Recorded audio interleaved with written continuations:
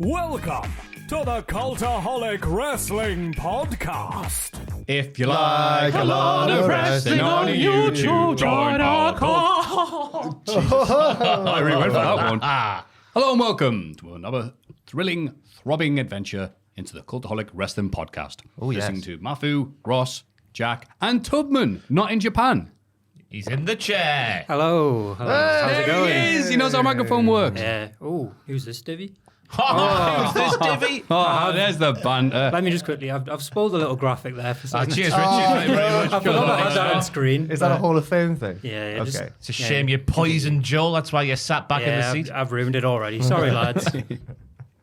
How you doing, Ross? Fine, absolutely fine. Nothing to report. Been a boring week. I don't know what to say. I've been walking. Great stuff. Got insomnia now. That's some news, actually. Oh, no. I've got insomnia officially. At least, Wait. Officially? At least like, you've been been diagnosed? diagnosed. Or? Yeah, I've been diagnosed. Went to the GP. Oh, Going okay. on a course of CBT, but nothing to do with the testicles. Oh. Cognitive behavioural therapy. So I've got that to start in about a month's time. So yeah, Oh, well done. Officially an insomniac. Can you tell? at least now, The other CBT will at least take your mind off it. but- and at least now you're on the road to The road to recovery. reducing I it. think. Yeah. I think it might mean the end of my live reacting days, which is quite sad. Like staying up through the night Just to watch disrupts your wrestling. sleep Yeah. patterns too much. It just took me too long to get back on track. So yeah, I guess that's big news of the week. That was last Friday. So yeah. There's some other big Ross news, but I don't know if you can spoil it yet. But you've done a very exciting sounding video for the Royal Rumble. Oh yeah, redid what we did last year, and I phoned up some psychics to get the predictions in for the men's and women's and Cody versus Kev matches at the Rumble. Surprisingly, last year we got very lucky because the first person I rang, I just clicked you want to connect to the first available psychic. We had to ring 5 this year because the first 4 were like, I can't possibly do predictions. I was like, you look in the future. What's wrong with you? So I was just berating these people down the phone. Like, what are you doing? That's going to be kept in the video. Hopefully, Good. yeah. And then one of them was screaming at me. It was not in a bad way, just like she was like, hello! It was like Dom John on the phone. Welcome to... I forget what her name was, but she was just shouting like that. So yeah, that's coming out on Tuesday. So keep your fingers ready to click on the video. I was talking to It's pronounced physics. But I was talking to Owen about it, and he said it's so cool. The mask slips so fast. They start by going, hello, and then like, I'll give it a go. Yeah, why not? I'll do some Rumble prediction. One of them, when she got in, she was like, Ross, I just sit here talking bollocks. And I was like, yeah, you really do steal a living, you horrible bastard. even the physics are doing shoot promos now. But last year we got some silly predictions, like the guy was saying Michael Thomas. That was the thing he was getting. So I was like, could it be Baron Corbin? His real name's Thomas. Could it be Tommaso Ciampa? But this year we get serious predictions locked in. So take your money to the bank, buddy, It's exciting. friend, pal. How are you two doing? Associate. Well, I mean, I'm very sorry about obviously the thing, but I'm glad that you've got something to help get you on the road to recovery, as you said there. So that's a positive outlook on life, pal. Yes. So I went to see ex-flatmate and I know I said his name, so I'm not going to give his identity away, but went and got my bloody freezer and dryer that's just been sat there in his little place. Oh, good. Doing nothing. What, the lad who used to be on the background of the Podcast. podcast? I'd be like, hi, yeah, during lockdown, he was like, hi, it's like, is that your roommate? No, it's just a burglar, you know. Yeah, because I inherited my nana's white goods when she passed away. That's just been there because I didn't think I'd have enough room for it in my new flat. I got rid of so much crap. I'm like, I can actually have proper goods here. So I've got a proper freezer filled up with meat. And I felt like I was going to some sort of weird freeze god. Here is the meat for you. And it hummed appreciatively. So it'll be a good harvest this year because of my tribute, my loving tribute How does a to meat the hum? now full freezer god. How's a meat hum go then? Delightful. You know, the noise of freezer, mate. That's very good. But only if it's got food in it. That was wonderful personification of your freezer. I loved that. You should write a novel. I don't have insomnia. What I've got for can't be fixed. Jack, how you doing? I'm all right. I've planned another big walk, which I might set up at like a Just Giving for something, a page or something for charity if I can decide what to do it for. Just after the Rumble, I'm watching the Rumble, and then a couple of days later, I'm going to Sheffield, and then I'm walking to Leeds, and then I'm walking to York, and then I'm getting the train home. It'll take about a week. Yeah, I didn't even think you could do that walk in a week. The concept of maps is very bad. One of the places I'm staying, not to dox myself, I won't say what date I'm there or anything, because my hordes of fans will know. But one of the places I'm staying is the hotel around the back of Weatherby Services, a place I've never imagined existed on foot. I just think it's a place you can only get to by car. So I'm very excited and a bit scared to see how I get to Weatherby Services pedestrianally. Right. Yeah. Yeah, we used to go on, obviously, WCPW road trips, and every time we went there, someone we worked with would always sing this song from Jurassic Park when approaching Weatherby Services. He said it looked like Jurassic Park. So that's what I started Never doing there. thought that. Oh, It's like an automatic trigger point happens. Like you hear Weatherby Services, and you're like, Right, I thought you were doing like a really weird impression of a van spotting Jack walking like on the lay-by or something. No. I was like, is that a horn? It's Is it a ghost truck? What is this? so you're walking up, like, will you be walking up the motorway, like on the hard shoulder? No, I've planned it so that I'm either on A roads, which always usually have like a walking bit next to them, or like more country lanes and stuff. So I've avoided. Yeah, there's a thing I use on my mapping app. You can tick this box. It says avoid motorways, and I always tick that box. That's a shrewd move. Oh yeah, 100%. Well done. So yeah, and we're gonna start with a fun email to make us feel old. Yeah, we are. Good Well, we segue. should say we're going to slightly Yeah, change yeah, up the yeah. format of the podcast because Yes. it's getting a bit long. And Yeah, I don't know if you noticed. the powers that be from above said, can we try and condense it where we can? Crucially, the week in wrestling's not changing. Crucially, the Hall of Fame's not changing. Crucially, Reese Peace is not changing.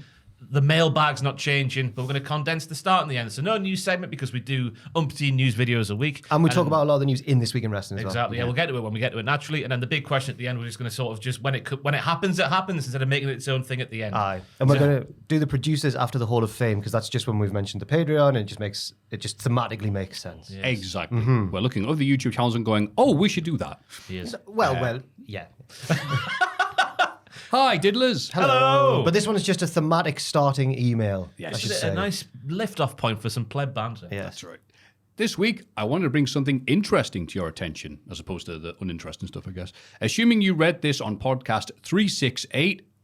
Which podcast I think it is. Don't actually know. It might be. We all looked at Tubman, and Tubman looked very scared. Then 4 hours, 11 minutes, and 9 seconds into this episode, you will cross the threshold of 1,000 hours of podcast time. Okay. Yeah, I guess. That's an enthusiastic Wow. clap in the background. That's holding on to a 1-goal lead and a player's just made a big clearance clap in St. James's Park.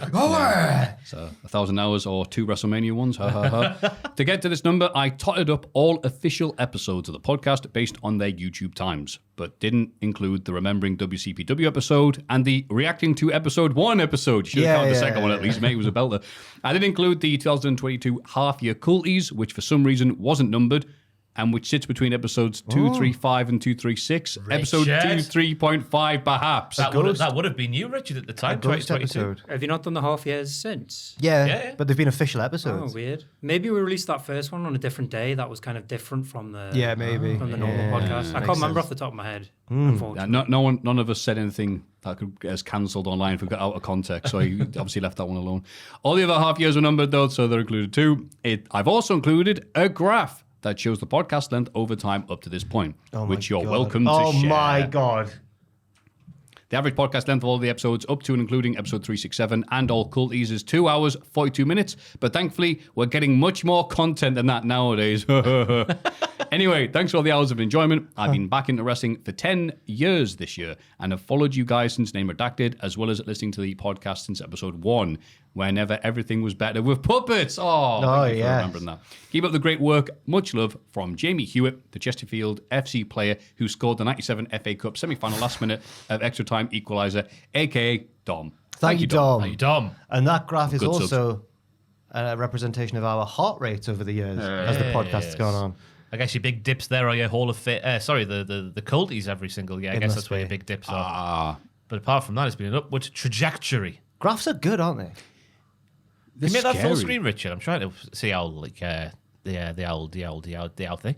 So minutes, we've gone past 400, between 400 and 450 minutes on one occasion potentially. There's that WrestleMania one when we got drunk. Oh my God. People are like, I Yeah, can't the wait. difference in that WrestleMania episode is pretty crazy. Actually. That was a horrible time. We had a good time and then a horrible time and then a good time by the end again. I think it went back Yeah, to even I was saying to Ross before, like, because I stopped doing this podcast, what was it, like, in middle of 2022? was it just before you went to Japan? Yeah, and I couldn't remember at that point how you managed to condense it in 90 minutes when it was like a good few years There was ago. less wrestling as well. There was no AEW. Yeah, I guess so. Yeah. But still.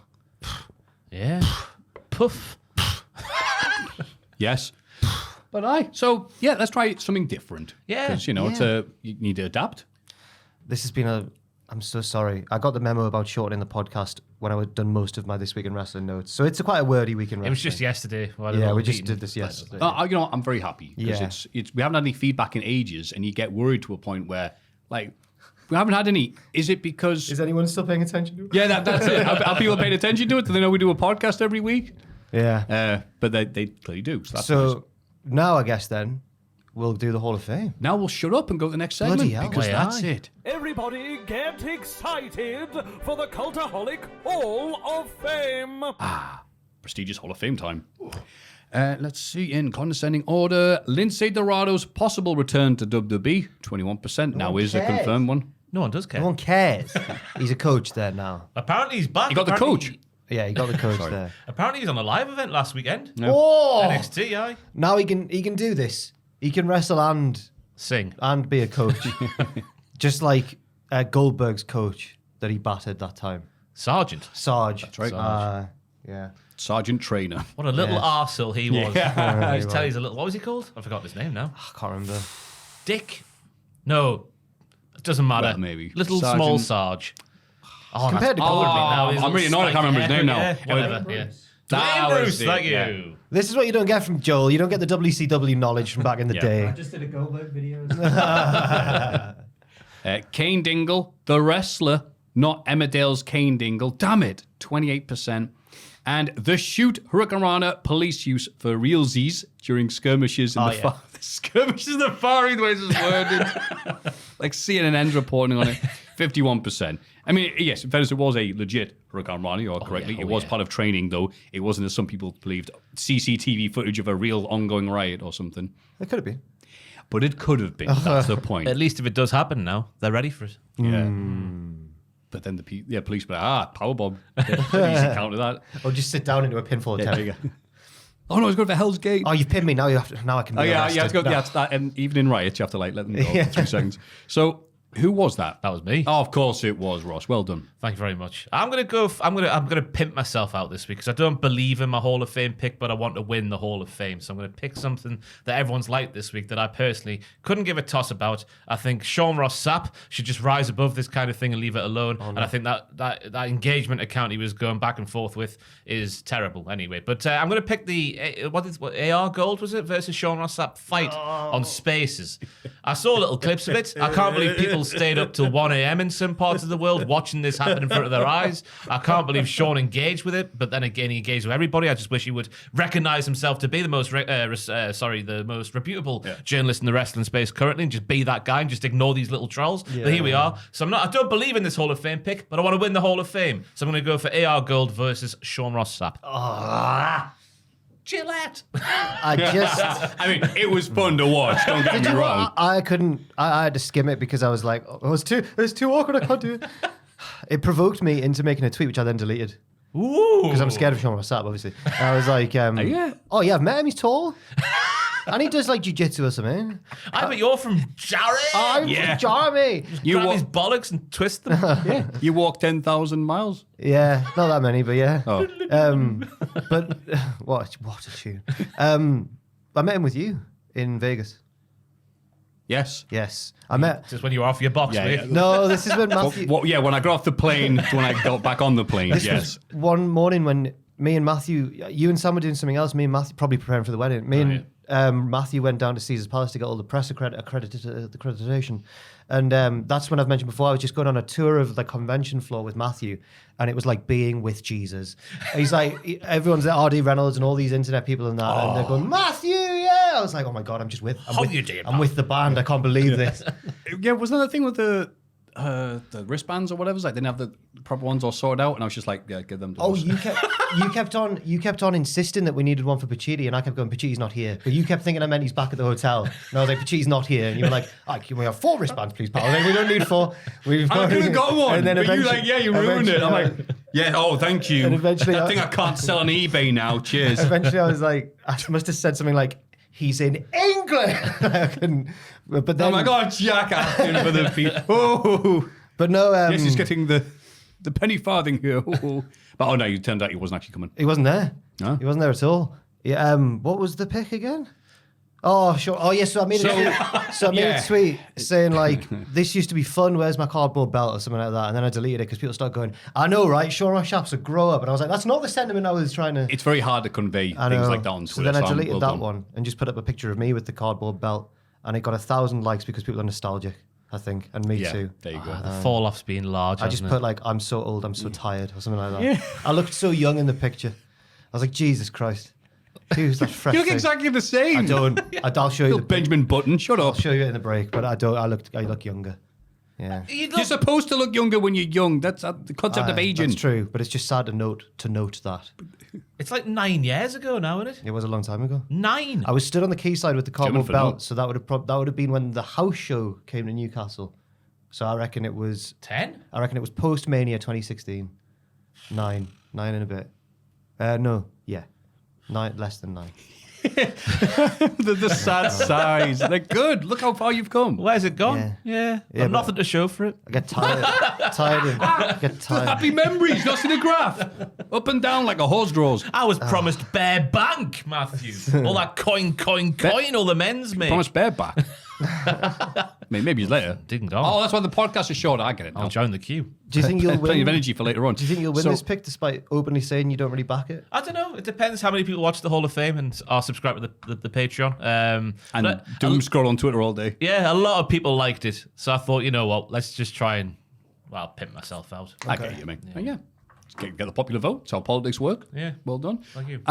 It was for you to watch the Car Crash way because there's so many of those engagements accounts now on Twitter. I think they're mostly responsible for, I'm not just I'm speaking for myself, but me having less interest in Twitter than I've ever had in my life now. It's not even on my phone anymore because I'm a lot happier, not obsessing over it. But just all those blue ticks who would just tweet anything to get any response, even the stupidest stuff, so they could get that 0.001 of a cent from Elon Musk. And just all it ended up was people either being an engagement account, engaging with an engagement account, or just putting two of them together. Yeah. I'm like, well, there's not even real people here anymore. No. So it is funny because I'm so used to them. Like mute, block. But then Sean Ross Sapp, who you said is a very respectable wrestling journo, he engages with the engagement farms. So the engagement farm, Air Gold, they've already won. They've won. They've got a response out of you. Of anybody, and you're drawing even more eyes on them. We don't know the name of that person. Yeah. I know we've all done it. We've all fallen. We've all bit back. But like, He bites a lot. I just wish he wouldn't because, like you say, a little puppy. He is normally spot on. It's just when it gets to. Sometimes I find myself nearly missing big things he's put out there because I'm like, oh no, don't. I've got muted on Twitter because I just got sick of seeing all of them biting back. I'm sure he'd be like, he'd realize he'd be like, oh no, that's not what I aim to do. Like, so I think he knows. It's just we've all done it. We've all done it. Yeah, but we were in our 20s, weren't we, doing it? Like, I I did don't it know. roaring I 20s. did it a few weeks ago and deleted it. Someone said something nasty and I responded and then I thought, but it only took a minute and I was like, no. Yeah. But it is just fascinating. It's like you think I guess if you're online all the time, your brain's going to think differently. But I'm like, that they've won, and if people see that they've got reaction out of you, they're just going to. More people are going to join in because that's what they want. Yeah. And again, I like Sean Ross Sapp, but do I try and put him in the Hall of Fame or put him in the news section that Sean Ross Sapp loses fight to 12-year-old because one small child said, look like Sean Ross Sapp's doing coke, and he did a video of himself doing a drug test to prove. Yeah, fair. It's like the kid's like, I've won. That must be I don't need to terrible. reply or do anything now. I've won this fight. I was going to say it must be terrible if people say you do coke when you don't even do it. It must be terrible. Tom Campbell, everybody. Tom Campbell reference. Well, that's enough about that one. What are you picking? Who was second? Right, Maffew. So, Tubman wanted to call Joel, but didn't. In his own time. The precision. Hey, nailed it. So, I got sent this by a fair few people. It is my new favorite wrestler of 2025. What's that say? Dump Truck. I'm not actually sure if that's his name or not. I've realised, is that just the name of the move or is it here? Let's call him Dump Truck, eh? So here's this amazing finishing move. Prestige Wrestling. I'm sure they're nice with copyright, so we'll play it. And now Cody, It's a he's man backing who's it not up. that dissimilar The lights to are Giant blinking. Haystacks. I think it's He dump could be truck Giant Haystacks' time. son. Beep. Ricky Gibson. Oh, yeah. It's the With the dump high vis. truck. Poor Ricky from YouTube SmackDown. does Ross not do did the notice, sound. that it's Kevin Owens' tag partner as well, Yeah. taking the move. For those listening, Maffew, do you want to describe what's happened there? Yeah, Giant Haystacks got his opponent in the corner, rather like Rikishi Stinkface back in the day. But he's very slowly backing up as the crowd go beep, beep, beep, like an actual dump truck. Hear me out. This tag team here looks like Otis and He's Tucker. backing it up. The lights are blinking. And oh my I think god, the it's dump Outrunners truck have had a time. baby together, 2 babies together. It's like the mixed match of Heavy Machinery and the Outrunners. And I've just noticed his mate on the ringside there. He's going, hey, I'm backing up. You're good. You're good. Wait, one more time. Look at him. So you have to watch it 3 times to get the deepness of it. Yeah, I'm not sure if Dump Truck is his name. That seems like it's more referencing just his big fat I've only just juicy realised now double, yeah. he can't be called the dump truck and do the dump truck. Yeah, back a bit. They're going to stop. So what are you going to call this? You don't even know his name.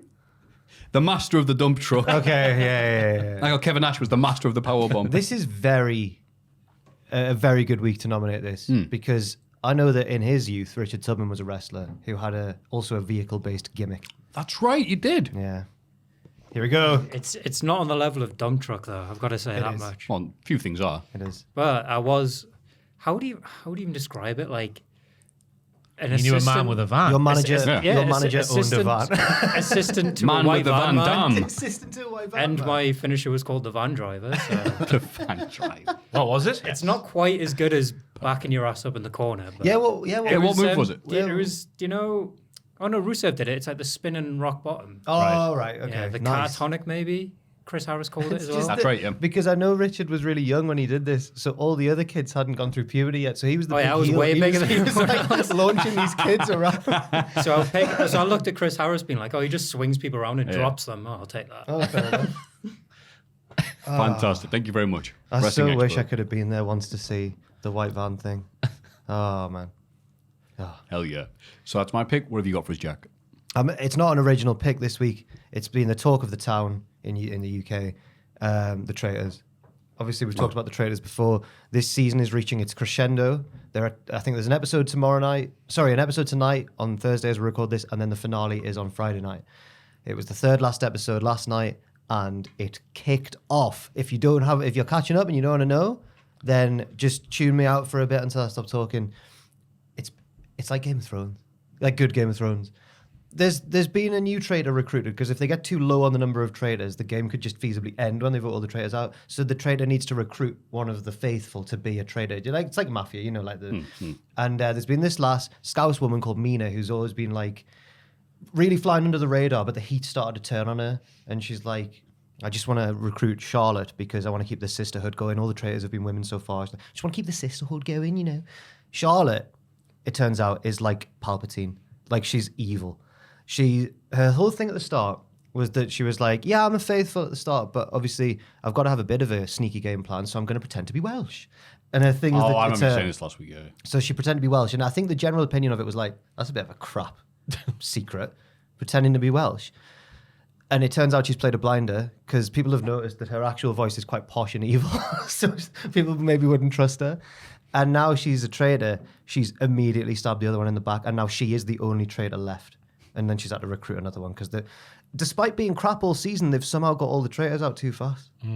But honestly, the scene last night, Ross watched it as well. I screamed. Because you're going around the circle and you're thinking, this Freddie looks like he was doomed when Everyone's they're doing the voting in a conversation. circle, like, who have you voted for to kick out? And it goes one by one, and then Freddie and Mina are level on votes come the end, and the casting votes with Charlotte, who is the traitor with Mina. And you're thinking, she's not going to do it, is she? And she turns it round, and then you go, wow.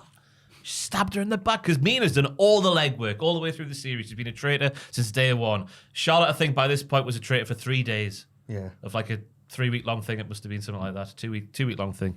And she just stabbed her in the back and cost her 80, 90 grand. I don't know what the prize pot will be. Something like in the that. end, yeah. It does ruin the game slightly because it's unfair. Because like people could have correctly figured out that Charlotte's one of the faithful all along, and then suddenly she's a traitor. And if you're thinking logically about it, you could just get totally blindsided.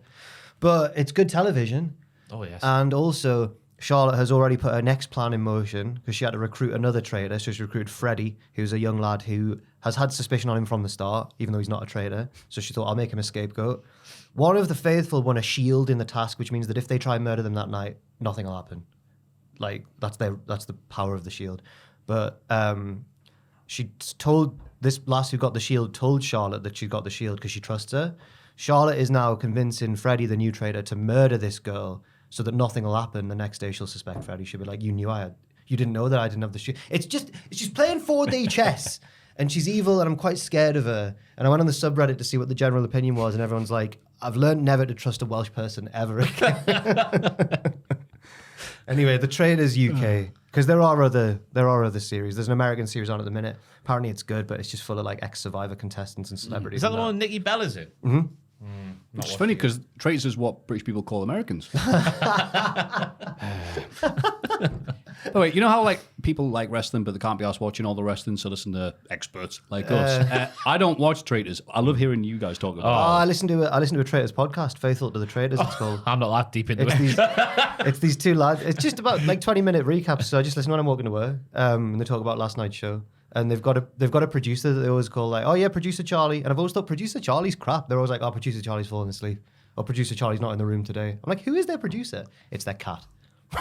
Oh, that's nice. It took me way too long to figure it out.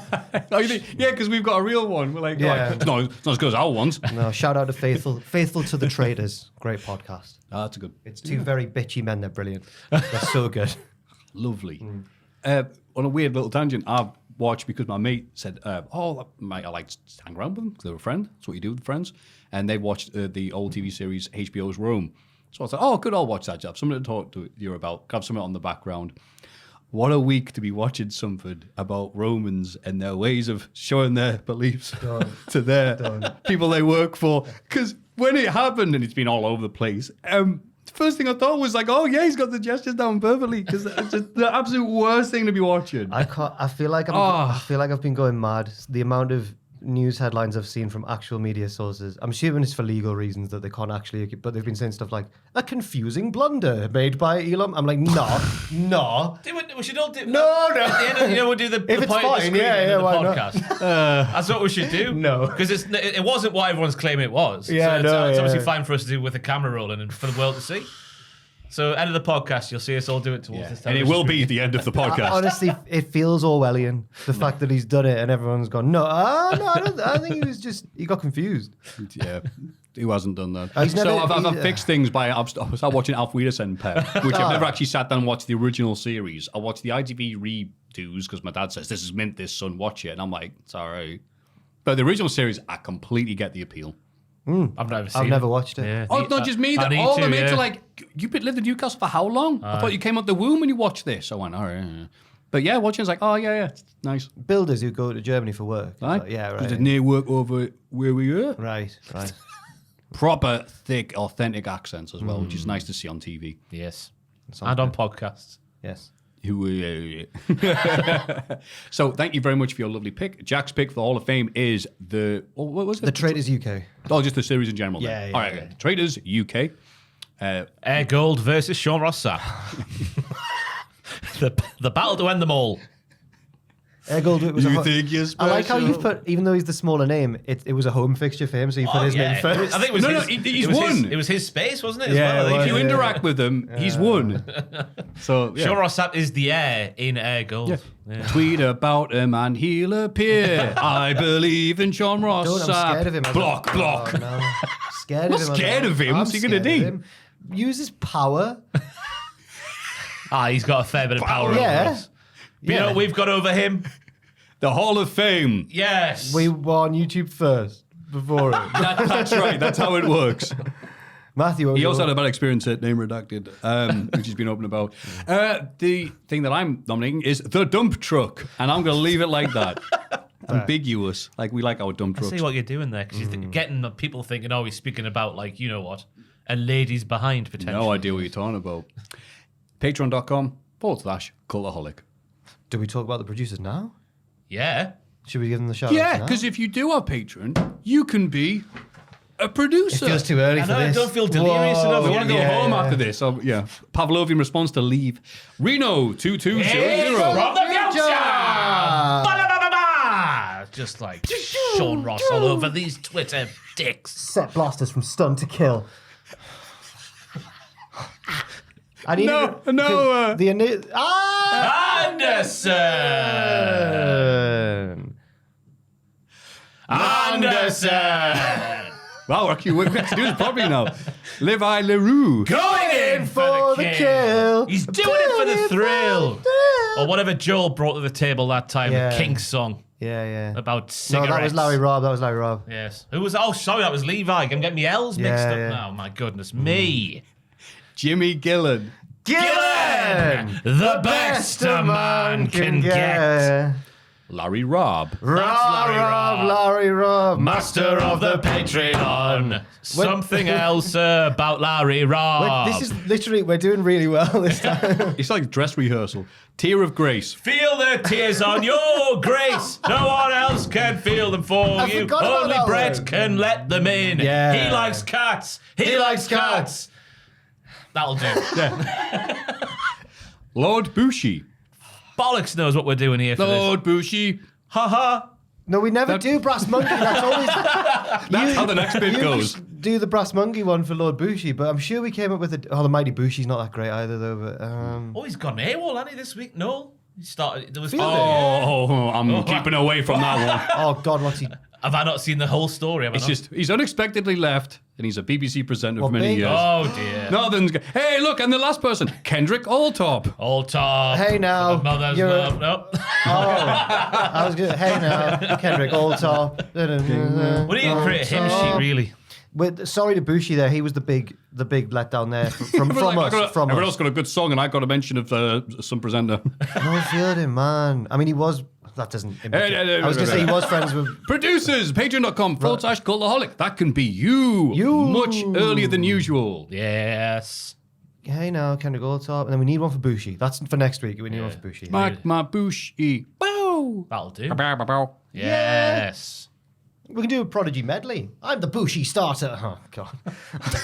Take me to the Bushi. Which Nope. one's that? What? Take me to the hospital. That's Prodigy. Is that isn't it? Prodigy? Yeah, I think so, yeah. Down, was that? Take me to, I don't know, late noughties maybe that time. I don't know. I'm It's sure. Lord- Bushi's got a temper. It's Lord Bushi. The writing's on the wall. Oh, God. Yes. Tub and Hell, you know dance music. I'm out my element. You're out your element. I thought you liked the Prodigy. Not producing a song as quickly as this. Okay, fair enough. You're not coming It's up like with Gary, them that fast. Gary Valentine. He needs 15 minutes to warm up. Gary Valentine's. I'll look at top. Gary Barlow's mentioned later on. Gary Valentine. That's the end of the segment. That says this week in the wrestling. It's this bloody week in the wrestling. This week in wrestling, Joe Tessitore and Wade Barrett cut a promo on their way into the arena, That hyping was up so the crowd. badass. Cutting a promo. But I mean, I guess they are. It's like, let me tell you something. You're watching Monday Night Raw. Walking through those historic halls and through the crowd. Rabid for them. Rabid for Joe. Corey must have felt sick. Yeah. No, he's where he No, wants he's to be. fine. He's Light the fine. fuse or whatever he said. Bring the boom. Dynamite. We'll get to that because Vic looked worried. Yeah. Like he always has that look. Yeah. He said, "Oh no, Booker T's remembered he works here." Joe Tessitore, and with his delivery and his cadence, he does sound like he's doing one of those like live on report things for a local news station. Yeah, he does, yeah. Here in the crowd, people are here for the wrestling. Hometown hero Rey Mysterio opens the show, and no cap. It feels great to be back home. That's what he said. Did. Too old to be talking about Ray. Too old. I know he's got kids. He was. Yeah, but he always- sounds like a kid. And Dom was like, yeah, my dad always was a good dad at first. He always kept me. No, Ray was defending himself once to Dom and went, I always bought you Versace and stuff. He's a G, Ray. He declares for the Rumble. He tells himself the Rumble, I should say, and talks about winning in 06. He did. He admits that this year will be hard and mentions all the big names already in the match. But he was the underdog in 06 as well, and he won it for Eddie Guerrero. Kevin Owens interrupts with the Winged Eagle belt. He calls himself the rightful WWE champ. He talks about all the accomplishments he's dreamed of, which have come true in WWE, but there's one left. A big title match against Ray. So he asked Mysterio to promise that if he wins the Rumble, he'll pick Owens as the champion he wants to face. Ray points out that Cody is the real champion, but if Owens is champ by WrestleMania, he'll happily face him. Owens gets angry and Ray calls him delusional, even comparing him to Dominic. Oh. It's worse than that. Oh. They fight and Ray sets Kevin up for the 619, but he avoids it and heads up the ramp. In San Diego as well. Which, Electric. of course, we know means a whale's vagina. San Diego. It's an Anchorman quote. Oh, godness, yeah. Goodness, yes. Goodness. Just unlocked a memory in there. But yeah, Sorry. this was a segment for the hometown crowd, wasn't it? More than developing big developments and storylines and whatnot. Highlight for me was Kevin Owens' T-shirt, I was the about to say, Canadian yeah. Dream, son of a security systems technician. Rolls off the tongue. He changed into a Rey Mysterio T-shirt later on as well. He did. Yeah. To remind Ray of better times because he was about to put his boot in his ass or something like that. Something like that, but Canadian. Yeah, So his it's say, boot in his oos. please. Yeah, just a segment here. Nice to see Ray getting the massive pop in his hometown of 619. Yeah. You could call it a West Coast pop. Oh! The maneuver, the big old dirty tea bag he used to do, eh? Lovely tea bag. If he worked for WWF before it got renamed, he could have called it the Panda Pop. Backstage, Bianca Belair asks Naomi if she's any closer to finding out who attacked Jade Cargill. Naomi doesn't have a clue, but they agree to concentrate on their tag team match tonight. Naomi asks Belair to wrap her braid up to avoid another miscommunication like last week. Do some detective work of your own, Bianca.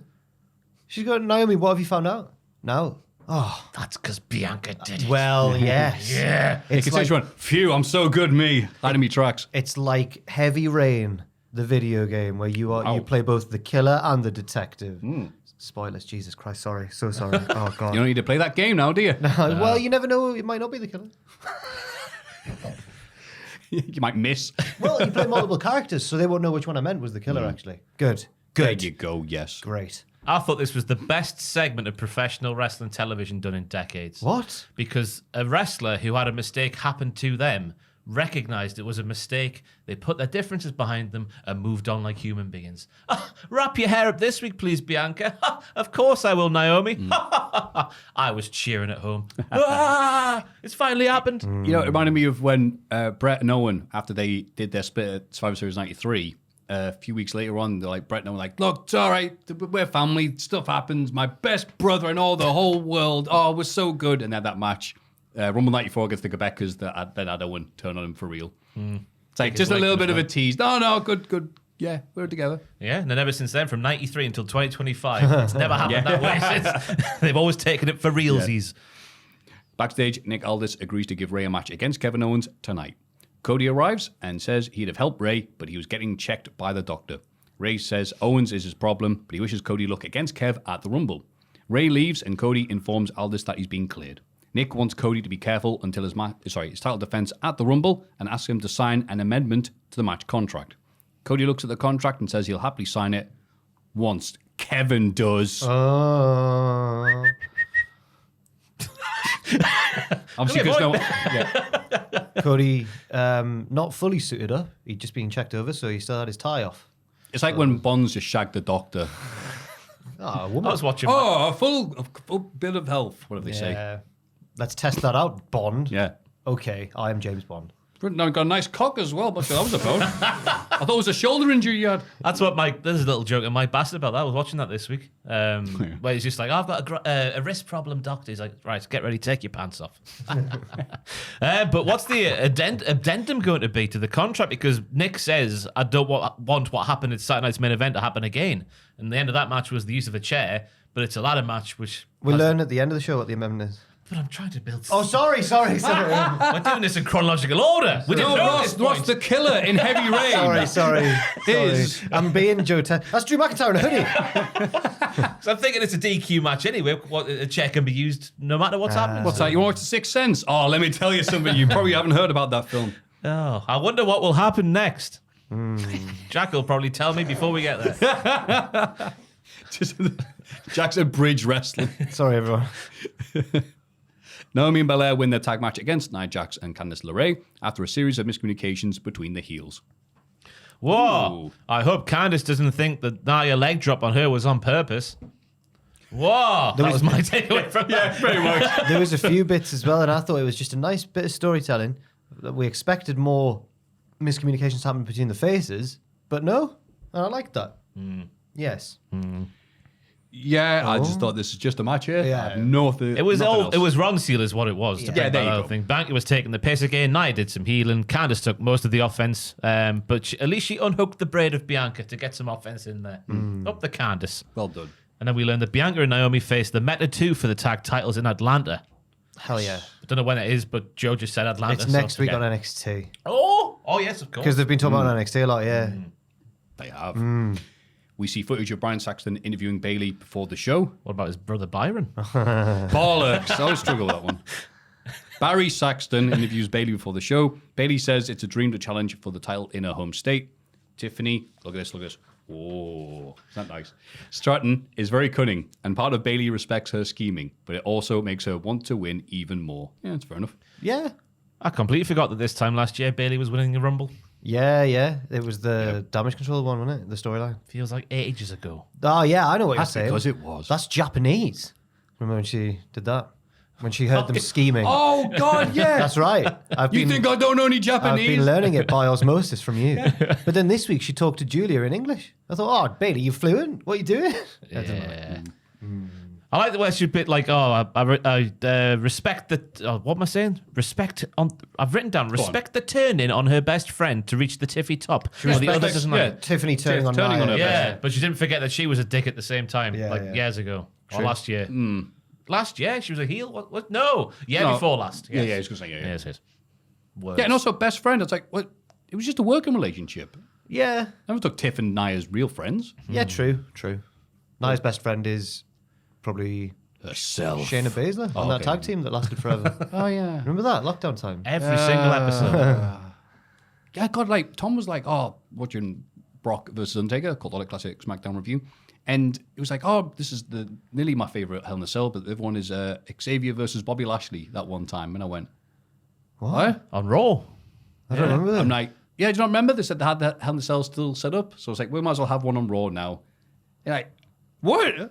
I'm like, you could lie through your teeth about what happened in lockdown on wrestling. I'd be like, yeah, that happened. And that's Tom's favourite Hell in a Cell match? He's making reference to a very right. interesting, weird setup I see. thing. I thought he was being serious for a second. I was going like, come on now. He does spin a weave, that lad.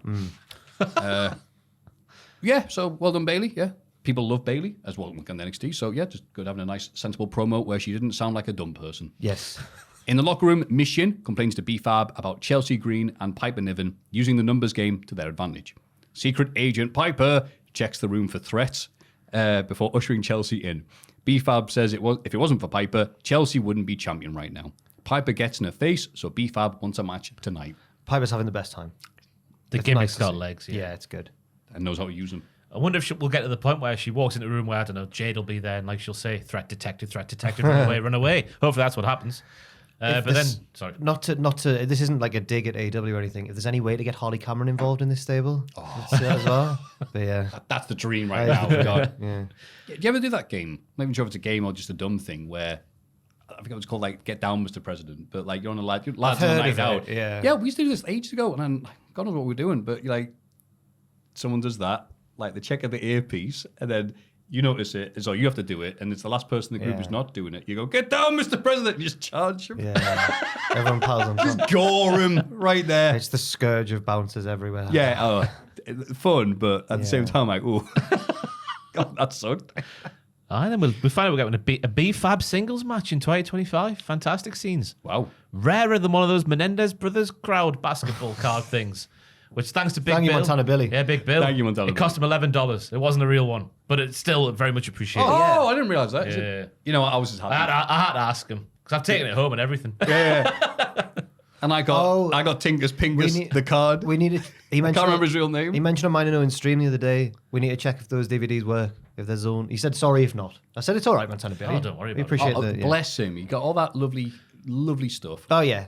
I almost called it tat then. That's not the word I wanted to use. No, You it's all- horrible that, man. that would have been really It horrible. was all very relevant to like The jokes, good tat. to jokes we've made on the podcast. Yeah, that's not already. good translate, Yeah. is it? I apologize. The good stuff you brought us. It's Yeah. like, oh no, the DVDs didn't work. It's like, oh yeah, ruined. I've got my Buffalo socks on now. They're Oh, fantastic. they were Have you? lovely, by the I've way. not tried them yet. Made from real buffalo. I might wear them on my walk. Oh, I fully recommend it. Apparently, it regulates the temperature somehow. If it's warm, it cools you down. If it's cold, it warms you. How does is it that? know? I know. This AI is ridiculous. These AI socks. How can The soul of the buffalo is trapped internally in the sock. dead buffalo be more intelligent than a live one? That's Again, an the buffalo interesting doesn't point. have to be dead. You can just shave the wool off the buffalo. We said this last week. Oh, someone to tell them You that. cannot hold a buffalo still. That's it, Oh, because if that's you don't very- have them with the that's very soul, true. it doesn't know whether it's hot or cold, you see, so they're crap. It's very true. Right. Anyway, thanks, Montana Billy. Yes, Big Bill. Yes. Jimmy Uso cuts a promo on his way to the ring. His journey to winning the title starts tonight against Carmelo Hayes. Melo says a few words during his entrance too. Jimmy is living in his brother's shadow. Who's living in Roman's shadow? How can Jimmy take shots at Melo when he's sitting on the bench? Jimmy almost has the match won and sets up the big splash, but Jacob Fatu and Tama Tonga run in to cause a DQ. They beat Jimmy down, and Melo tries to be their friends, but Jacob takes him out with a big lariat, and Solo makes his entrance. And now I've cut the segment in half. Ellipses. Yes. So last week we had Melo saying he was tight with Jacob and Solo and the lads. So colour me surprised when they actually turned up and sort of helped him out. They did the classic heel bollocks of like, yeah, buddy, you've done well there. Then he gets felled himself. Oh, that was nice to see from... Because Melo's been booked like an idiot, hasn't he, so far on SmackDown? Yes. He's a chump. So it's nice to see that sort of come to fruition before he was made to look like an idiot again. Yeah. I'm getting the impression that Melo likes basketball. Yes. Why would you say that? How can you take shots at me when you're sitting on the bench? And for some reason, the crowd thought that was class. They were, oh! It's a good line. No. It's all right. In England, people would have gone, At least you're in the match day squad, yeah. Yeah. You get on for 5 minutes at the end, you get your bonus. You're a winner. Yeah. Yeah. One of our... He's like, you're just a substitute for your brother, who's a substitute for Roman. Yeah, but you know about being a substitute, wouldn't you, you bench warmer? One of our strikers on Football Manager scored on our stream the other day, me and Owen, and then we got a notification after the match saying, like, Makoko has now passed his target in his contract by scoring his 10th goal of the season. He has made £450,000. We were like, what? Hang on, when did we agree to this? And it was us who signed him, so we must have put it in his contract. Oh, that's the amendment Cody added. So we've tanked the club by not reading it. because the scorer scored his 10th goal. Bless you. Yeah. Oh, good for the team though. Yeah. Or not? Well, for this Not the financial season, bits, I but guess. next season we can't sign anyone. We're dead. Next week on Twitch, Jab presents the Damned United. Spend it now, make more later, as the Rhodes family would say, apparently.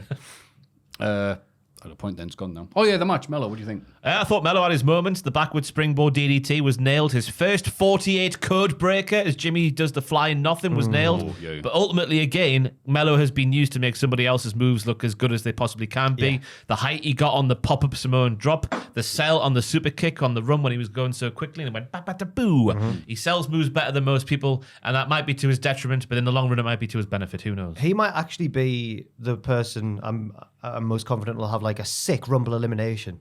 Like he gets thrown into the moon or something. Yeah. Him and Low Daddy will fly together in the air. That's Logan Paul to you common folk. Right. Okay. I'm one of the low gang. Daddy. Have you seen who KSI's boxing next? Who? It's not Wayne Bridge. It's Wayne Bridge. It got called off. What? Because they did that promo in the ring where KSI was like, you're what? Even though you're married to Frankie from the Saturdays, you've been married to Frankie from the Saturdays for years. You have children with Frankie from the Saturdays. Even though that's true, John Terry wants still your wife. Me. Who cares? Yeah. He got the more beautiful lady. Oh in my the end. God. I know it must have been terrible at the time, but yeah, he's pulled out. If the fight was still going on, you should be Wayne Bridges like Heyman. You should be his manager. Yeah, you do. And you'll be left back, KSI. like your hairline. Oh! There you get him. Yeah.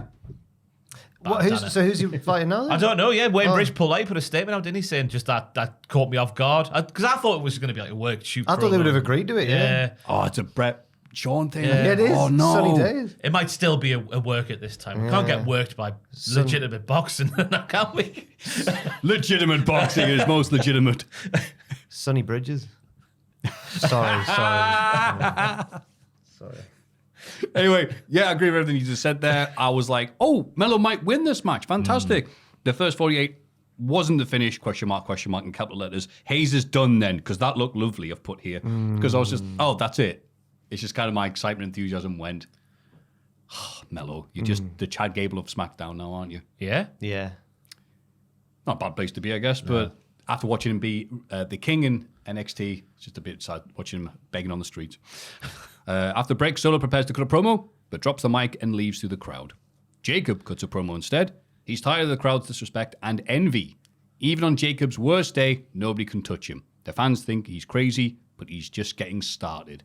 LA Knight ambushes Jacob and Tama from behind, but the numbers game is too much. Braun Strowman makes a save and has a big face-off with Jacob, but Tama pulls the stablemate out the ring. Knight and Strowman stand tall. A match is later announced between Jacob and Strowman for Saturday night's main event. it's like, oh, thanks, LA Knight, for showing that you're still beefing with them. That's nice to continue that thing you did last week. Can you get out of the way, please? Because I want to see Jacob Fatu versus Braun Strowman. It's a good match. It's a great match to book. Assuming that Jacob wins. I mean, it has to be, really. Yeah. This felt like a real moment when Jacob went over and picked up the mic. Is this when he steps out of the shadow? I was going to say, it felt quite symbolic. In fact, he picked up when Solo left off. Yes. Yes.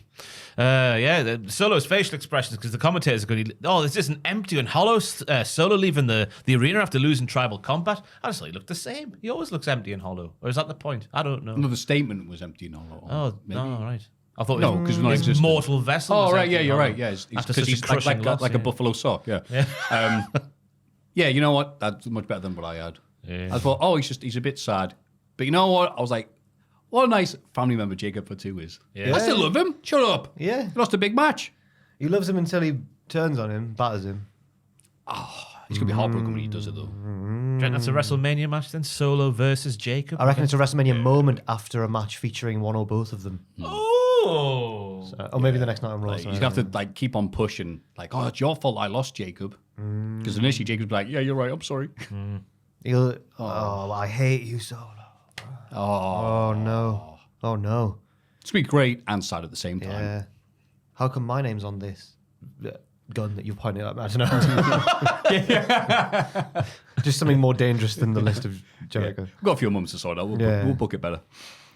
Backstage, Santos Escobar praises the Shagging Cousins for their victory over Pretty Deadly last week. I need to stop. I'm sorry. I need to stop calling. Nah, we'll keep it in. Electra Lopez reminds them that one win doesn't make them champs. I mean, yeah. Can do. But they can get another step closer by beating the Machine Guns tonight. Escobar tells them nobody's going to roll out the red carpet, so they'll have to take the respect they're owed by force. It's a bunch of words, really, isn't it? I thought it was all right. It was okay. I was like, well, they're going to get a push. Now this was like a motivational promo. They're going to go far after the words of Electra Lopez ringing in their ears. SmackDown's tag team division is definitely the better of the two at the minute. Yes. It feels more busy. It feels like there's more going on. DIY are better than they've pretty ever been as a team. So, yeah, it's really good. Yeah, I agree with that. And then raise your fists. Thank you. Pretty Deadly tried to cost the Machine Guns match against Berto and Angel, but they accidentally prevent the ref from seeing a roll-up by the heels instead. The Machine Guns win. Oh, there goes that push I was talking about. Yeah. It was a very horny match, though, lads. Whoa. A very horny match. The elevated shag, I'm going to call it, gets an outing. It's what Hassan Benjamin used to do back in the day, but the guy taking it. It's I think the term has been used online for years as the AWA special. Right. Big fan of the reverse AWA special, the shagging special, in fact. Is that what Minnesota-style wrestling is? Amateur-y, look at how strong and agile we are. Look at us, we're the Creed brothers kind of stuff. Yeah, I never really understood why the world's greatest tag team would do it when they had the collegiate singlets on. It's like, when have you done that? I want a silver medal by doing this. But vaulting and stuff. Yeah. Hop, hop, ha! I believe it was the Wrecking Crew who become the Beverly Brothers. And Shelton's from Minnesota. Maybe, yeah. I forget the actual origins of it, but Is why Shelton it's dubbed actually the AWA from there, special. or but- is he just Brock Lesnar's pal from uni? I don't know if Shelton's actually from Minnesota. I don't know. He was I'm pretty definitely sure in he a is. room with Brock at uni. Yeah, That yeah. bit, yeah. He met Brock before he teamed up with him, yes. Yeah. Double check. Oh, just thank you. Thank you. Look at this due diligence. Yeah, wow. Joel was looking at kettles or something the other week. Lights it was. Lights, Argos. lamps, yeah, lamps, Oh, yeah. it's only £20. That was like PAK. He's Blue Alan. He's from South Carolina, but he went to university in Minnesota. There we go. Journalism. Thank you, Richard. So after the elevated shag, where the guy taking the move was the wrong way round. Words are hard for me today. We hear the quote from Wade. Take a look at the facial there from the MCMG. Come on now. The hold from Shelley and the basement dropkick from Sabre is now called the facial. It's not. It's not called the facial. all- It Corny is. Brit. Wade Barrett said it with his own mouth on commentary. Then we hear, how about the double dip, shouts Joe when MCMG hit their double figure fours. It was a very, very horny match. The Shagging Cousins looked fantastic with their tandem offense. The powerbomb world's strongest slam from Angel with the disaster kick. Assist from Berta when it's happening. I didn't realize Angel was so strong to hoist two men at one time. Yeah. And then Pretty Deadly, obviously, as we said there, tried to help the Shagging Cousins, which backfired, which set up the win.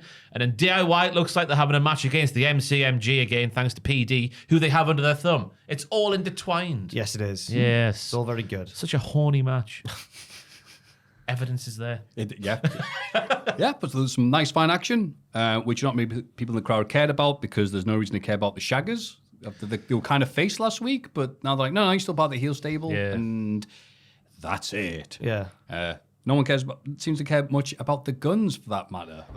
We need more reason to care about them. Well, they're the most That's revolutionary tag team in history. Well, I know people can say it. We're the most revolutionary wrestling YouTubers then, if that's Yeah, the case. we're revolting. Then PD interfered and dum-dummed everywhere, I've put here. It's a technical term. Yeah, just setting the stories up. Oh, yes. Nick Aldis brings the amended match contract to Kevin Owens, who refuses to sign it until Cody does. He also doesn't have time to read it right now, rather like the contract you believe signed that footballer to, because he's getting ready for his match. Stop trying to distract him, Aldis. Yeah, No. it's true. He's got a match to get ready for. Yeah. So at this point of the show, what do we think the contract was about, guys? I didn't mean to spoil it before. And I think it's to put both belts on the line. That's what I Which think. one do you reckon will eat the other? I think that the main one will eat the Winged Eagle, sadly. Oh, I hope it's the other way around. Could you imagine? The scenes. As nice as it would be, yeah, I don't see him scrapping that. Yeah. I don't know why we can't live in a world where the one Cody's holding currently can't just be given to celebrities and the wrestlers get to keep the nice one.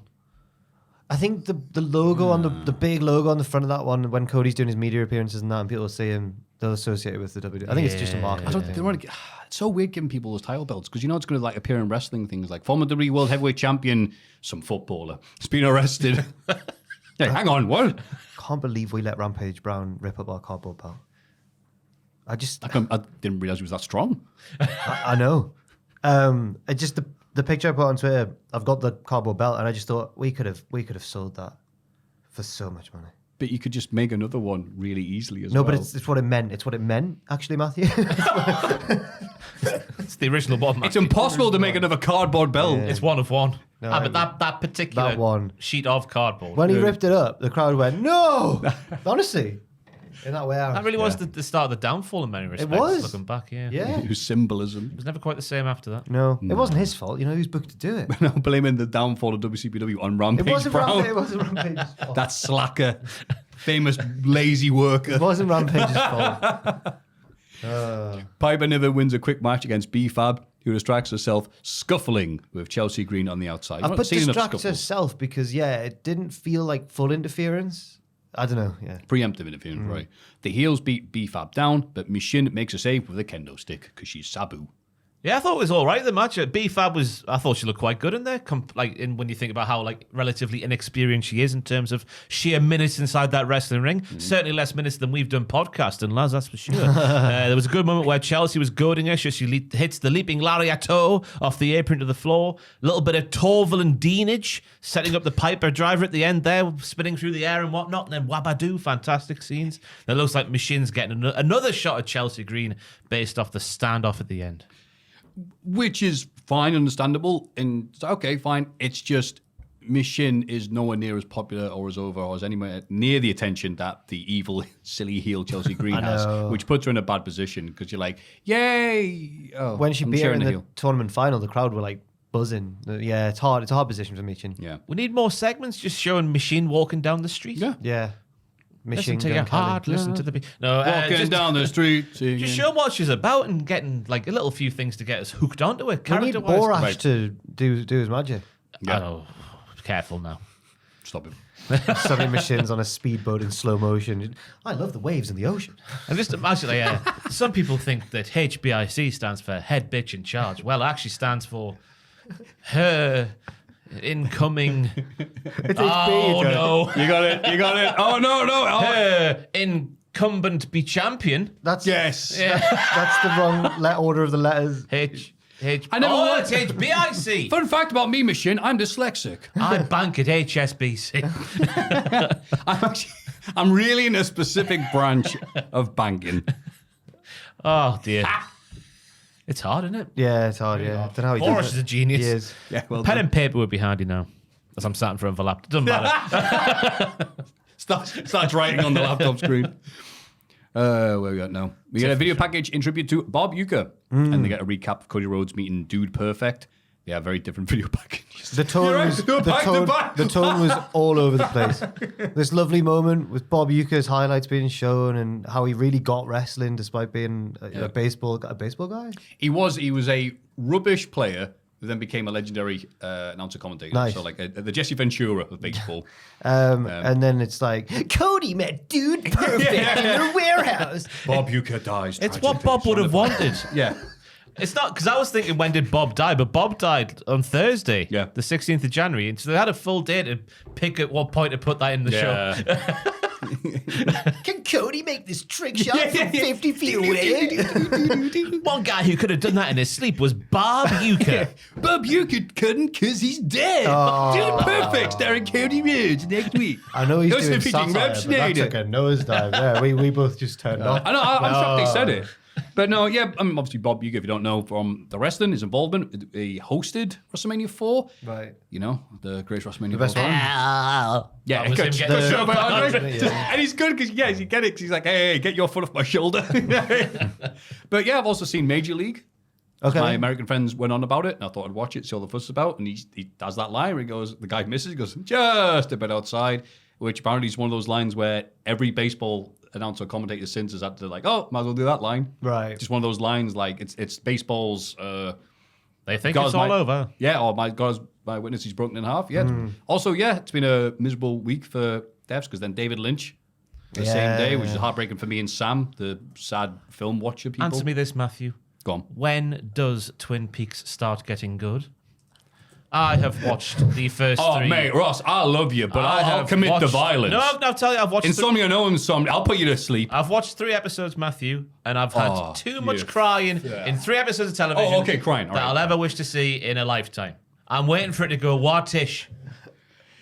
It's a slow I like- burner. it is It's a a real murder slow mystery. burner. They can't. I mean, don't bloody talk to him about it. Oh, I'll tell you, who's the murderer. I don't mean in I've terms never of, seen it, but I I don't mean just- in Oh, I terms bet you know the I don't mean in spoilers. terms of storyline. I just mean in terms of how the episodes are paced. We don't need 5 minutes of a close up of the man going, "Eh!" Then we don't need Oh, this like is not the series for you. 3 minutes of the guy picking up his cup of tea in the cup Oh, and yeah, then putting you it back down know again. it. I'm waiting for this stuff to happen. Yeah, you'll not like this show. Lynch loves showing nothing happening for a bit. I'm committed to finishing them, but Are like, you really? Oh, obviously okay. there was- Well, yeah, it does get good. Yeah, that's it gets, all right. well, you know, but that is the style. It's very dreamlike and slow. Yeah, you know, okay, fine. I'll I think. take that. Oh no! Oh, is it 4 episodes I've seen? The last thing I saw was the investigator's dream that he has Oh, yes. with the little person. I thought that was the whole series, is just dreams and stuff. It innovated the idea of having dream sequences that now then every TV Right, show afterwards yeah. was influenced by. So I'm intrigued to see what the dream actually meant. Ah. Yes, because there's a little I don't person know. and then a woman who's not the girl who got murdered, you go. but looks like her. What could it mean? From what I couldn't it? understand, from what I've heard about Twin Peaks and just sort of Lynchian stuff, don't expect everything to be tied up neatly at the end. Yeah, there are not a lot of answers to the questions. Yeah. Yeah. R.I.P. Douglas. R.I.P. R.I.P. David. Also, the actress who was married to Laurence Olivier, who I only know for playing Mr. Wilson's mum in Dennis the Menace, the American movie. Right. A lot of words there. Is that just a specific thing for me? But she died Did as well? She passed away, but she was very old, so it's like, all right, fair enough. She's done her shift. And also Dennis Law. Yeah. Best, most deadly back heel kick since bloody Goldberg versus Brett. Relegate the That's other right. team. Oh, I've been told continuously. No, he wasn't. Man United were going to go down even if he hadn't done that. But it just sucked because he used to play for them and he walked. Who was he playing for at the time when he did Man it? City, I think. Oh my God. The I drama. think anyway. But like, yeah, because he'd show that clip, he'd do the back heel, and then the crowd come there. There is the Law, and then Law just walks very slowly, no cheering. It's like I've just killed me club. What a beautiful moment. Yeah. And then most heartbreakingly, Pauline Quirk's got dementia. Pauline Quirk. Really? Birds of a feather. Oh, right. Ugh, Yeah, it has been a sad week. Yeah, that's been very sad. bloody week. hell. Good job, Tiffany Strands here.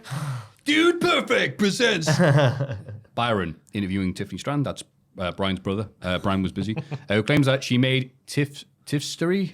Yep. Tiffstery, It was better when she said it. Tiffstery by cashing It in. wasn't that much better when she said it. I didn't really like this one.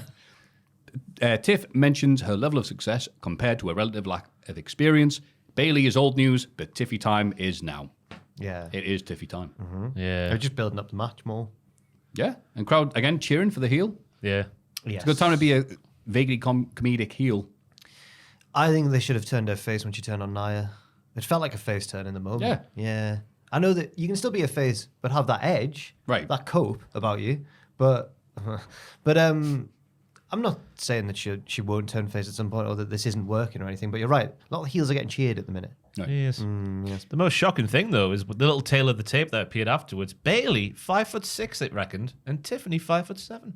I believe. Well, I believe that it's Bailey slightly 5'6". exaggerated. Well, I believe it's slightly exaggerated, but I believe that there's like that Tiffany's The taller. wrong way, though. I reckon Bailey's a good 5'9" when you look at her on TV. We've met her. Yeah, she was nearly eye level with me. Really? Yeah. She had her lifts in. No, she didn't. Obviously, yeah. Me being the massive 5'10" and a bit that I am. Sorry, correct. She's American. They're elevators. Ah. Ooh, I felt that one. I'm sorry. Victoria's in the crowd. That's I was buzzing to see. I One was- of the Godfather's hoes has made it to TV. No, that's not why she's famous. It's a former women's champion. She was That's right. an underrated great of that era of the women's division. Absolutely. And had a spider. And a Stevie Richards. Yeah. She had a spider in TNA, didn't she? Yeah. Oh, what was it called? Or as OSW would call it, a tarantula. What was it called? Did you have a spider? Yes, of course she did Yeah. in the glass cage. Okay, yeah. Victoria. Yes, Tara. Okay. How do you not remember? I remember the not Goldust having a bloody. No, it was a rat. He was a had. rat. Can yeah, you yeah. find out what Victoria's Did they fight? spider's name was? The spider and the rat? Spider versus rat on pay per view. What? There it is. Where? Isn't it in the first picture there? Oh, yeah. That's a title. Oh, no, Oh. I'm sorry, I've not got my lenses in. I thought you was holding the glass box. There's a little spider there. Yeah, it's a little spider. Yeah, she had a spider. Yeah, it's in her hand, yeah. Yeah. Yeah, she had a spider. Yeah. Wow. And it sat down beside her. She was the spider I hope, lady. I hope the spider was also at the event. She's putting on it. She's doing the Jake the Snake thing. But with Slick the Johnson spider. deserves that, by the way. Yeah, good. I bloody hate Slick Oh, Johnson. rubbish ref. Horrible guy. All the things people say about the AEW referees that I don't necessarily agree with. Oh, Slick does. When he Look at me, look at me. prancing out at the end of Super Bowl 2000. I've since getting a bit older. I want to punch him. Good. It's all right, Tubman. Yeah, thank you for that. Yeah, thank you. For Ray versus Kev, Owens wins the match and celebrates with a winged eagle, but seems remorseful. Oh, what if the winged eagle ate the spider? I've heard they do that. He shakes Ray's hand and sets him up for the package pile driver. Cody makes a save and they have a big pull-apart brawl. Kevin leaves through the crowd. When's Rey Mysterio going to start slowing down? I That's don't what I want to know. understand, yeah. It's incredible how he's still doing what he's doing at the age he is, and it's more because every time he wrestles, he gets a little bit older. Every time you see him on TV, he's a little bit older than he was before. That's the Yet he concept of looks time. and moves the same every time. Maybe they Stem cells. Maybe they Getting were- stuff done. maybe they replace him with a new Ray.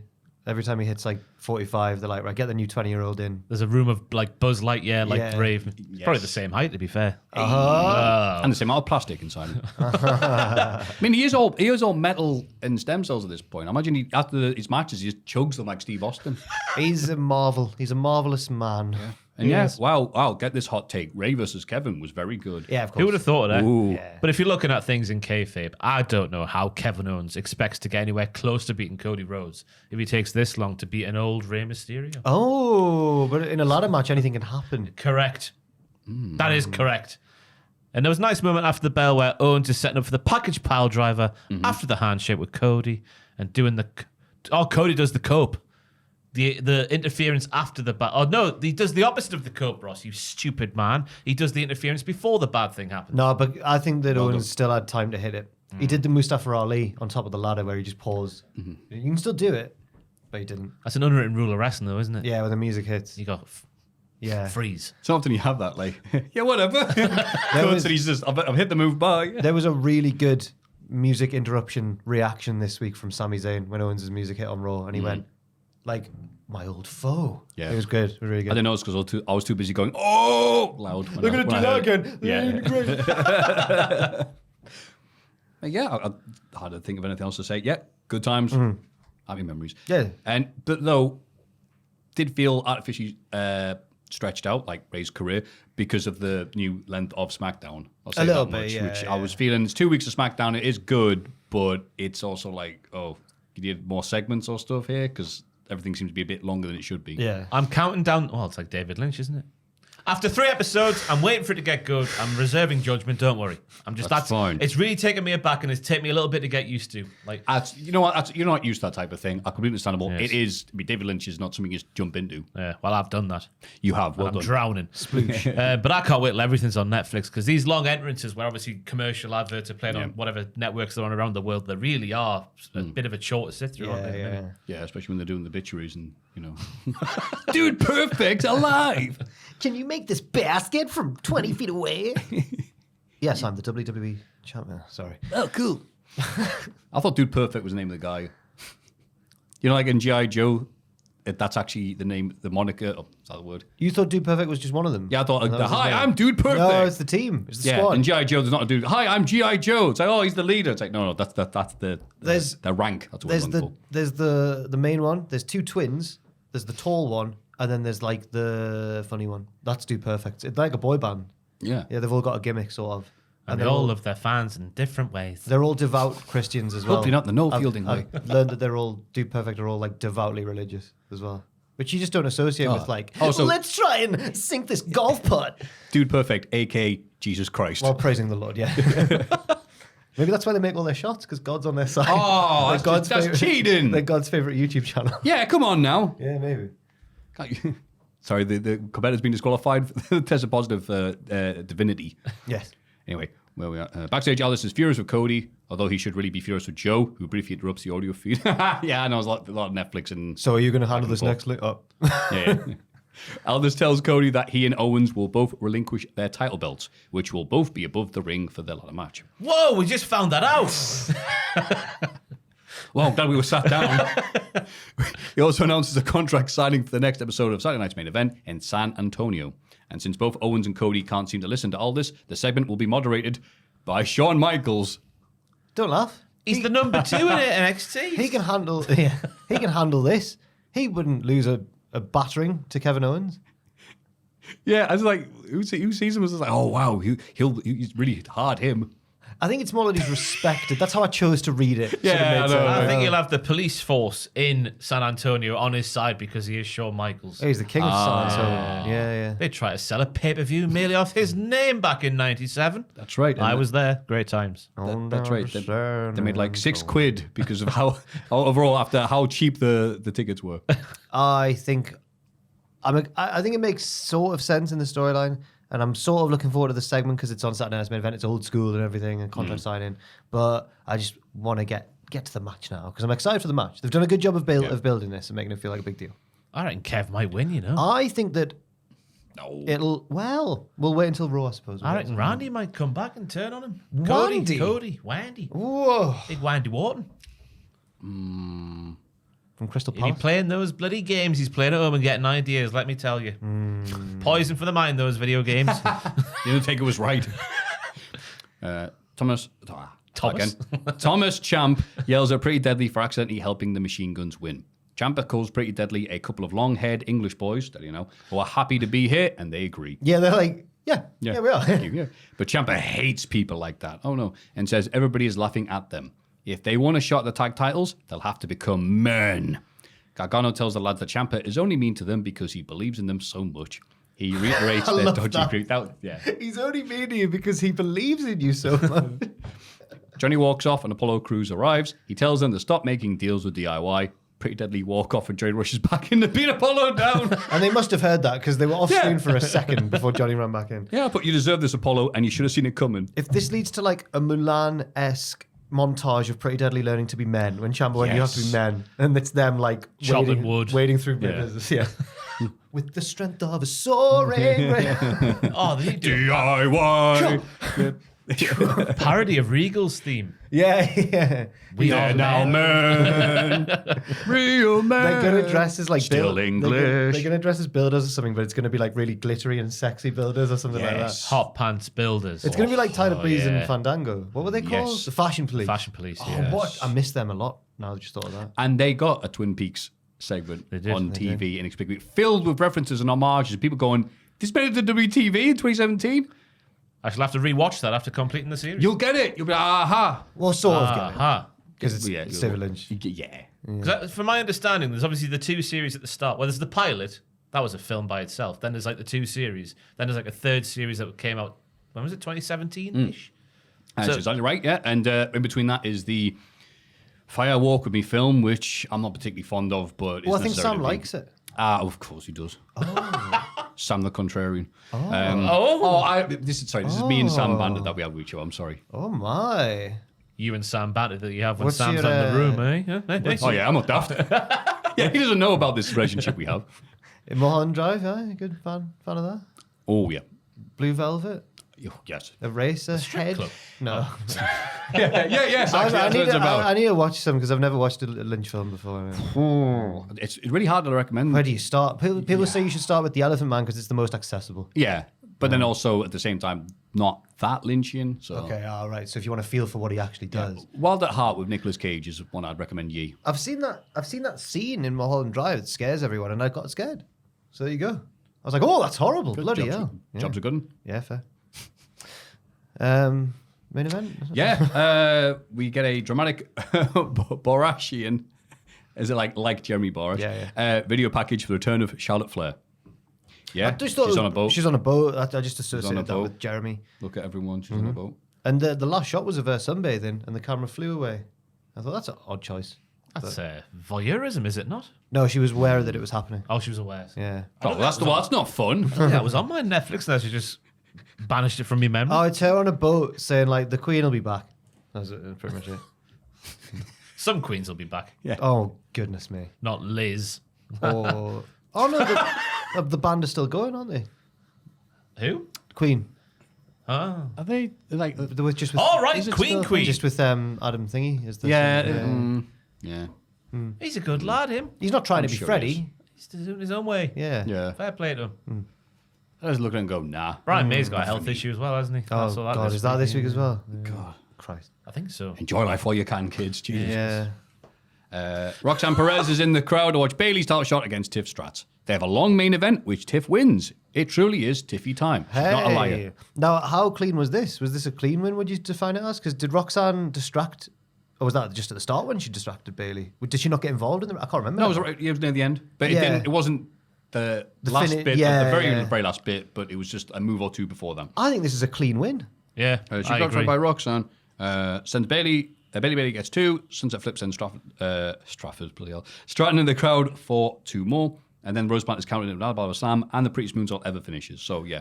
Yeah. I think that Tiffy Stratz must have been watching Gabe Kidd versus Kenny Omega recently because she was laying it on thick on Pamela. So she was. The set-out powerbomb into the moonsault kicked out from Bayley, straight into an armbar by Tiffy. Tiffany Stratton's some sort of ring general all of a sudden with these maneuvers sequenced together like that. I've used sequence in a sentence like a tit. You can say it like that. Sequence. Yeah. You know, when you put things in a sequence, it's sequence. Actually, mate, you watch one Chris Eubank promo. I thought it was really good as well. And I think after this week, we're getting like... Bayley's just getting back to her lockdown era of she's on all the brands all the time, working really hard. I know they've been on the West Coast and she's from San Jose, so she's popped up in a lot of places as like the hometown favourite or the home state favourite. But she's been working her arse off. So fair play to her. I hope she gets a big Mania moment, but she'll just get beaten by a little short person instead. I was going to say, like, working a dump truck off with a call back to the Hall of Fame segment. Yeah, but if you haven't seen the Hall of Fame segment, you're learning. Well just done. come across as classless and a little bit terrible. Wouldn't it? I agree. Yeah, I've seen on Twitter people often do mention Bayley's dumpy, unfortunately. I should have said. The theme of this week's SmackDown, though, to get things back on track as we analyse the wrestling. Lots of time was given to all the wrestling on this week's SmackDown, I thought. Yeah, and part of me goes, oh, that's nice. And then near the end here, I'm like, this is a good match, but all right. These are 2 big bona fide stars, Maffew. It wasn't their fault. It was very good, and it's nice to see Tiff having matches like this, the matches we're having in NXT that we're all familiar with because we're wrestling experts and journos who know not to fight with people on Twitter all the time. It's funny. But it's also like, okay, is this going to be SmackDown now where the matches are long and everything's a bit, again, just feels unnecessarily long, like a director's cut.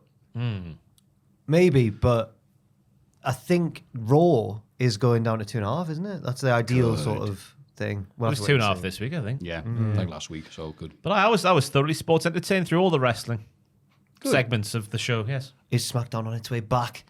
Is it the workhorse brand once again? We'll have to find out by watching more we'll have to wrestling. find out, by God. Because it never ends. Monday Night Raw. Nia Jax ambushes Rhea Ripley as she arrives at the venue. She beats her.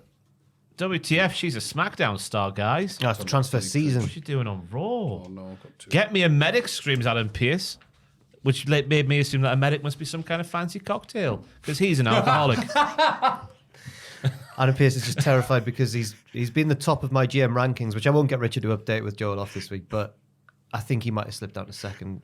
I'll wait until next week. The idea of Adam Pearce going, oh my God, getting his phone off. Beep, boop, beep, boop, boop. Hello, dial a drink. Starts mixing an old fashioned. So, oh, that's pretty bad. Glug, glug, glug. Well, I don't have any notes here. Oh, the camera shot was so funny because like Ripley has to not be able to see or hear a rampaging Nia Jax coming towards her from the side. Oh, she was buzzing. She's like, hey, camera guy. Boom. She was just arriving at the venue. She was probably focusing on the camera. Yeah. All right, Nia Jax is wearing those Roger Federer shoes. Oh, that would be funny if he's like, yeah. At least 4 of my pals have got them shoes. Well, Richard, you're a fashionista. The On Cloud shoes, Richard. What are your thoughts on them? I'll just clarify a few things. on Cloud, Roger Federer. Them shoes, they're what everyone has. I've not seen them before. You're going to have to give me a couple of minutes to Google them and I'll get back. Go on then. Sorry, Richard. You Google fascism and come out to us. See, Oh, Russ has oh done my. the delivery to make sure Tubman edits this. All my pals have got them. Like, oh, they're the most comfortable shoes I've ever owned. I'm like, really? bloody hell. They want to be. Yeah, those On Cloud numbers. On cloud. Yeah. As if you're like walking on a cloud. I They've guess. got more of the bobbly bottoms, Richard, not the flat bottoms. Huh. The bobbly bottoms. Anyway. I don't know. He's just doing something in the background, you know. Well, they do look very nice. Yes. I think I've seen quite a few of these around, so yeah, I understand. Fair. Fair. I was expecting more of an insight from you, Richard. I'm Yeah. disappointed. What are you I've wearing got on no your feet? experience in them. What are you wearing on your feet today? I'm wearing my Skull Crushers. Soliver boots. yeah. They are indeed skull crushing. Yeah. Is that the name of the brand or what you do? Yeah, Soliver. Oh. They're like the people who used to originally make Doc Martin back in the day. But then when Doc Martin started making more stuff internationally, like these carried on making boots in the UK. So, yeah, We very need, Doc like, Martin-ish. I told you he's a fashionista. I told you. We need like Richard's fashion corner. That would be his contribution. Yeah, that was good. I enjoyed that. Because, you know, you talk about fashion, Jill talks about shagging. It's like, Jill covering never all the talks bases. about Shaq. What are you talking about? He never shuts up. He You doesn't. have to medicate him. It's like, will you just please talk about wrestling, mate? Please. All right. Wade Barrett is Michael Cole's broadcast partner tonight because Pat is busy. And Corey pissed them off, Yeah. I assume. Yeah. More on that later. Jey Uso arrives and cuts a promo, but he's interrupted very quickly by Gunther, the ring general. He calls Jey a funny little man. Last week, he actually believed Jey was taking their title match seriously, but now he's acting normal again, acting like the company mascot. Gunther doesn't believe Jey's lies. He claims to be his own man now, but he's always quick to help his cousin or his brother or Sami Zayn or Cody. He's a useful idiot. That's what Fat Controller said to Thomas one time. I was like, get him, Gunther. Yeah. Eat him up. Yum, yum. Jey admits that he is the company mascot, and the fans are his team who'll carry him to victory. And they'll cheer That's because an they're entertaining pathetic. film. Yay, we're on his team. Even if they went, no, we're not. No, Who they- elected ye? they Why love wouldn't Jey Jey. just say, no, I'm not the mascot. I am the team, the performer. These people are my mascots. It's the other way around. Yeah, Carmelo Hayes would have been sickened by this because he loves a sporting metaphor and Jey did not come out on top. Yeah. Melo's just there. I can't use that line now. Uh, Jey points out that only one of them is main event at WrestleMania, which causes Gunther to attack him. in a tag team. Sorry. Jey wins the brawl and lifts the belt before laying it on the canvas for the champ to angrily snatch back. I tell you what, lads. The first half of Gunther's promo with the funny little man and like, oh, you're going to be you never follow up your words because you never won the big title. That was all good. But then he always descends into, you're either trash or you're going to get exposed. It's always the same promo. He does with a say little bit- exposed, like, yeah. a little addendum on the front. Yeah. Like Damien Priestley was street trash and a tramp and all that malarkey. I don't know if you use the word tramp, but you know what I'm trying to say. It's always that same vibe, though, for me. I feel like... Elephant. Oh, you're going to sneeze? Oh, yes. I feel like Gunther's going to win, probably, but especially because Jey came out on top in this scuffle and it's planting the seeds of doubt. Can Gunther actually beat him? I think he will, but I think it might be in a really screwy way because this broke that golden rule of promos, the Jericho rule, like always make your opponent look good because if you beat someone you've just called crap, it doesn't make you look very good. And he didn't say anything good about Jey here. He said last week you were talking all right, but you're a silly little man and a mascot. Yeah, it was up for Jay to go, yeah, it was a silly little man's main event WrestleMania. Yeah. And Gunther's like, I was in NXT, that's not fair. You've had like way more build. But yeah, it's like Gunther's like insulting this dude and he points out he succeeded at him at something that he hasn't done yet. And he's like, oh yeah, I like that he caused Gunther to crack. True, yeah. That's good. So brought that up. Good Just like writing. he realised, oh yeah, you have done that. So Good screenplay. good screenplay. Oscar. I was thinking about the Oscars before. I nominations, see. yeah. So yeah, you know what? I'm all right for it for what it is, which is a Saturday Night's main event title match, which historically has just been, it's just gonna be a good old fashioned match thing. Yeah, true. That's how they called it back in the day. Backstage, the New Day run to someone who finally understands their struggles, JBL. He's the guest commentator for tonight's match. Just one match. Yes. Okay, fair enough. Between Kofi and Rey Mysterio. So Kingston bribes him to take their side on the air. He gives him $2. Fantastic. They talk about how JBL's career took off once he cut the dead weight and left Farouk. And Oh, you can't say that about Ron. I mean, yeah. That's a former WCW champion. I mean, it's true though. And he went on to achieve great things. No, it's not. Hang on. He won the title. No, he won the world title when he'd left him. They were in the most powerful faction in all of WWF, the Ministry. Sorry, I don't know what I'm talking about. But in kayfabe, Farouk literally was holding him down. Oh. As harsh as it is to say. If it was rare times, it's like loser must retire, and then he pinned him and he retired. Sometimes friends can be a bad thing. That's what the acolytes tell me. If there was only some sort of Farouk-related exclamation I could say to express my disappointment in this situation. Shucks. He did say that. Yeah. JBL talks about the fans loving Big E and isn't surprised they got jealous. Woods and Kingston get annoyed and leave. In the arena, Rey Mysterio makes his entrance and says hello to some bull riders or something. Yep. They're cowboys, Ted. They're a bunch of cowboys. JBL comes out and they don't have a headset ready for it. Yeah. No, They call on camera going, he's got nothing here. Yeah, that's good. What's this? It's worth mentioning that JBL had a big weekend helping Joe Hendry win the TNA championship. Joe Hendry is our friend Joe Hendry is now the TNA champion. It's true. Our friend, yes. He is Serious our business. friend. And he's now the TNA champion, and I was convinced that JBL would try and screw him, but for some reason, JBL cost Nick Nemeth instead. JBL's motives at the minute, quite David Lynch-esque. It's not quite making sense. Oh. They're not explaining anything. The only difference is that people go, and that's good when David Lynch does it. But for some reason, when JBL does it, He's not quite there yet. It's the same level of artistry. It's exactly the same. You just have to keep on watching. It all makes sense in the end. But congrats to Hendry. And I thought, I don't know when you want to talk about the big question now, we're slotting it in, but he could be a surprise entrant in the Rimble. I'll give you a minor spoiler from my psychic video. I ran the name past the psychic, and she was like, I've got good feelings. Oh. She also said, I've got no idea who that is, but she says, I've got good feelings. Yeah, fair. It's a strong name. Strong manly name. I reckon Henry might be in the Rumble. Let's talk about other surprise returns or debuts. Is this the appearance of the big question? It bloody well is, In for a way. SEO purposes. In a There way. you go. That's right. Like, it's like, where's Wally now? The big question, will it be slotted at an appropriate time during this week in wrestling? Charlotte Flair. Ross mentioned it before, off camera. Becky Lynch. Oh my. Oh. What are we doing? Jordan Grace. How do you I was doing funny noises now. Not Tessa. I don't know why I went yeah, there. not Tessa Blanchard. Yeah, there's only room for one racist in WWE That right video now. flashed through my head where Jordan Grace is getting the massive goodbye from all the roster. And she's like, come on in, guys. You're Matthew's Tessa Blanchard if you're watching. And I'm God. Jordan Grace. Let's go towards you and hug you. So he's a wait. fascist. I'm Tessa Blanchard. Wait, so she deliberitely hugged Tessa Blanchard or deliberately No, shunned delivery her? went past her. Oh. So literally, I'm Jordan Grace, and I think that's I've where seen Tessa this. was Wow. stood. And she was like, come on in, everybody. It seems, Fantastic. apparently they had the best match of that show. I watched it just to get the footage for the chant, and it was annoyingly good. I'm like, oh, you are actually a good That's wrestler. the problem with Tessa Blanchard Oh. is that, she's always been excellent, which is a shame Yeah, because she's reportedly not a very nice person. yeah. It's like Sean Ross Sapp said No, she's a racist. Did he actually? Because I don't know if we can put those words in his mouth. Sean Ross Sapp, his sources. everyone reported at the time. Yeah. There was wrestlers coming out and Yeah, saying, we've got to source these or Yeah. people get mad. um, Air Gold said Tessa Blanchard's there he a hideous racist. I think he'll come out in the Rumble, and the next one will be Air Sean Gold? Ross Sapp. Oh, yes.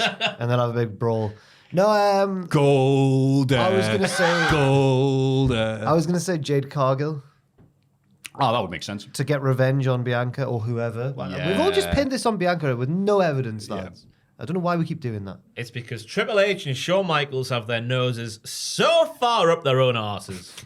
I mean, gonna Triple shoot H's all- nose can actually reach that far. I mean, it's massive. That footage of what we saw. Penta's entrance, man, that went round on social media. What was he doing? Just setting up Penta's entrance. Oh, I want 4 boxes. Here are, and here are, and here are, and here are. And the flamer goes up. I'm going to watch. we know You you're watch good. Netflix and watch Vera. We know you're good, Triple H. We don't have to see you doing it. Ah. The evidence is there. We know it's It fine. pains him to do it I know. every week. It's like he wants to be some sort of prestigious director, but I can't think of one off the top of my head right now. Or like David Lynch or Jeremy Borash, for example. Good save. Have we covered all the obvious ones there? Because Ricky Stark's still under contract. Phoenix is Yeah. still under contract. Alistair Black, no. It might be, maybe. Hey, don't you? Hey. I mean, oh wait, people love goth lads. Yeah, that'll be Why good not? in the thumbnail. Believe in no, yourself. he's still in the contract, I believe. Until Josh after the Rumble. Alexander? Potentially, he did leave, didn't he? He has quit because he lost to Santana. He did, and then he shook his hand. And he turned face just at the end of his TNA run. I would send Alexander to NXT because I think the main roster could do the main event scene could do. Send anybody with who's male and got legs to NXT because they need the. He's also got support. history with Ethan Page. Oh yes, that'd be nice. Yeah. Was that sincere? Yeah, well, he did well. Yeah, he did well. Just because all the other legends, you can say, people who just work for that company during that period, like Carlito, John B, Johnny Morrison, and all those people. Chris Masters. Every year he gets mentioned. Yeah, Chris Masters or Ken Kennedy. You He could be the saying one to that? properly retire Cedar. So you really... With a hip toss. It would get a pop if the countdown happened. Kennedy. Yeah. He's He's really... Rebel theme would be Kennedy.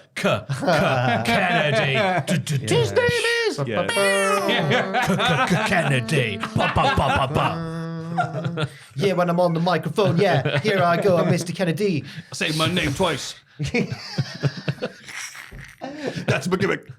I tell Got you what, blonde hair, or do I now? I've got no hair. Full fell out. I do hope there is like a bona fide like legend return. I'm just looking at last year's lineup in the men's match especially. And I can't remember if there was like a bona fide like old They lad don't coming do back. many at the minute. They Yeah. don't do, one of the last ones might have been Booker. Yeah, like there 2 was years ago. or There something. wasn't one last year in the men's. In the ladies, we had maybe. We had Ivory Mighty that one Molly. time? Was that last year or not? Oh, Molly was. No.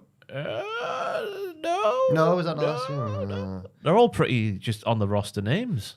It's hard because if they're going to do the TNA crossover and maybe the NXT crossover, there's where are you going to put them? Yeah, we could see some NXT names. Yeah. You'd expect maybe the two champions to be in the respective rumbles. I think Trip Willie Oh will my be in God. one, yeah. Oba. No, Oba. I don't think they'll do that, Oba. Because Who's then you gonna have to be eliminate- eliminated at some point. Yeah. Sure, yeah. Omos? Omos? There's no He's type in belt. Japan. Type belt. Undertaker's just got a stiffy listening to the podcast. Is almost not Of in course Japan? he's stiff. He's dead. You can get a plane. Can he? Oh, yeah, right. So you have to put him like an old boat. Yeah, maybe. I don't know. Yeah, maybe almost, but Triple H doesn't seem that keen on him. No.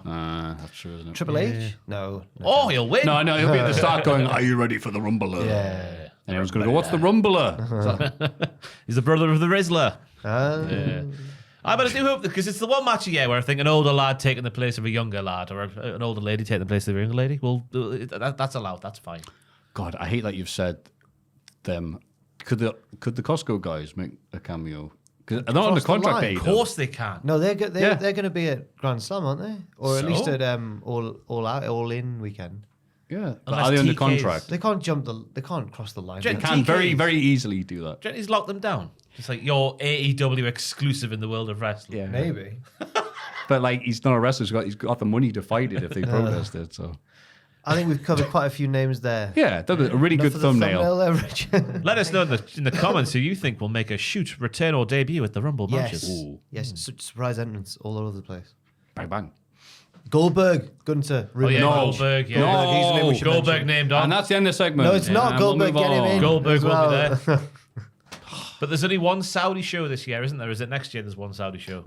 This year, I think there's one. Yeah. Next year, there's the Rumble though in Saudi. Yeah, so I might have to wait a bit for Goldberg potentially. Unless they do it at WrestleMania. Could you imagine? Could you? No, They definitely might. makes me sick. Then we're... But fantastic segment, the New Day and JBL. Oh, yeah, it was It fun. ticked there we all go, the thank you. boxes. JBL was great in his role, just going, Biggie is mint, isn't he? I can see why you're with him. Let the New Day saying, let you be an acolyte for your boys. Fantastic little line there. The $2, it was fantastic. Yeah. Great stuff. Lovely. Kathy Kelly interviews Bayley backstage. She announces that she's officially a Raw superstar once again. She's also entering the Royal Rumble and thinks she can win 2 in a row. Nia Jax interrupts and says she's going to win the Royal Rumble. Things get tense because there's going to be one winner, unless it's the Rumble 94. And Nia says she'll say Bayley in the... She'll say Bayley. It's one mistake, man. She'll want the ring. Bayley! She'll see Bayley in the ring. Sorry. I didn't catch most of what Nia said because the sound was off for the first half of what she said. Yeah, She said, I got that she waited to take out Tiffy and win the Rumble herself, but God knows what she said beforehand. Damn Netflix. I'm sure it was something really exciting. The Zodiac Killer is... the New Day make their entrance and cut off their own music. Nice. We don't use that anymore. Yeah, they're sick of being disrespected by the fans because they're walking Hall of Famers, unlike that fraud JBL. And Kofi took his money back. Woods interferes in the match, but gets caught by the ref. Ray gets the win, so the New Day beat him down after the bell. The LWO make the save, and the New Day run away before rushing back and throwing Joaquin Wilde in the ring post. Yeah. Yeah. That's DJ Z to you Yes. and me. The New Day are really fun now as heels, and I'm They're glad so to see great. them back in the ring. It was a timely reminder of how great Kofi can be in the ring as well. I know it was just a little match, but I enjoyed pretty much everything about this. Yeah, love the no theme, the New Day, just a chorus of boos like the Dudleys and ECW. And I always get a kick out of hearing the murr in JBL's theme because I always forget it's there. Just comes out of nowhere. Like the fart in Anna Jay's thing. Exactly like the fart. Are you ready to feel closer to death than you've ever felt before? Why stop tradition? Go on. This was the first singles match Ray and Kofi have had in 16 years. A shocking Not true. It's just a lie. A isn't it? shocking statistic, considering they're both ageless and fantastic Oh my still at the God. wrestling. Crazy. And now Ray has been in and out of WWE in those years, but Kofi's been there the entire time. That's it's a horrible start. Horrible. Yeah. I thought the little mistake on the powerbomb on the outside that sent Ray round the twist really quickly. I know it was pretty flat, but really quickly. I thought it was an effective maneuver. Yeah, It was all right. I put an adorable powerbomb and got some very angry people going, don't use that word. Because Kofi Kingston was like Muralitharan, so he was. Oh, yeah, the spin. The revolutions. Get that spinometer It's all out. about the flight as well. Deceptive. You see Rocky Flintoff, my goodness me. Is it Rocky? Is that his son? Yeah, got 100 for the England Lions. How old is he now? 16. That's how close to death we are. God, I just thought, So I thought Freddie Flintoff had a baby. He's not old enough to have seen the first Ray versus Kofi singles match. Oh, yeah. Maybe he was born because of it. Maybe he was conceived because of it, yeah. I mean, that would put you in the mood, like. Wrestling has been known to do that to This is people some before. bloody great wrestling. I'm right in the mood. Kofi's bloody one with trouble in paradise. Is it Rebecca his name? I can't remember what his wife's Would name you is. like me to take you to I paradise? just remember did you watch After we his, finish, how's that? did you watch his documentary where he goes back to Preston and teaches them Yeah, to love the little, cricket? Yeah. It's such a good Bringing documentary. the idea of bringing love to Preston. He goes back what a to waste his of old- time that is. He goes back to his old cricket club to try and spread like the joy of cricket, which will also help the youth in the area and keep them off the streets and get them jobs and that. And it's very heartwarming. And one of the lads even like he sets up a new cricket club, and one of the lads works on the bar at the end, and it's all lovely and wholesome. But at the start, they're all like, "Freddie Flintoff, never heard of him. His wife's fit though." It's so good. I like the change in Kofi Kingston's Kavorka as well. There was lots of Yeah. mat-based wrestling at the start for the freshly healed Kofi Kingston. He even did that takedown, slippy, slappy thing in the back of the head to assert his dominance. I'm a better amateur wrestler than you. Yes. Yeah. But yeah, Paintbrushing. Paintbrushing, That's that's the it, one. thank Lots you. of paint. Nice back and forth towards the end where Ray gets the shoot pin for the win. And then the crowd goes really mild for the LWO.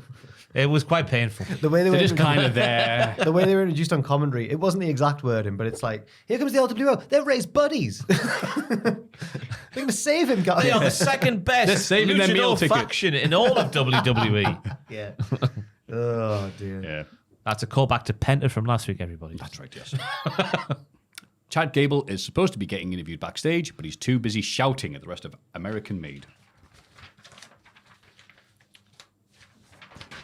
He claims he was just firing up the team, but he's man enough to admit that he has a problem with beating luchadors. He's consulted Dominic Mysterio for help.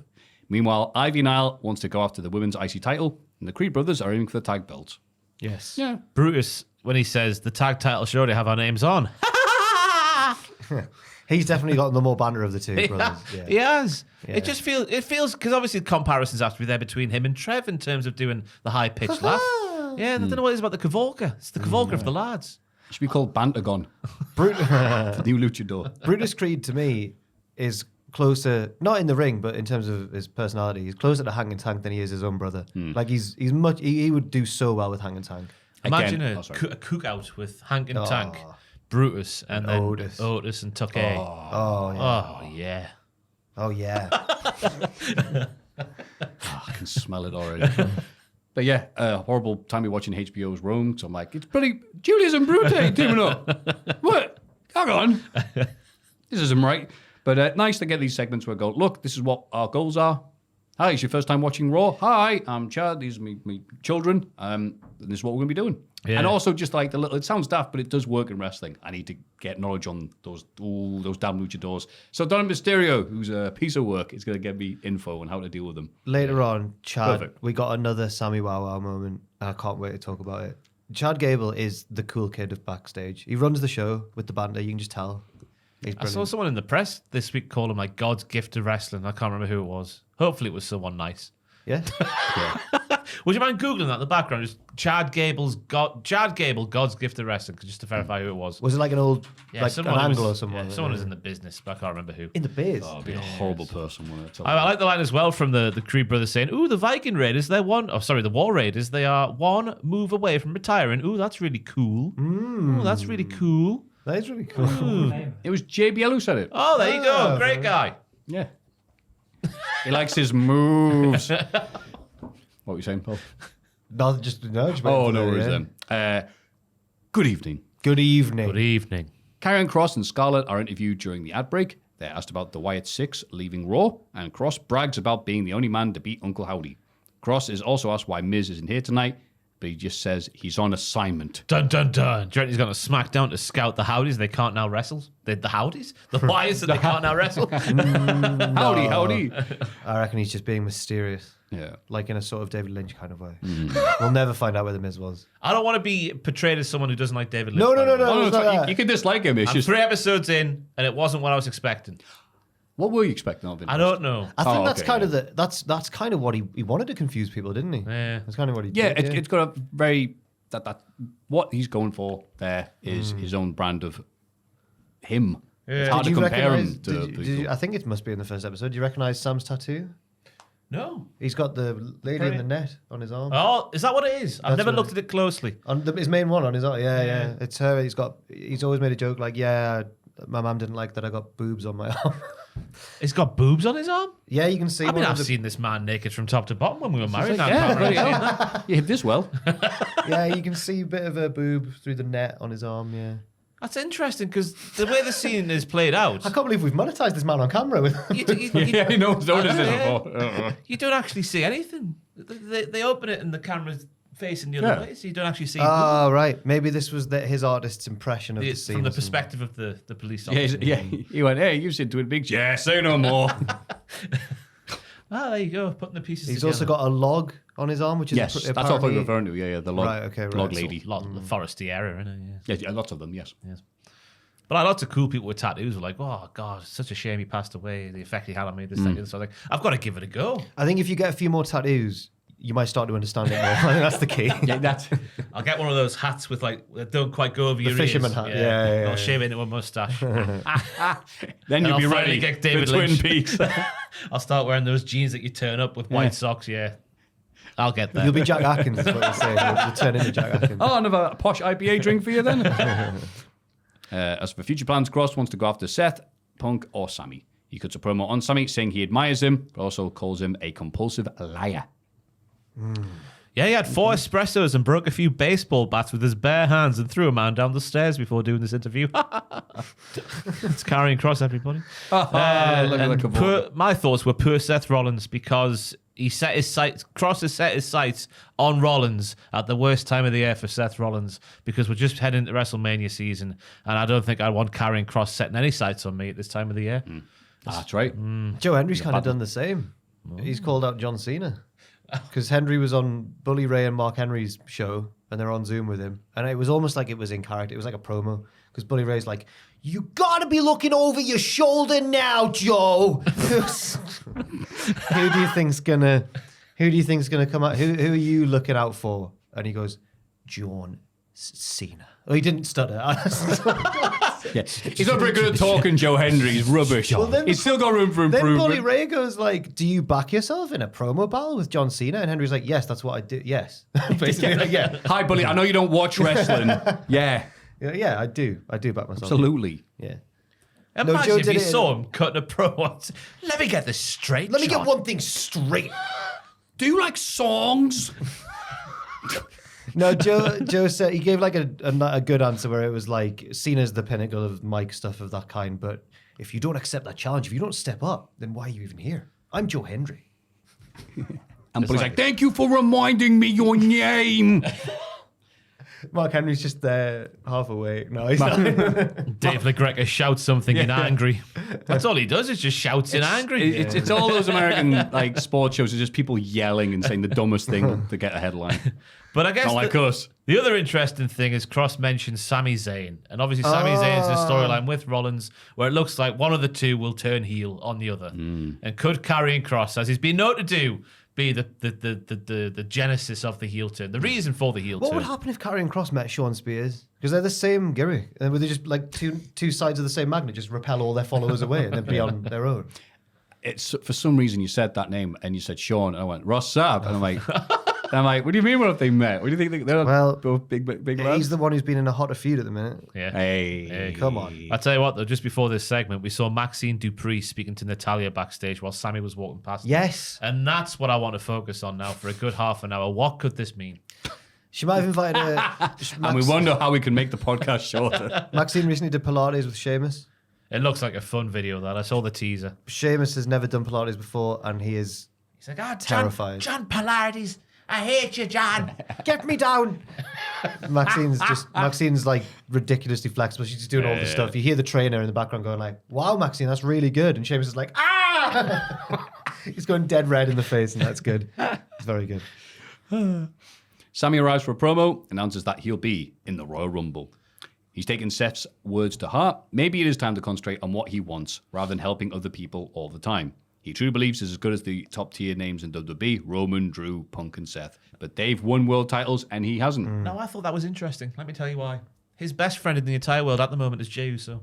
And he didn't include his name there. He doesn't even believe in his best friend. Doesn't believe in his No, best he's not friend. top tier. He's main event Jey Uso. He hasn't won a world title like Yeah. Sammy. He should have been mentioning his name there for me. I mean, Dilly ding, dilly dong. Genesis of a feud. I can see that being a thing. Gunther, Jay, stupid little man, remember me? Sammy doesn't need a world title to complete his career because the support of the fans means more than the championship ever could. But he still wants it. I And love was about that. ready to I go, love that. oh, Sammy, don't say stuff like that. Oh, okay. Yeah. Okay, right. Kevin Owens interrupts, and I made a little squeal. What was he wearing? I can't remember. When he was now. walking down the aisle in his Bret Hart jacket and his yeah. replica belt, I was like, what the hell's going on here? Has a fan got in there?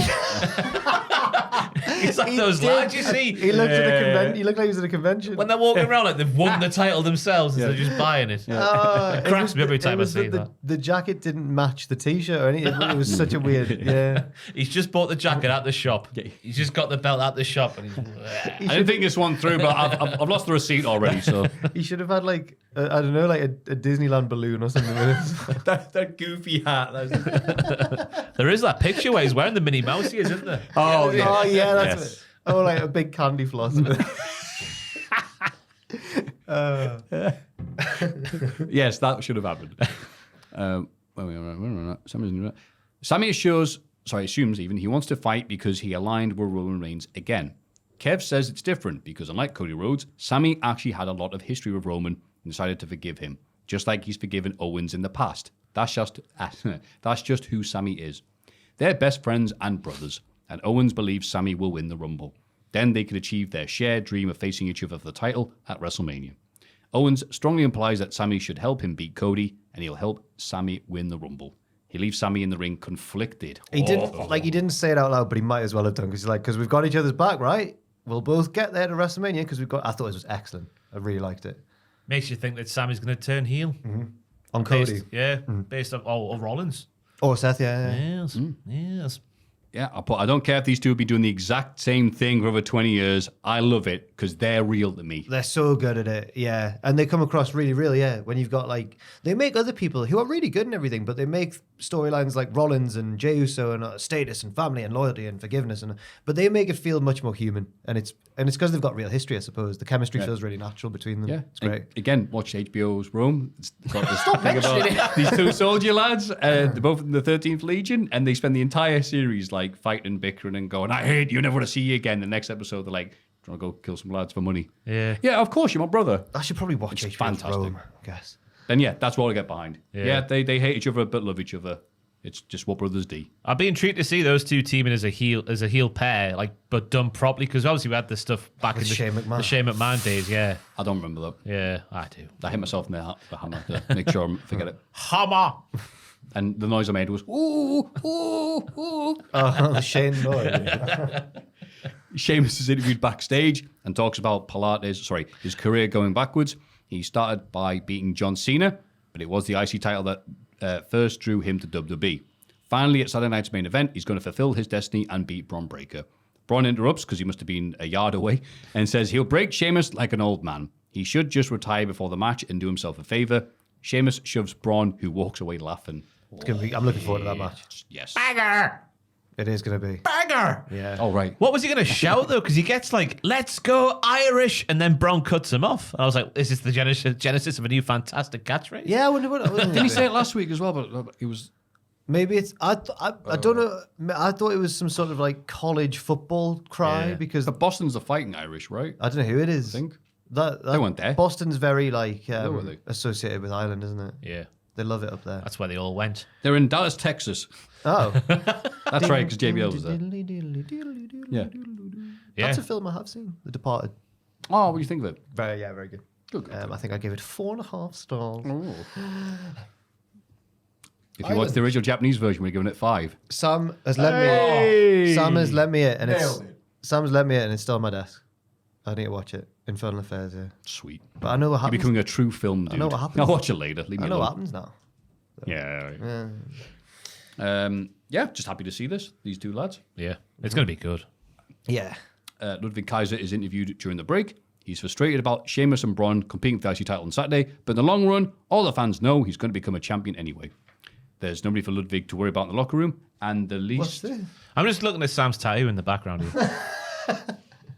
Oh, yeah. Just go and get him. Press the soul there. Penta. Sam, go look at your arm. Kaiser calls out Penta. Oh no, we want to make the podcast shorter. Right. Anyway.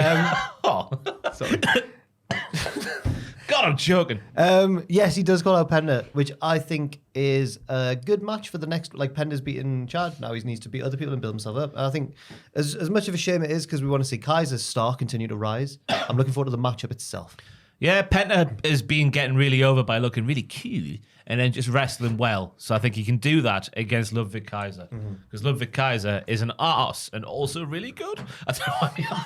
You all right? I've got something caught me throat here. I didn't mean to get emotional. I called an arse? No, Ludwig Kaiser an arsehole. such an arsehole that it's getting us all a bit. I just want him to die. No, it'll be a good match. Hope Penta breaks his arm, and he will. Hope it fills him with Miedo.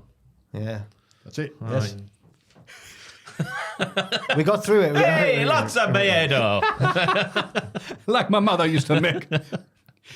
Roxanne Perez is here again for Bayley's match against Nia Jax. Nia wins, but Rhea Ripley comes out looking for revenge. They brawl and security try to separate them. Rhea breaks free and dives on the pile from the announce table before grabbing a microphone. She challenges Nia to a match at Saturday night's main event. I don't know about you two lads, but did you not watch the work on the arm from Nia Jax, like the leg drop and whatnot, and all the different maneuvers happening through the match? Do you have to think about London when you saw this happening? Because I did. What about London? Yeah, about London. Because obviously, In what way, Ross? Bayley and Nia Jax wrestled in London back in 2015, and what they did here on Raw is basically the same match that they did on NXT TakeOver London back in 2015. The one we went to. Yeah, no, I wasn't there. You might have been there. We went to an NXT show. Oh, not TakeOver London. That was at the Telly West Arena. Sorry, I thought you meant the house show. I thought you meant the house show we went to. No, that was in Newcastle. The show with I remember that takeover. It was like Asuka versus Emma and that. Yeah. Enzo Amore going, if I had £1, I'd have £0. Yeah. And there was chants towards FTR of like, we don't know who you are or which one's which. Yes. Oh, That's what yeah, the chant the yeah. crowd were doing. Which Just to one's catch us up. Dawson? That's Which the one's one. Dan? And that's still a thing to this day. No, it's not. that's You the People ball. still, you see, people still, I love FTR bald. Yeah, that's a... It's Dax Harwood. Yeah, come on. But yeah, I knew that with just watching the match and not seeing someone wonderfully put together a side-by-side compilation on Twitter. So it's the same match. Oh, really? Basically, yeah, the move for move, it felt like a lot of... I didn't even see that. I don't know what in terms of percentage of the match it was, but they did a lot what they did in London in this match on Raw. Wow, they ran it. fair enough. They ran it back. They did run it back. Wow. Way back. The way back machine. 10 years. 10 years! Jesus. 2015 was 10 years ago. Oh my God. Jesus Right. Christ. The concept of time. Roxanne made it look like a right child by being carried away with her legs kicking in the air. That was good because she is heel. Yes. The match was fine. Arrow fourth down. One hairy moment where Bailey took Nia down, but it didn't go quite right before an awkward mounting by Nia. Oh, yeah, that did not. The bit on the cameras doing the punching looked rubbish. Yeah. I think these two are just destined to not have a memorable match together, it seems, no matter how much they try. I just put better than the Bad Blood encounter, but then again, so was getting kicked in the shin. That's harsh. Yeah, come on now. Oh, the Bad Blood match was rotten. You leave Machine alone. She's a nice lady. Kicked him shin. Sorry. Nice. Come on. Okay, yeah, it got me there. I like Jax, and I think she's improved, but I don't want to see her twice in 1 week. I don't. There's so many other wrestlers on the roster. If only she was called Nia Jack, you'd see her once. No. This got the crowd. They got the crowd into it though. It took a while, but it was okay. And I brought some very cynical stuff there that I don't want to repeat.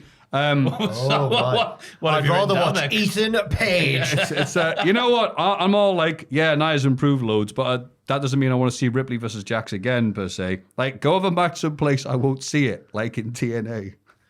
And then I put, oh wait, it's only Saturday night's main event. Yeah, fine. Oh. Why have I written that? You Sassy. Yeah, you were sassy. At the time, I could be very cynical, so I don't repeat all the stuff I write down. Be like, funny. Matthew, why don't you cheer up? You get because like a week later, you're like, I was all right. Funny reading your own stuff back like a day after you've written it, and you're like, "Who is this person Yeah. writing that?" He's just a horribly negative person. Or at least pretends to be positive on the podcast. Of his positive mates. No, come on now. I'll be a positive Pete. Go a on, nice moment with the sunset bomb off the ropes by Bailey - Wrigley. Wrigley. Aye, Wrigley. Written down in my notes. There's Wrigley's, my analysis. believe it or not. Yes. Thank you for that. Yeah, there you go. Again, Jax has improved loads. Yeah, of course she has. Why I? Where I bunny lass. Where we got no. Clubhouse. Chad Gable's in the JD's clubhouse asking Dom for help with his luchador problem. Dom knows a guy who can help him out and hands him a scrap of paper. Who's this now? Yeah, who is this now? Because Dom was the guy supposed to be helping out. Yeah. Now Dom's getting someone else to He's help him out. outsourced it. Yeah. Yeah. Who He's is that lazy. Who does Dom know? Who hates luchas or knows how to take down a lucha? Penta. Yeah, they're not friends. Yeah, they're not friends unless Dom's enlisted Penta to kill Ray That would be nice. and be his new dad. Surely not. Yeah, surely They've got not. It's too masks soon. to sell, yes. Yes. There's no other evil luchadors. Oh, don't have to be like, who's beating luchadors then? JBL. That would be Hates funny. Mexicans and kayfabe he hates Mexicans. That's right, in kayfabe. I was gonna say off bar. Sorry, carry on. Sorry. Gable leaves to master the dark arts of Lucha Libre, but not before taking the piss out of JD. He calls him JD McDooge or something like that. I rewound it several times. Yeah. He just said his name wrong in a funny way, and that was reminiscent of Sammy Wow Wow. I really liked it. See you later, JD McDooge. JD should have gone, all right, Shorty G. I thought he was doing like a Jay and Silent Bob thing or something. He was like, "Hey, what's going on?" Or like Bill and Ted sort of thing, or Dude Perfect. In fact, In fact, yes. Yeah. JD is stressing because they've been given a tag title rematch next week, but Finn Balor won't be cleared in time. Dom offers to step in, and he's sure Finn won't be mad about it. Liv is impressed with Dom's planning skills. If only they'd worked against Rhea. Oh, Dom says he'll make it up to Liv because he's got another cunning plan. wow, he's like Baldrick. Well done, Baldrick. yeah. Yeah. Mullet's trick. Liv laughs while loving Finn losing again. That's an easy sentence to say. And one for the mothers indeed. Liv Live, laugh, hates love. the Irish. It's crazy. She's always banging on about how she hates them. Just a new gimmick I'm pitching for Liv Morgan. Cromwell Morgan. We get a video package recapping Lyra Valkyria. Valkyria. I was just about to say it Sorry, exactly like sorry. that. Lyra Valkyria. See spoilers again. IC title win. Now she's got the belt. She wants to build a legacy as a valiant fighting champ. Fair play. She spread her wings and shed any dead feathers. It's so NXT. Yeah. Stop it, man. Just let her be a badass ass kicking machine, not a bird lady. She's full of bird seed. Yeah. She took fear and doubt she took fear and doubt and used them to be something more. Yeah, Liv Morgan hated this program. She's been eating chips off the floor by people in the big market. Is that it? She's an actual bird.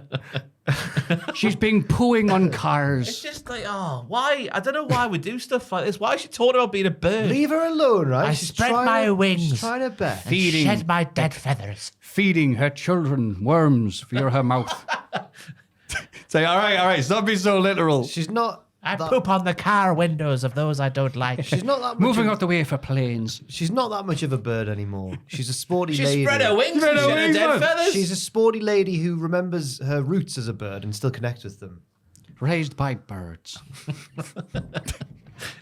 Yeah. Raised by magpies because she's bringing home the shiny gold object. Ah, very nice. Yeah. Brought that back. Yes, That's very maybe why she got into wrestling. That's it. All makes sense. Yeah, she tried boxing. Featherweight. I'm trying to make it. Oh, yes. Yes, back of the net. Yeah. Ah, right. Say what you see there. But yeah, less bird stuff, man, Jeremy Yeah. Borash. Tone it down. Jesus. Also, all I've seen on when I've gone online and seen is just people going, can't believe she won. Because people wanted Dakota Kai to win. Yeah. Dakota's cool. Yeah, because Kai's a massive fan base, it turns out. Very passionate. Why? Why? Because she's cool. I generally, because they like her. Does some of them 'Cause like? they ironically Does some of them like like her her. because she's pretty? Is that what's happened They here? just like her skills and Okay. She is skilled. I'm not saying she's not. you don't seem convinced by this. I've seen the Dakota Kai fans online. Have you indeed? They're not all horny, but sometimes they are. I'm just saying. We sit next to one in the office, don't we? Who's this? A Dakota Kai fan? Yeah, big Dakota Kai fan. What, Fraser? No. I didn't think we were going to name names, but Oh, I won't then. I just don't know who you Go through the mean. entire office. But we'll get there in the break, I suppose. I'll find out. who we mean. yeah, why not? I honestly have no idea. Okay. Oh, last week you teased some things, so I'll tell you who doesn't like that certain And then I AEW told referee. you after the podcast. Yeah, no, but somebody messaged me to go, oh, it's this person because Jack said it before. On camera. There we go. Thanks, mate. Was it the right answer as well? Yeah. It's who? It's like, guys, some people actually pay attention to what happens on the podcast every week. Well, you guys forget everything that happens. God. Oh, well. So great. After a video package for Martin Luther King Jr. Day, it's time for a Pete Dunne promo during the ad break. Oh, I thought something had gone wrong with the way I was watching the show. But no. He gets cut off by Netflix as he's talking about being disrespected. I don't know if that was on Layers. purpose, but yeah, Layers, if right? it was, that was good, yeah. It didn't seem on purpose, but it Oh, works. hype being disrespect, but dude, perfect. MLK Day. I was sat on a bus once With hammers. with hammers. He attacked me with the hammers and I No. knocked them out. That was probably a real story. I don't want to... It was too specific. believe the bus driver let a man on with a bag of hammers. It's a red flag if I ever saw one. He wants to be called by his real name and rants about being disrespected by WWE, even though he's the best pound-for-pound wrestler in the company. So that's £2. Ooh. Pound for pound. Oh, my. Suit yourselves. Then we got Pete Dunne's opponent revealed to be Penta with his new Roman candle. Is that what you call it? No, it's a The spinning Catherine thing? wheel, isn't it? Oh, what's a Roman candle again? The Christmas, is it not? No. Is that the one that sits there and goes... That's a Roman candle. Sorry, yeah. I don't know, though. I'm not sure. I'm Catherine Wheel would be a great name for an NXT wrestler. though. Catherine Wheel. Yeah. Goes on the ring. What the hell is this, Vic? They've missed a chance for Sol Ruka there. That's Yeah, Catherine she Wheel. is Catherine The Wheel. physical being of Catherine Wheel. What were the names we dropped? It was Randy Orton, which we stopped calling him pretty soon after. That was just Orton. I can't remember the other one. I don't know. No, Paul never mind. Volt. Yeah. Anyway. That could be Siobhan Evans. Right. Rev Pro 2017 got a mention, Maffew. Are you happy about that? You know what? I'm used to it now.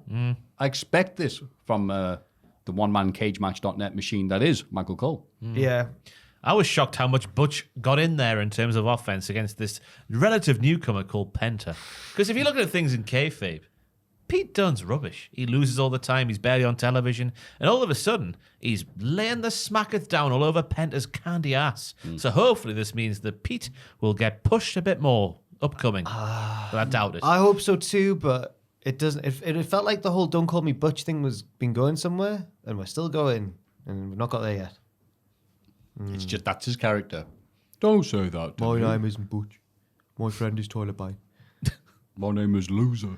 Apparently Tyler Bate's not too far from coming back, isn't he? We talked about this. Oh, we're getting Tyler Bate versus Penta then soon. I'm sure okay. last week Maffew said something like, "Yeah, he'll ride back on a giant mushroom or something like that." Yeah. How dare you? Throwing He out jam sandwiches. isn't driving a mushroom. That'd be ludicrous. He sits on one for a picnic with the rabbits. We compared him to Mr. Toad from Winning the That's Willows. right, yes. Driving an old car with his scarf flapping. There we go. With the old aviator glasses. I'm coming, Peter. I'll help you. Pip, pip, cheerio. All you need to do is believe in yourself. You sound won't like take the- Ringo Starr. All you need is love, Pete. I need to go a bit more south to get to Birmingham.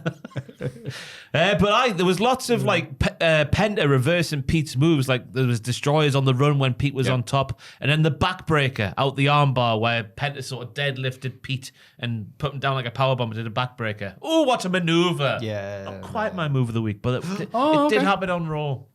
Ooh, My move of the week we did. better yes. carry on reading that because, yeah, agree. Just a nice little display of how cool is Penta. Yes, he is very cool. So cool, gang. He's so cute. Backstage, Sammy thanks Seth for his advice next week. What? Yeah. Thanks for his Yeah, advice Cross next is watching on in the background while this is going on. week. Okay, Sorry, I should have put last week. right.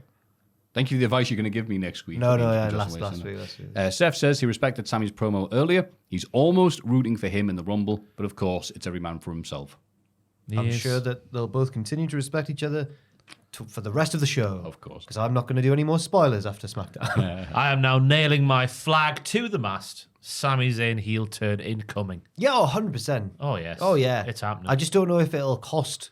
I don't know if Cody will manage to overcome that impending heel turn. Because Cross was watching on. We know what Cross does. Ruins He things. stands in the back of his shot, then 7 months later, when someone turns heel, then everyone's like, well, the signs were there. Karrion Cross was stood in the background.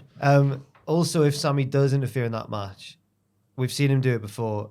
If I'm just going to be scouring the ringside area for a man in a black hoodie with his hood up, because that's how Sami Zayn interferes and turns heel in matches. That is true. He did it when he saved Owens from Shane McMahon in the most scary timing spot I've ever seen. I don't know how they did that. Professionals. Yeah. Yes. I think they practiced it. Come on, Shane, just jump off again. I get the time right this time, I promise. Pete Dunne's opponent. I've already read that bit. Oh, I said I skipped ahead there. I see. What doesn't really matter. Michael Cole throws to a video package for Raw's newest roster member, Logan Paul. He says he's good at everything he does and claims he beat Floyd Mayweather. Tee-hee, no, he didn't. Yeah, what? Hey, I know it's he's been like a you heel. can't trust him. I know or he's been a heel, I something. know, but I just don't. I don't care about the Floyd Mayweather match he had. I don't care about it. I don't care. I really cared when he said we all want Logan to fail because when he wants to do something, he becomes the best at it. Now he's like, I'm the best at YouTube. No, it's because I hate you because of suicide forests. Yeah, And ruining YouTube for the rest of us because of that episode. I remember when I was saying this when he first showed up. It'd be You like, God, don't be arse. so negative. We weren't. We were just saying. It was but always he a is big- good in the ring. He is good in the. It was always a begrudging, like, oh, damn it, he's very good. Yeah, yeah. But he is a monumental I'm not part of the whopper. Logan Paul fan club. I'm not a maverick, which is what he calls his fans. Does he? Yeah, it's weird. Wait, I don't know. Oh, okay, why am I even asking? CM Punk is interviewed in the crowd. He's asked about the stacked Rumble lineup, but Punk doesn't fear anyone. He beat Seth a couple of weeks ago. He can't see John Cena throwing him out. Another week he's done that, which I find very interesting. Everyone wants a piece of that Cena retirement pie. Absolutely. And the Vault lovingly uploaded their 2013 Raw match. Well, all timers. The pile driver one. Yeah. Roman Reigns needed his help previously. He's already put Drew in the dirt, and Sammy isn't on Punk's level. If WWE put Hogan's dusty ass in the Rumble, Punk will throw him out and end Hulkamania once and for all. Oh, Philip. Point scoring from Philip. Well done. Phil. Wow, the easiest target in the world. Hey. And you hit it. That's a valued sponsor of our company. I was going actually. to say, I'm sure that as easy as open a goal as it was for Punk, I doubt Triple H was happy that he said it. So I still think Punk's got that rebel spirit inside him. And that's why he's my favourite.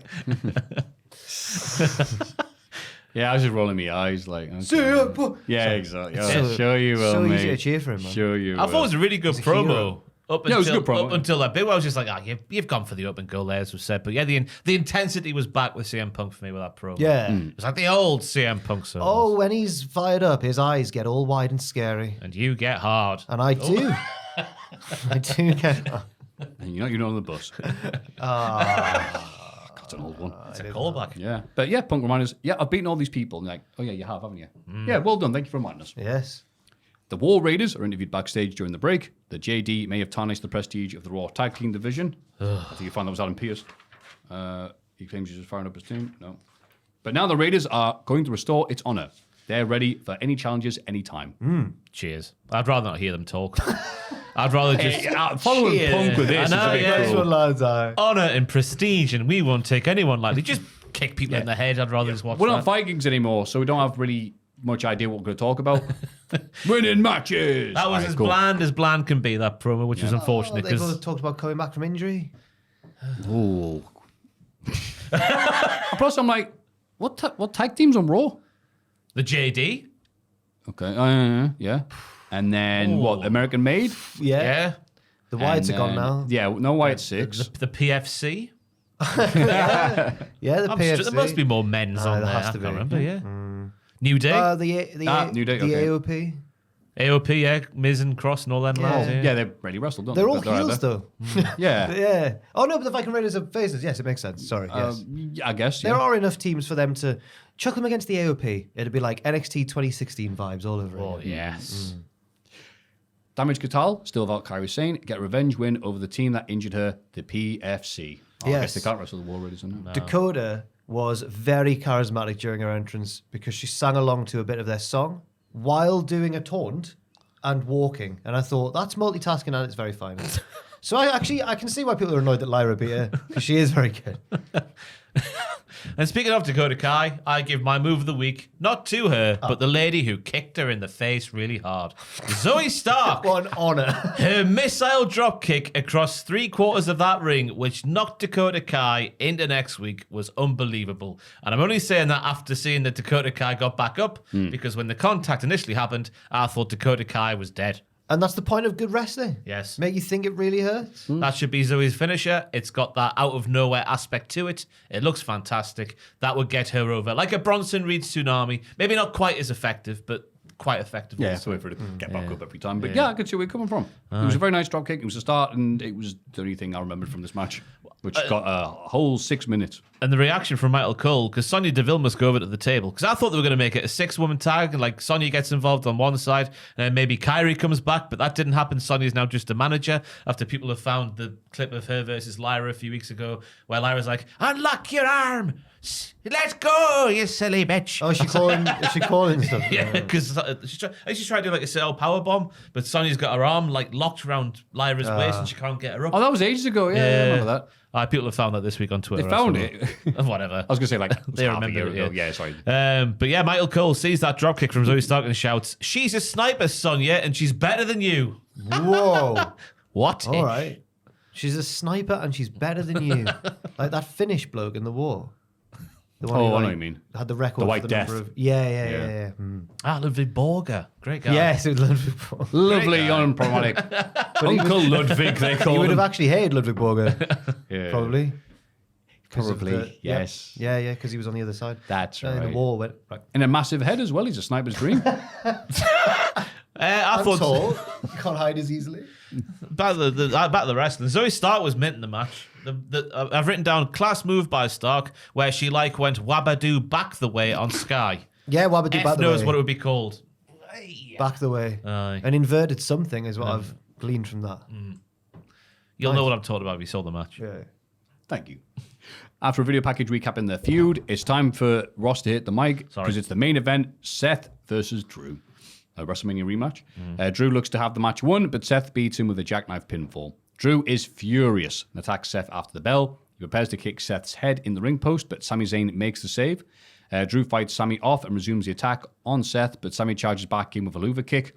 only for Drew to move out the way, causing Zayn to accidentally strike Seth. Drew Ross is leaves gonna laughing hate this. while Sammy tries to explain, but Seth doesn't look happy. Don't undo the good work done by Bianca Belair and That's Naomi it, on yeah. SmackDown. We had it for, we've waited 32 years between Brett and Owen and the next one, and then we're gonna piss it away within 2 days or 3 days. It's disgraceful. It really is. I've got a counterpoint to that. Why would Seth trust Sammy? It's already been established that Sammy in the past has continually gone back to those who've wronged people in the past. Seth doesn't like that. And I think that Sammy's gonna... Because Sammy teamed with him at War Games. Seth refused to be in that match. He was like, I'm not teaming with Roman. Maybe Seth is already insecure about Sammy's trust levels and he already thinks, I can't trust him. That's a fair point, well made. Maybe he thinks he did it on purpose. Because as we all know, in the kayfabe world, wrestlers don't watch the show back ever. So I guess that does make sense in that. I think even if he watched it back, how quickly did Drew move? Was it a late... Oh, it was like Shane McMahon on the announce table. Quick. Oh, right. Okay, fair enough then. yes. Fair enough. It's So fantastic. it was actually an accident. Yeah. Oh, yeah. 100%. Of course. It was a rough night for Sammy. There was the stuff with Owens getting in his head. Then Punk, in that promo running down all the other people in the Rumble, went, and Sammy's just not on my level. And now this has happened. It's almost like he's going to snap at some point and do something nasty, but he wouldn't do that. He's something. We'll get finally the battle we've all been waiting for: Punk versus Scar. I thought that would be a great match. Yeah. But how many references would they both try and jam into one match? There'd be so many like little things. Hey, you're just a real big fish Yeah. in a just small imagine pond. a big evil lion attacking CM Punk there when you said that. I don't know why. Scar. Yeah. Oh, Scar. The match, though. Lots of reversals out of things, like a DDT into a Falcon Arrow by Rollins. Drew getting out of a pedigree with a shoot lariato. Ah! I see these lads know each other well. They didn't touch their penises, though. That's a reference to that man who died recently. yeah. Rest in peace. Democracy Man. Thank you. R.I.P. Bob Uecker. Hey guys, did perfect here. No, We're gonna grab each other's willies. yeah, I really liked it. It felt a bit like a thanks for losing to CM Punk win for Seth. Do you think they were like, we'll give you a big match the next week and you can, or a couple of weeks time, you can win that one? Potentially. Right, But yeah, Drew keeping isn't- them all strong. But Drew isn't, yeah, it's good stuff as well because Drew is involved now in this storyline. He's always seeming to be like above all the main event scene, being like manipulative and taunting people and getting in their heads. So he was the perfect person to be in the aftermath of this thing as well. And he was laughing as he went away. going, And yeah, Drew can take the loss because everyone was just focusing on what happened afterwards between Sammy and Seth. Yep, all good stuff here. yes. Wonderful. One of the best victory rolls I've ever seen in my life, let me tell you. Watch out for that victory roll. Oh, yeah, man. I was yelling "wee" as he did it. Yeah. Do you need a wee now, do you? Should we have a break That's now? a perfect segue. I'll force one out just because of how good that was. NXT. Starts off with Vic, Booker, and Corey Graves, who welcomes us to the show. Corey says he is right where he wants to be, where passion is everything and where wrestling never stops being cool. Let's light the fuse. Let's light the fuse. Getting mixed messages What's here, he like. doing? He can't help himself. He's like CM Punk. So, yeah, that's it. So, after all that, like, wah on Twitter, he's just gone back to NXT, the thing they want him to do in the first place. Yeah. Is that the story then? Yeah, because he probably wants to keep his job. Yeah. He's got a boss who's gone, no, you don't do that. You do what we say. Yeah. You But go he's, over but there. he's still, I think the light the fuse was a very weird thing to say. So it might be like he's just gone, I'll have a little dig still. Well, technically, that isn't even the theme anymore. So Okay. it's not a Yeah. reference to AEW at Fair all. enough. I'm so excited, and I just can't hide He it. was just throwing his heart out to the crowd.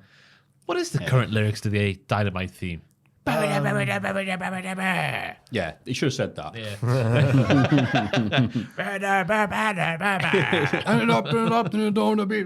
Thorn in my eye. And Booker nodded. I also got the satellite version, which had them sitting down and setting up the headsets. Is Booker cursing? How did you get the satellite thing? That's no dude. Oh, fair. Because that was a funny video. Yeah. Mother effer. His first words is just putting the headset on. And then Vic's oh, Book's here. It's nice to see they actually like each other, though, because that was like a... I mean, Yeah. because where the people have focused most on NXT, I think, in the entire world at this point. But like, yeah, for a while you're like, oh, these guys are just not getting along. Maybe it's like a Pat Cole thing because they started off not liking each other. Now they're busy mates because Cole grasped Pat up because of his shorts. That would stop me from ever liking him, I think. Trying to get me in trouble with Vince. All right. I think sometimes it'd be good if you have like a weird. Yeah, maybe first- then like, it's like then me and it's Tom fine. had a really awkward first meeting. Yeah. We talked about it a bunch of times. I've heard about this. How? Yeah. Oh, not. Tom's told the story. Yeah, I'll abridge it. We met at the NXT house show. Maybe. Yeah. You know, not some WWE house show at the Tivoli, and he was doing an intermission. And I'm not trying to big myself up, but a bunch of fans were on me. So like, Maffew, you know, all this. And then there's Tom going, hi. I didn't know him. So, how you doing, pal? Yeah, good to see you. He goes, I'll buy you a drink. And I went, no, because it's the arena. It's an arm and a leg to buy something there. And I said, no, thank you. He heard no thank you and did the complete opposite and bought me, you know, those giant things. But I didn't realize he was doing it. So I said, no. And then it was just like, it said, the event is starting now. Because the intermissions are really short on the W events for some reason. So I went, all right, cool. And just didn't see him. So I didn't think about him because I had all these people to be focusing on. I'm just like, I'm like, yeah, and I'm like a politician of these things. Oh, like, what's your name? What do you do? Where are you from? What's your mother's first name? You know, doing all the things you do when you're seeing people. So I went back. And I didn't have any bloody signal because everyone's on their bloody phones. But Tom was like tweeting at me, going, your pint's here. I've got your pint. You've got your drink. I've got the 50 quid thing I've just bloody spent on you. Maffew. And by the time I'd left home, back, whatever, safe doing what I was doing, he like was tweeting very negative stuff like, I thought Maffew was a nice person. All this turns out he's a piece of work. And I'm like, what the fuck? What? First of all, what's your name? Tim. Right, whatever. Like, first of all, what the hell are you talking about? Like, I've offered to give him the money back, and he deleted his tweets, and I'm just like, what a weirdo. Fast forward years later, I'm like, oh, that was you. Got all this obviously one of the bridge and all that stuff now. So, but it is funny how like a weird, awkward meeting could result in a lifelong friendship. And he was wearing shorts, tuxedo shorts. No, it's nice that's led to the SmackDown Classic review. Yeah, talk about breaking the ice. Yeah. Over his head. Oh, I thought you meant. I shouldn't have said anything. Ruined it. Tony D'Angelo defends the North American title against Ridge Holland. Sean Spears tries to distract Tony, which leads to a brawl on the outside between the D'Angelo family and Sean's henchmen. With the referee distracted, Ridge is attacked by Izzy Dame. It is what it is. What? Tony capitalizes to retain the title. The past few weeks, I feel like I've missed something, but she's kept going like, now me and Tony are even. Now me and Tony are even. And then this time she helped him retain his title and went, now we're even. But the storyline is... She likes doing it. Sean Spears is being like... Does she fancy him? Is that what she's doing? Well, I don't know. I think he fancies her and Gigi Dolan, obviously. But then...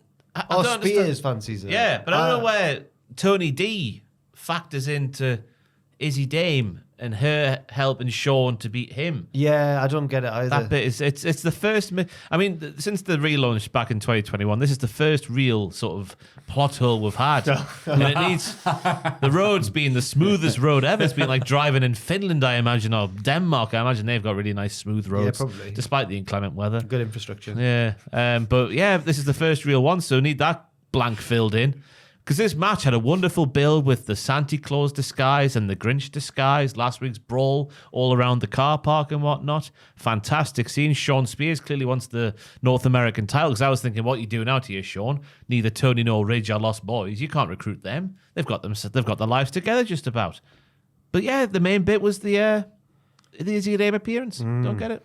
No, same. But maybe we'll in the future. Hopefully. I mean, it's not like Chef Michael's to do this to us, is it? Really? We always get everything, all the meal on the plate, not just the main course. Yeah. Where's Von? Has he gone? What was that about? Stop. He's still looking well on Twitter, on Instagram. Sorry. Good.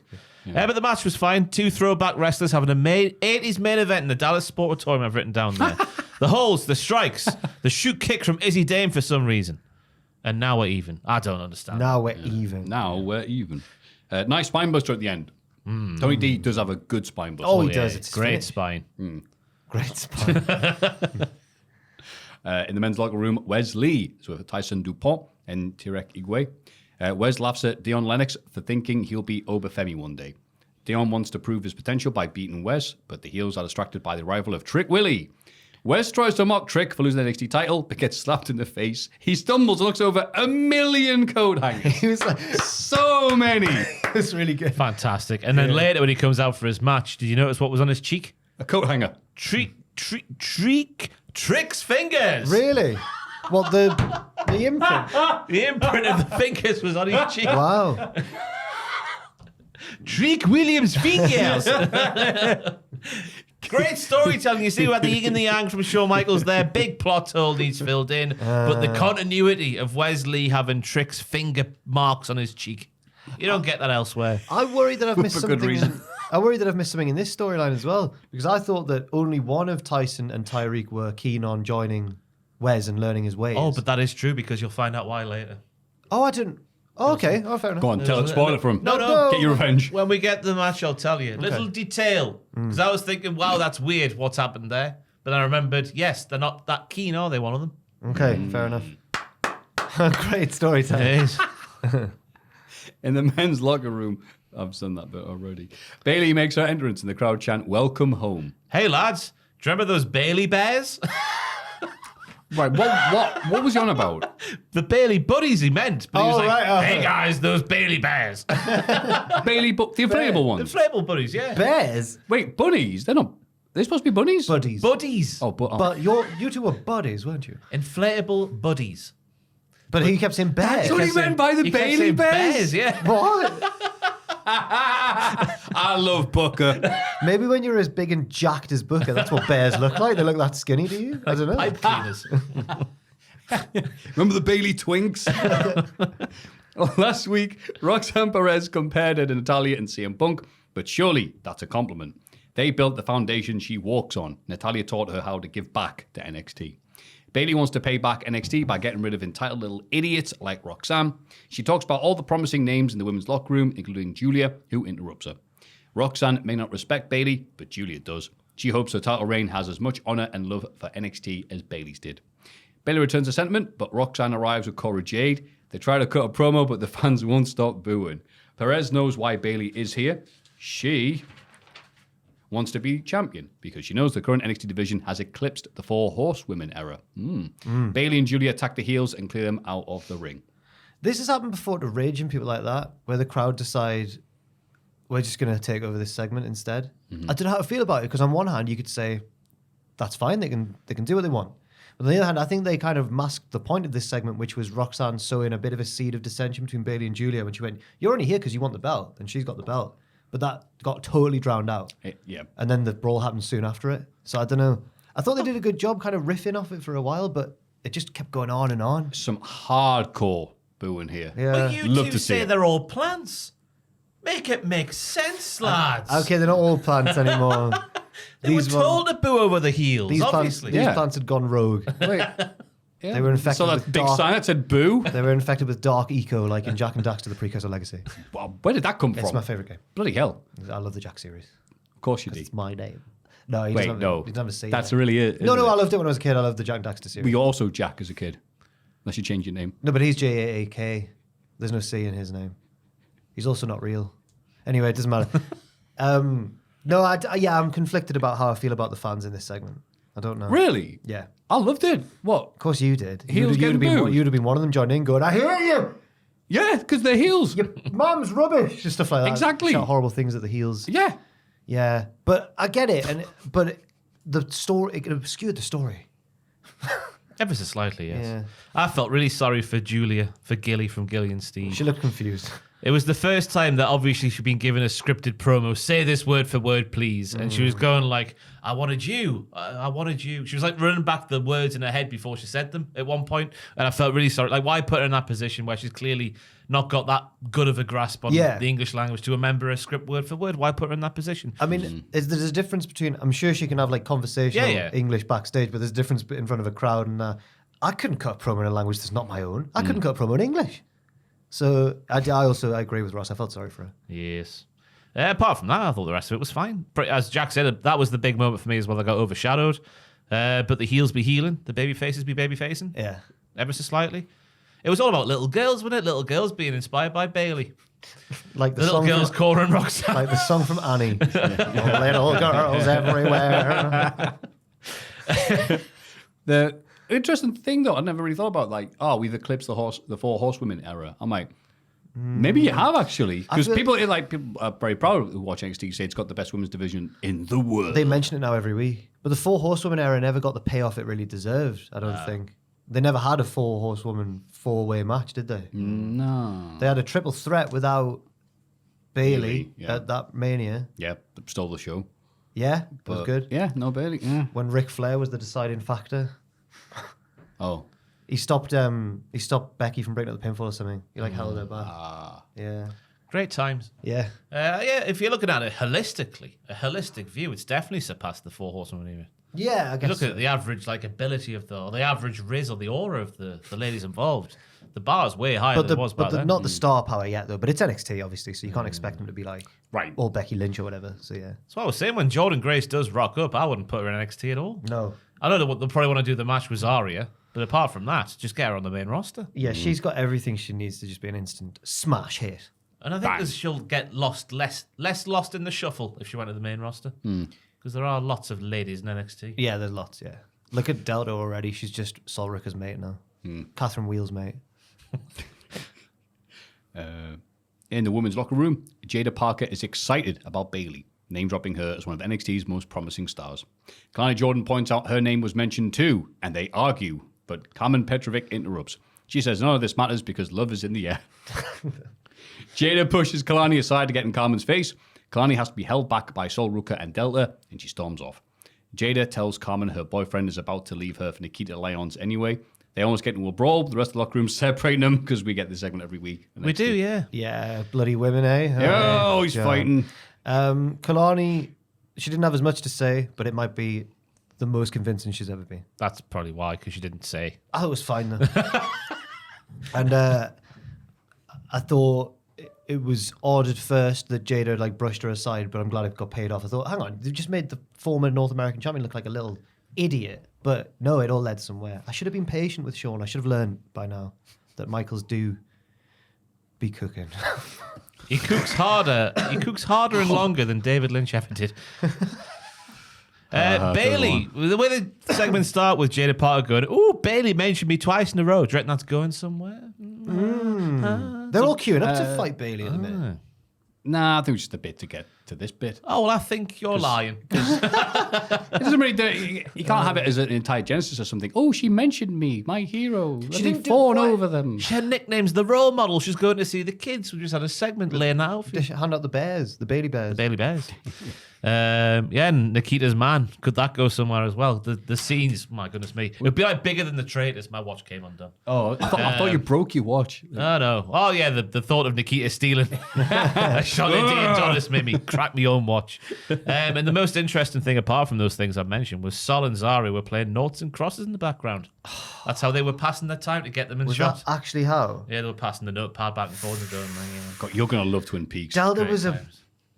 she was a Mad Max character in the desert killing ninjas, and now she's playing noughts and crosses with a surfer. She probably played noughts and crosses in the desert. I mean, there's not much to do there. Do it in the sun. Wi-Fi yeah. is horrible. Yeah, fair enough. The brawl between Bayley, Julia Perez, and Cora starts again during the ad break. They're separated by security, and Dion Lennox passes the melee on his way to the ring. Lee wins a short match and challenges Trick Willie to a match next week. Trick arrives and fights past Lee's sidekicks on the ramp. He wins a quick brawl with Wes and throws him out of the ring before accepting the challenge. As Trick leaves, bloody hell, Maffew, he barges into Dion Lennox on the ramp, who doesn't look pleased. He looked damn sexy while doing so, though. Oh yeah. All right, the brawl backstage. Vic loves officials, unlike you two, he's shouting. What a dweeb. In the officials.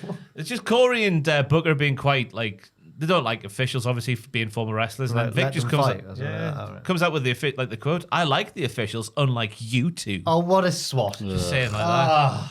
Teacher's pet. Teacher, Booker T's on his phone again. He's like Walter from the Beano comics. Yeah, yes. Dennis's rival. Walter the softie. Yeah. Hasn't aged tremendously well. Are you one of them? That's not what Dennis used to say to him. He was a flower lover. He liked flowers. Can mean only one thing back in that day. Hasn't got hay fever. Yeah. That's right, he's a gardener. At least Booker got his realityofwrestling.com call in there. I'll give him some free publicity. He's given us plenty of joy down the years. Absolutely. And the main thing from the brawl segment was Ava towering over everybody. She's so big compared. Why is she not the world champion? She's the Rock's daughter. She can't help being tall. It's unbelievable, though. It's like almost being there. But even bigger. Incredible scenes. The match, Dion versus Wes. The camera was so close to Dion when he did his little pump in the air with a fist. He was like, eh. It was quite nice to see. And his theme also includes the noise from the Militant Guy segments from Balls of Steel. Weep, woo. Oh. So is that the Kill Bill? Da, da, da, da, da. Oh, is it Kill Bill, is it? Never I'm seen not it. sure. Kill Bill, but they borrowed that song from What is it an old first TV from? show. I can't remember the name Okay. right off the top of my head, but Obviously, people around the world, the first thought was the militant The Balls guy. of Steel, of course, yeah. yes, that's where they're. But what a theme it is. Nice stompy theme. Could walk down the Northumberland Street to that one for sure. Can tell Dion is very new with the moves he was doing in the ring. His big flapjack is lovely, though. I love a big flapjack. Lovely. Where's the ideal boy to throw in the air like that? Lovely cardiac kick for the finish. A weird little match where we heard Dion saying, well, after we heard Dion saying he was going to go for the world title, but I guess we're knocking him down before we're building him back up. And Tyreek is the one I want to point out to the point we made earlier. Oh, he's the one. He's the one who went and looked after Tyson, because Tyson gets felled instead of by Trick, but instead of Tyreek going and fighting Trick as well, he just goes over and makes sure his friend's okay. So that's little points there, little storytelling that Shawn Michaels is becoming world renowned for. Fair enough. That did seem odd that only one of them tried to hit him. Yeah. But I just thought the other one failed like his intimidation check. I was like, I can't fight this guy. Didn't even try. He saw Tyson get felled, and he was straight over there for Cares his about friend. his friend, yeah. Doesn't care about Wes. Fair enough. And obviously Dion. I guess Dion and Trick could be a stand and deliver season feud. We're not that far away now. I reckon Dion might join Wesley, and that's how he gets to the title picture, by being a bad boy. There's so many heels now trying to recruit lost souls that I'm so confused with what's going on across all the rosters. But I think you're right, because why else have Dion in this scenario? No. No. Yeah. No. Where's Bryn? I miss her. Bryn was in the backstage bit with who walked? Andre Chase, Mr. Chase. Was she? Was she sat around? Yeah. In the common room or wherever it was. Yeah.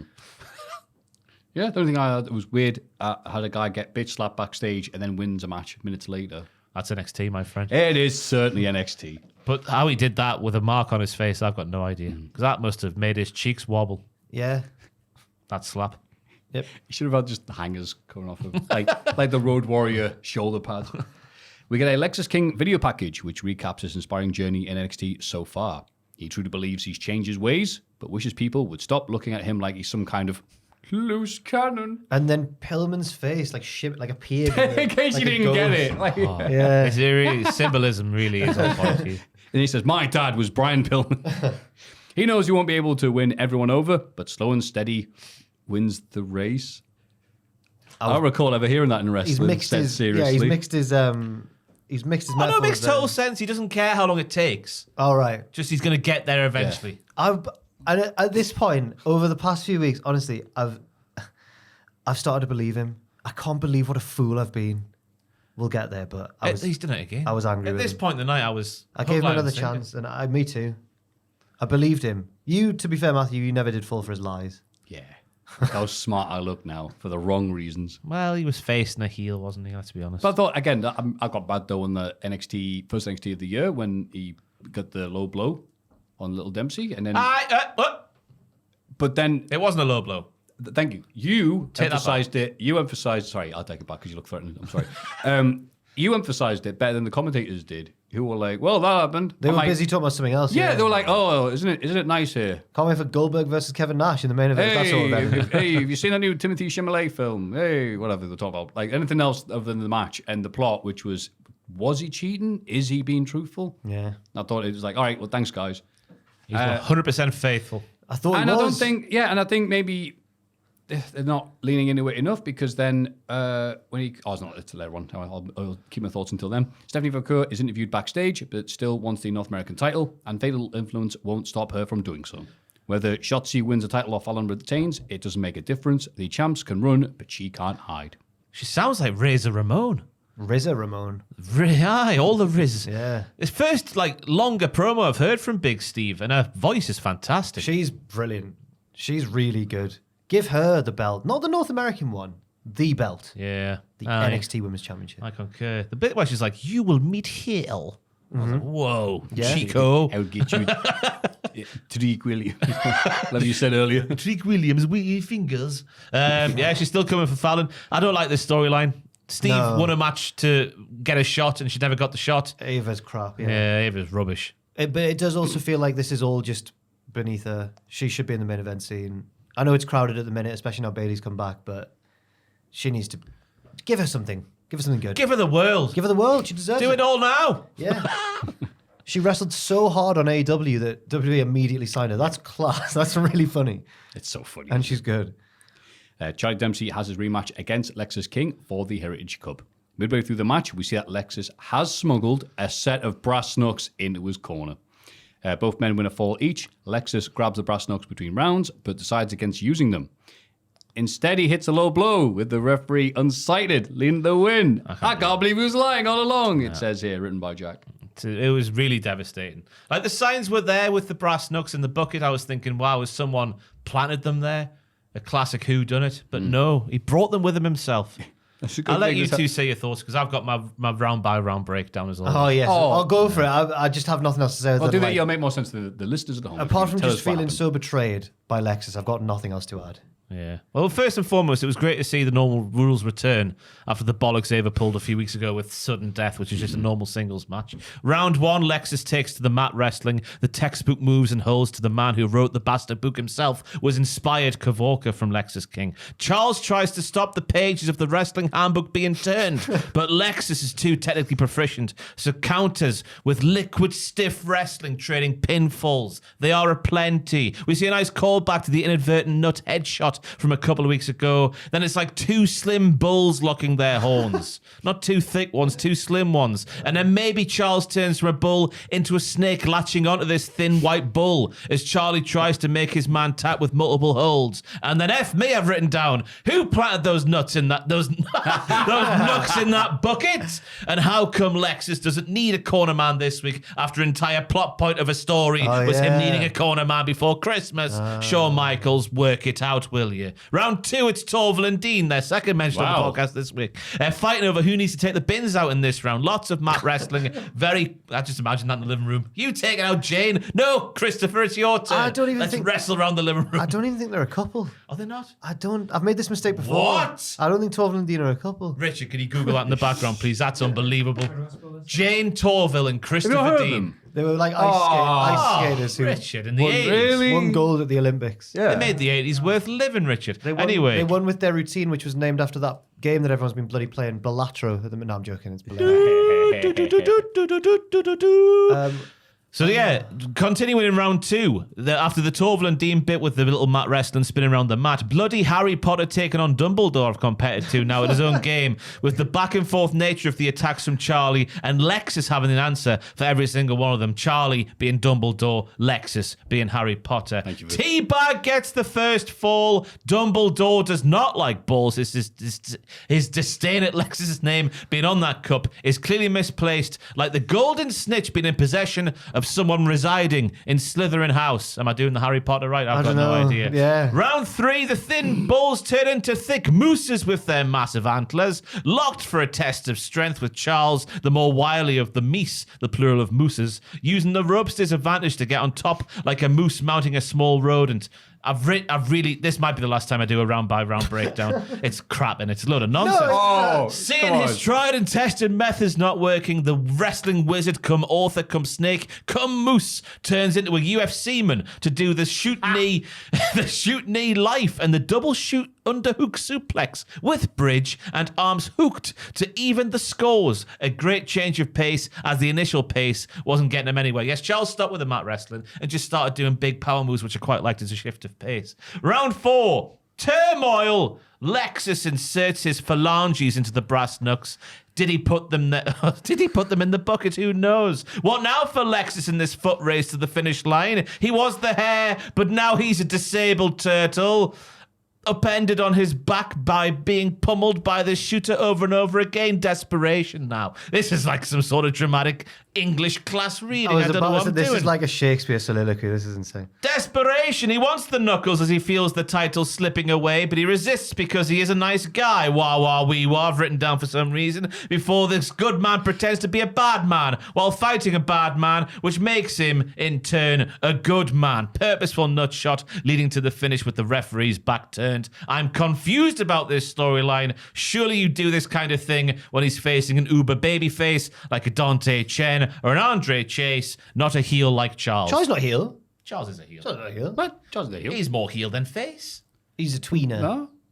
No, he's a heel. No, I don't think he's a heel. Charles Charles Regal. I've They had forgotten a- his name. they Charlie had a- Dempsey. They had a nice workout together to get that match in the first place. Yeah. Oh, I still think he's a heel. Oh, fair enough. I guess it's all interpretation. I think that That is the last time. that was like- no, I mean, that was a beautiful that was interpretive like writing there. that was like I just feel like I've been on like a really literary journey there. It's like one of those like magic realism things that just pulls from all. That was amazing. I like to review my own work there. It's too many words after too many coffees. That's what's happened. Right, there. right. And I'll never do that again. So if you were turned off by that, don't worry. But I mean, People like you doing those. I don't know. I'm out of breath, but I was taken on a journey though. It didn't even make sense. Most of all my talking about It's like when Alan Partridge does the intro to The Spy Who Loved Me. Clang, clanger, langer, lang. No, that's not the beginning of the end. That's the beginning of the end. Stop getting NXT wrong. Mike. Oh. I could have just written down they did mat wrestling and then Charlie did power moves and then Lexus cheated. Yes. Crowd only cared when, about Lexus when he's doing something like cheating to win. Apart from that, I'll at least say that he looked more credible doing this style. Wrestling Charlie Dempsey than previously. Yeah, I he's concur. improving. He could be a most improved for 2025. But yeah, stuff is actually happening with it now, though. Yes. Which is presumably him cheating and then Regal going, "Good, this is what I wanted from you." Yes. Oh, that reveal is going to be an all-timer. He's like, "Son, good to see you." And Charlie Dempsey's like, "Father!" And he goes, "Not you." Oh, we did this That'll with be Billy it. Gunn and the Acclaimed already. Do you remember when he pushed them onto cement or whatever it was? That was crap. Oh, he pushed his own sons onto like cement or something. Oh, yeah. Their arses went on the cement. Oh, yeah. I forgot about that. Do you Thank remember you. do you remember when they all went to Vegas together? Oh. Or was that with LAX? I can't remember now. Oh, the Crown I remember the hotel, yeah. Yeah. I'm sure it's with the That was the Inner Circle Inner who went to Circle, Vegas, yeah. wasn't it? Yes. Oh, God. ugh. Moving on. Charlie Dempsey. Naomi and Bianca Belair cut a promo on the Meta Girls. They're excited to defend the tag team titles next week. Good. Really appreciate the Triple H impersonation from Naomi with Miss Jackson. Nah. If you're nasty, bring the athleticism. Ah. That was good. I liked it. I'm actually looking forward to the match quite a lot. I think Yeah. the crowd will be hot for it. What? They will. I'm trying to be nice. I reckon the crowd will make noise. I think I'll be disappointed at the end because I actually really want the Meta Girls to win. Yeah. Yeah. Yeah. Yes.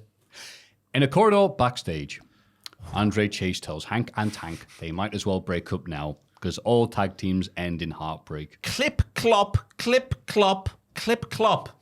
Because at this moment, Kalani Jordan is walking behind them, being all coy. On a horse. Being all coy. and then yeah. but like, what did that have to do with Kalani? I don't know. She's not in a tag team. There has to have something has to be in the She's background been of every in NXT she's been segment. lurking in a room. We don't know what's in the room. And then later on she Maybe comes a out. chair. She is involved later on in the show, but it doesn't answer any of these questions here. I just thought it was wonderful how she's being all coy and then walks away loudly and the lads don't hear her. Well, they're hanging tight. They're two Fantastic. bodacious belly boys. They just shout all the time. It takes a lot to turn around a tank. Come on. Chase walks into a room where various roster members are watching his old promos. They must happen all the time. Star of Level Up in the NXT house show circuit, Cale Dixon. He's been on grabs the main Chase. show as well. Has he? Great guy. Has he? Great guy. He lost to someone. Cale Dixon. Oh, I know Cale. He's green. Oh, yes. Grabs Chase and tells him he's a total badass. Andre says, "No, I was a badass, but Chase, you was dead now." He walks away, but Cale says, "It doesn't have to be." But it doesn't have to be. Heart-wrenching stuff, this. It looks What's like... happening? I tell you Yeah, what's that's the other happening. thing. Yeah, go on. It looks like Andre Chase is Popeye and Kale is about to turn into spinach. Hey. That's analysis. Why Cale? Why can't we have... Oh, because he's not allowed to team with the other ones anymore. Is I'll that... tell you why, Jack. Kale looks like the lead singer of a mid-noughties alt-rock band. I'm thinking of... No, I didn't like him at all. and you it's think time of? that made a comeback. I don't even... Not Gavin alt-rock. Rossdale type. Yeah, oh yeah, adrenaline. Oh, like Bush. Keeps me in the game. F you, Bush. Yeah. What were you even What? doing there in the first... It's from Peep Show. Oh. Jeremy's poem about Andy War. I don't like this direction we're going in. What? Oh, no, to be honest, they're onto a loser anyway because I don't know why they broke up in the first place. To get Ridge that title shot that he never came close That to he winning. then lost. I mean, if this leads to Andre Chase just getting Andre Chase University back together but with different people, I will be so sad. I'll never respect the new. I'll never respect the new you. My heart's still with Duke and Thea, Yeah. and even maybe Riley. sometimes. Yeah, he had his moments, didn't he? He did. If we're looking back, these are such rose-tinted. I know. Oh, you know what? I never said anything negative about any of them. They're so That's not, he enjoyable. was an annoying little prick. He was a hypocrite at times. Hey! No one like that. But he was a good wrestler. She's my pocket rocket. He forgot that he had a girlfriend, and she forgot that she fancied him. Oh yeah, the Valentine's Day date, which never got turned into a vignette, and I was shocked by that. Oh, I miss them. I miss them so much. And they've not been on the show since. So are we either going to get them getting complete new gimmicks, or is one of them going to step up, get a loan, and suddenly Duke U is a thing? I reckon they might all Let be. Andre stay on as, the janitor. I hope they're all like living on the streets, just like That's the implication, right? They've lost- not been at the arena. they've lost their education and just fell on hard times. Yeah, they've not been there. Immediately turned to drugs. Andre's actually the worst person. He's left them all. He's not even checked in with them. Yeah.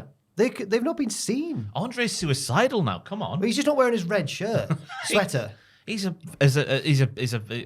am I saying here? He's of his former self. He's a shadow? A shadow of his former self. I'm not awake at all. But He's a gone through the shadow entire his list former of self. gladiators then. He's a Saracen of his former He's a wolf self. of his former self. But Wolf shot on Gladiators the other day. The new season's come back. Yeah. His kid wanted to apply, and they turned him down because his kid's now like a bodybuilder who looks like Wolf. Okay. Wolf thought it'd be a nice bit of legacy for his kid to be on Gladiators. El Hail de Wolf. But according to his Instagram post, they wanted nothing to do with his son. Oh, yeah. I could see him. Oh, he's not muscly enough, unfortunately, for me. He's not muscly enough. Oh yeah, the Gladiators are ridiculous, aren't they? Oh, God, yeah. His dad's still more hench than him. Yeah, that's embarrassing. Bloody hell. His dad's Wolf.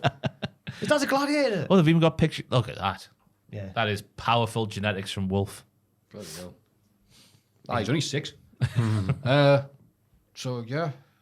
Yeah, I'm looking forward to Duke U. But yeah, right now, it's just, I don't get why they're having Andre Chase walking around looking like how Tony Schiavone reckons Chris Charlton smells. Ah, very good. Because he lost everything, Maffew. He wasn't not allowed to talk to his friends anymore. His friends/students. Bit weird. I used to be a The bad police comes into mind there. As in, don't stand. There you go. Good save. Isn't it true that Sting used to be a teacher?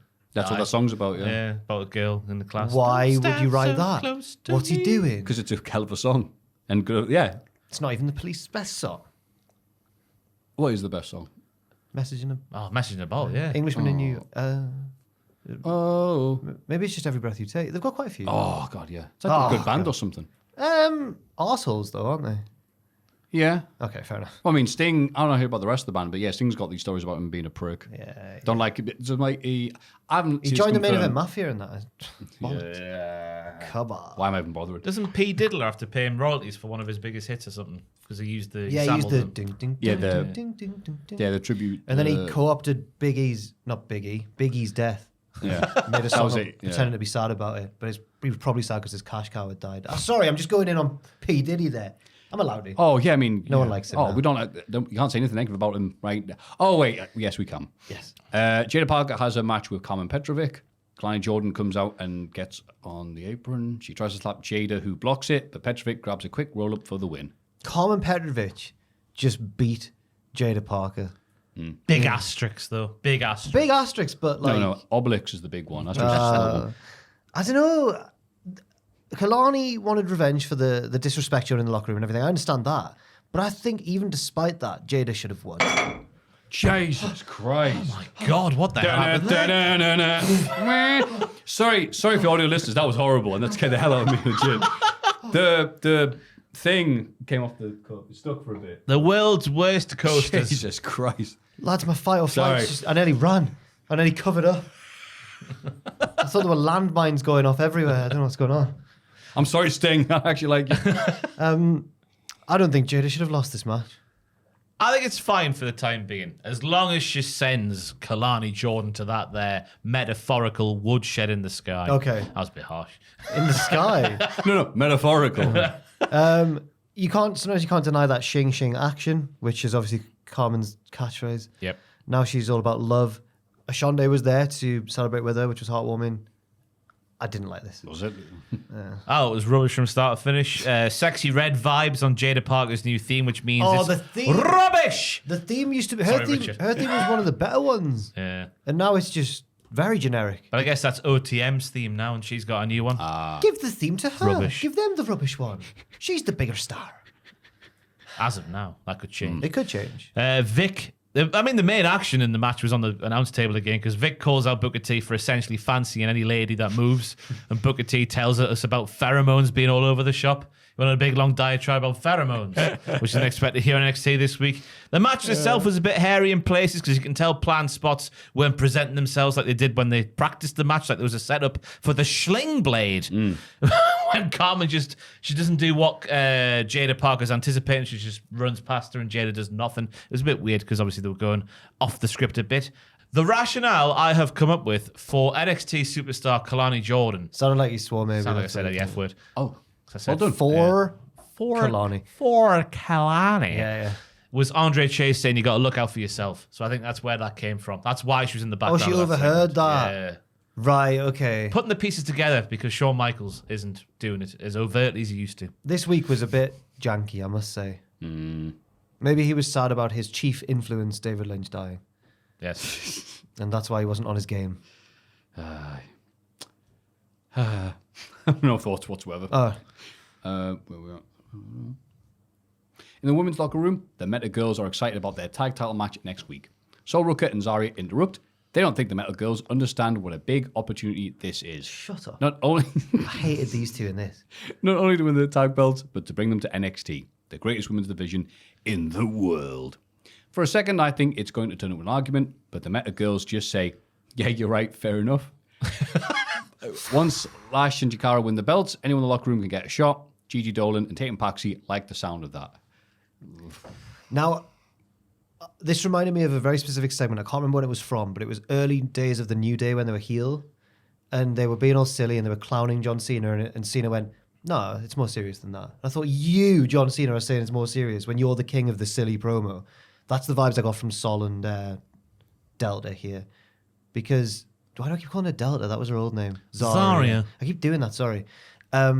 Because the Menalasses aren't showing any disrespect. They're not being complacent. They're just excited. Sol Rucker, locker room leader Sol, goes, actually, I think you two need to take this more seriously. And they go, you're right, Sol Rucker. I hated this. The lady who surfboards on the backs of her opponents. Yeah. She should be winning matches. Yeah. I fear for Lash Legend next week in particular because the match is taking place in her hometown. Oh, Vince isn't there, though. But Yeah. it still happens from time to time, doesn't it? I'm sure there's an example. I don't know. I'm just I making can't think of something up. anything. All right, right I'll now. redo that. I am very confident about the prospects of Lash Legend winning in front of a hometown Wait, crowd in Rey this new Mysterio era. literally just lost this week in San Diego. Oh, God, he did. 619, baby. Spin that It was car a long back time around, ago, boss. but you it- were right after all. I tell you what, No, I can't be asked to do it again. Fatal Influence arrive on the scene just as the scene was ending, and I wonder what that could mean for the women's tag team titles are being talked I about. thought they just missed their cue. Yeah. They practiced it earlier. I tell you what, we've failed miserably on making this podcast shorter. We've still got a large chunk of NXT and AEW to go, and the mailbag and wrist piss, and it's currently 4:20. We start this at around 1 p.m. Was it a bit later today, Richard? A little bit later. A little bit later. We've failed miserably. Yeah. Yeah. It's almost How like... about no more analyses on any rounds matches? Which, as much as I like Well, them, hang on now. That took me about 2 minutes. Okay, fair enough. it felt longer. Well, That was really insulting. It I'm was great. sorry. It was it great was 2 really minutes. It insulting. was a great 2 You seem minutes. to insult me every single week. I'm sat here calling me an idiot and calling my analysis crap. Oh no. Every single week. I'm very cordial on this podcast, I think, but that'll change now. Oh, I'm sorry, Paul. Yeah. You smell like unwashed Chris Oh Charlton. no, touch your body. I'm sorry. Yeah, I can give it back. Yeah. What have I got myself in the middle of here? Talk about Brooks and Nico and Stacks now. Oh hell yeah. All right, now. They were in a tag match against Luca Crucifino and Stax. Nico was put over as a bit of a monster. He looked fantastic in the match. Looks He like a did. hard bastard. BJ needs to work out what he is. He looks like he's rinsed the lost property bin while living on the streets with no access to a Thought you were going shower. to say lost profits for a second. I got scared. Lost property bin. The lost property bin. It's- I doubt he knows Ian Watkins. I'll be honest with you. yeah, I hope not.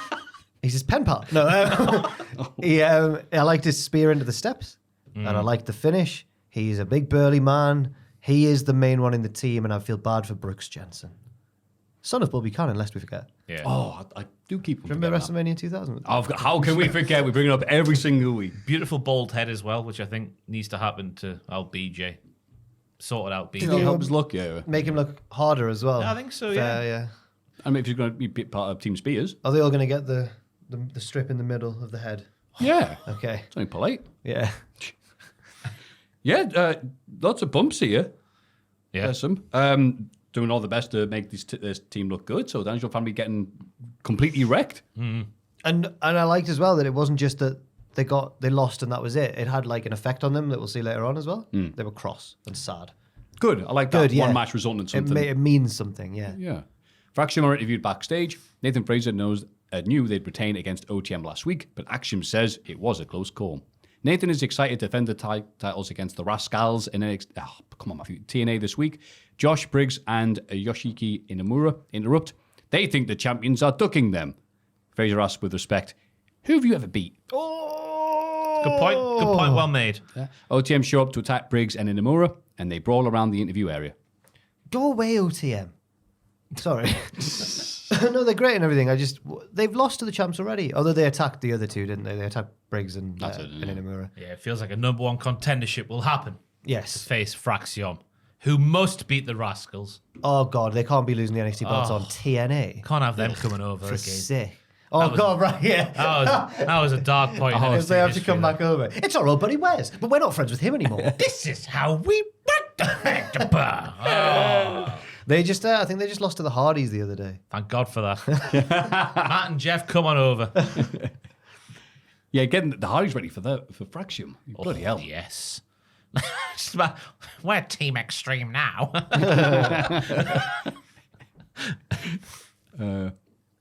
He's going to turn a math fact into a hard-hitting home truth, isn't he? He did another one this week. He always goes like, my amigo. He went, Inamura-san. I was like, oh, God, Nathan. Dion Lennox is angry and handsome backstage. He shouts, F this place. He storms past Tony D and Izzy Dame, who are chatting about Sean Spears. They agree that they're even now, and Tony leaves to talk to his stable. It still doesn't tell us what happened. No, I have no idea what's going on.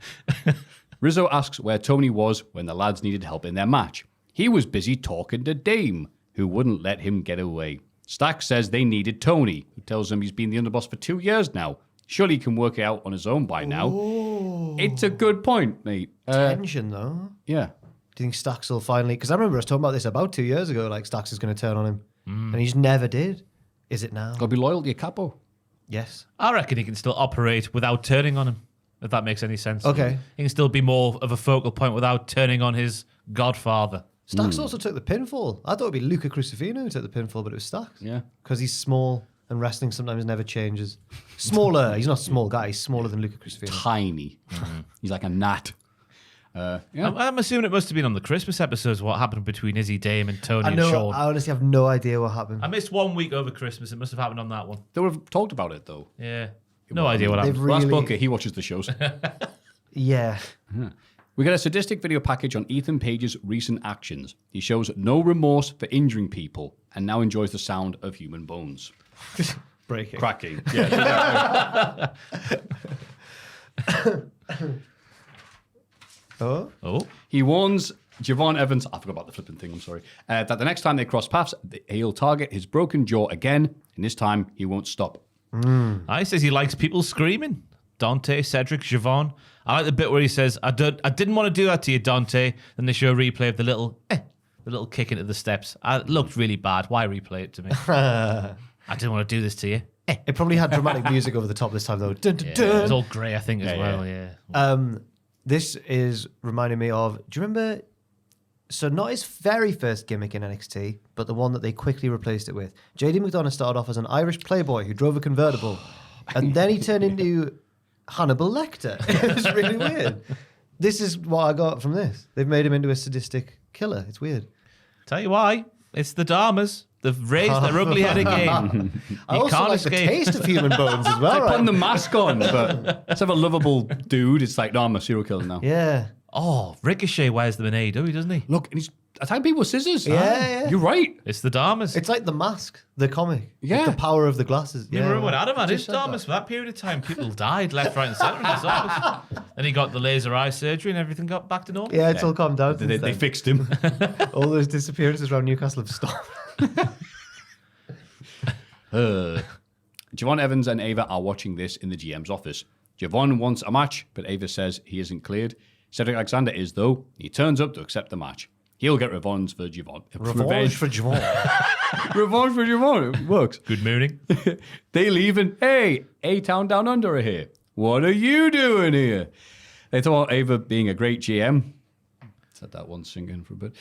Far better than Nick Aldis and also way better than The Raw. That's funny. They thank Ava for booking the winner of tonight's NXT title match on the Grayson Waller effect next week in Atlanta. Austin Theory is excited to be in his hometown where he and Grayson are a pretty big deal. He asks for extra security next week. Grayson suggests that since they're already here tonight, maybe they should watch the main event. They're not going to try anything dodgy. They just love watching wrestling. I really like the end of the segment. We love wrestling. We love wrestling. I like that a lot. Good banter from Grayson. Yeah. Okay banter from Austin. No banter from Ava. That was the banter rankings in this segment. Has Ava ever had banter? Yeah, when Duke said she should run for president, she was like, "Oh," that was like the peak banter. That was it. Not much banter as big Linda McMahon. No, this was similar to that in that they were going, "You're a great JMU." They were doing it in a arse kissy heel way, but they were still saying it, and she wasn't going, "All right." She was going, "Yeah, what do you want?" Yeah, but Waller's a good enough talker. I'm like, "Oh yeah, you don't get much time on the main roster nowadays to do much." Yeah. So I like him doing this, and it's like after not seen it for ages, yeah, what his little talk show thing could be all right. His little talk show, it could. That's the Grayson Waller effect. Yeah, come on. NXT 2.0 stalwart. The greatest talk show in the history of WWE. Remember the little messages going across the bottom from all the actual real fans? Yeah, Why great did times. Talk show segments become a trope in WWE? Is it because of Jerry Springer? Was it because of No, it that? was before that. I mean, Piper's Pit was... Piper's Pit, of course, yeah. Oh, wow. Strange. Strange that that's a thing in wrestling. That's a trope. I was going, well, can't give away this match yet. How about they talk in front of a little set and hit each other with coconuts? No matter what the theme should be, should always be, just a coconut. Yeah. Like the barbershop ends with a coconut to the head. Obafemi walks past Trick Willie backstage and they share a tense moment. DDP is in the crowd, watch the main event, looking very happy. Bang! Obafemi versus Eddie Thorpe for the NXT Championship. A-Town Down Under appear on the balcony midway through the match and heckle the wrestlers. They sadly do not do a new jack and dive off. Oba gets the win to retain the title and talks trash to Waller in theory. He turns back around to find Trick in the ring. Thorpe tries to attack, but Williams takes him out and resumes his stare down with the champ. I hope they book a handicap match for Oba against Grayson and Austin. That'd be nice. And I hope that's the moment they split up. Finally. Yeah, that makes sense. One of them goes to the pin, the other one gets upset, then they split off and go in different ways, and Grayson Waller can prove he's much better than Austin Theory. I've said it right! But the match itself looked like plain sailing for Oba in the early going. They're one of the biggest back body drops I've ever seen in my life with my own eyes. Yeah. Eddie got a few kicks in and a couple of holds, which proves he's not on the level of one Tony D'Angelo, as he couldn't get the job done. And then Cullen May shocked, as I was finishing writing that, he starts nailing shoot German suplexes and nearly beats Obafemi within an inch of his life. I couldn't believe that. Yeah, I was like, no. Flabbergasted is a strong word. I feel like we are looking at Eddie Thorpe on a different level to what NXT see him as. But that's not our fault. That's NXT's fault because they haven't sufficiently portrayed him as that much of a threat to Oba. And I thought he was going to use like sneaky tactics and stuff. Right. And he's like, I'll just give you a German suplex. You're like, Obafemi. This feels way too indie for NXT. Yeah.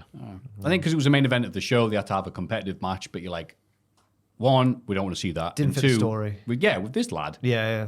It's not Eddie Thorpe's fault. It's the story. Exactly. But oh my God, at that clothesline, Oba gave Eddie, ha ha ha. It sounded like blam. I've put here. This is why I don't do all the notes. I let Ross do it because he's a much better talker than myself. It sounded like blam. Blam. Beautiful. Sadly, because I probably said that. I, like everyone else, was waiting for Oba to hurry up and batter him. Yeah. And when he did, people were like, yay. Yeah. Then Trick was there at the end as well, wasn't he? He certainly bloody was. My goodness me. Oh, yes, he was. Tense. Is that the match at Stand and Deliver? Trick and Oba?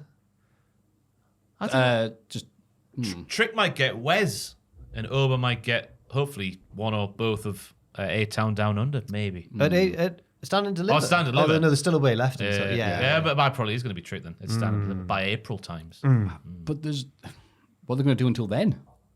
Talk. Chat shows. Yeah, there's no male. Oh, of course, right. There's not a single male singles wrestler in NXT that I can think of. Well, hopefully Josh Alexander's there. Yeah, man. Surely that's got to happen. That'd be nice. Yeah, Joe Hendry. Oh, no. Yeah, he might be in the mix after the Rumble. I don't know. He's got to drop that TNA title, hasn't he? Before getting properly involved. I mean, that's the debate, isn't he? He's won the TNA title, and I'm like, okay, great, but what does that mean for his WWE run? With the partnership and everything that's been announced this week, it's like, all right, can he show up NXT and go Double hi? champion? Why not? Yeah, where's the rankings? Is it the same as NXT? Is it below? Is it? They TNA belt? Yeah. How are WWE going to present it? So low, so below. Solo Sokoa below the NXT title. Hey, look, it's Eddie Thorpe's DJ assistant, Joe Hendry. TNA champion. And he's got that belt thingy. Yeah. Let me get one thing straight. Make some noise for Eddie Thorpe. Oh, no, why am I even... I don't want to... Probably next Why am I week on his wishing this- podcast is like going, oh, that new guy, Joe something. MC Hendry, he's really Yeah. good. I guess they could do that with his hair now. Sort of slim, shady vibe. Yeah, isn't it? true, they could do. Bleach blonde, isn't he? Yeah. Yeah. It'd just be funny. AEW Dynamite. Tony Schiavone opens the show. Nice one to show up this week. Bringing out Will Ospreay and Kenny Omega. Ospreay welcomes Kenny back and swear he's changed. He's no longer part of the Don Callis family and wants his feud with them to be over so he can go after Jon Moxley. I like that little bit. Yeah. Before we get on the rest. Yeah. Kenny reminds Ospreay that the last time they fought, Will stabbed him with a screwdriver and tried to break his neck. Kenny didn't believe Ospreay was better than him back then, and he still doesn't believe it now. He'll never help Will because he can never trust him. Now remember, he'll never help He's not a man of his word, Kenny Omega, especially no. after I'm not here for revenge. Don Callis interrupts and Omega rushes to attack, but Fletcher and Takeshita interrupt him. After some hesitation, Ospreay decides to help out and we get a big brawl. Archer and Cage join in as they fight around the arena, but Ospreay and Omega work together to get the job done. Like Bob the Builder. They climb parts of the venue and hit big stereo moonsaults that look really, really nice and also really dangerous. What a moment. And Kenny's still a big liar. I can't do what I used to do, he says. Look at him go. The faces climb a metal truss, and Kenny says he got Ospreay all wrong. He wants You're all right, Will. You're not too bad. I'll never team up with you. It was a gorgeous moonsault. Yeah, and a I few forgive moments you. later. Yeah. He wants a tag match at Grand Slam Australia.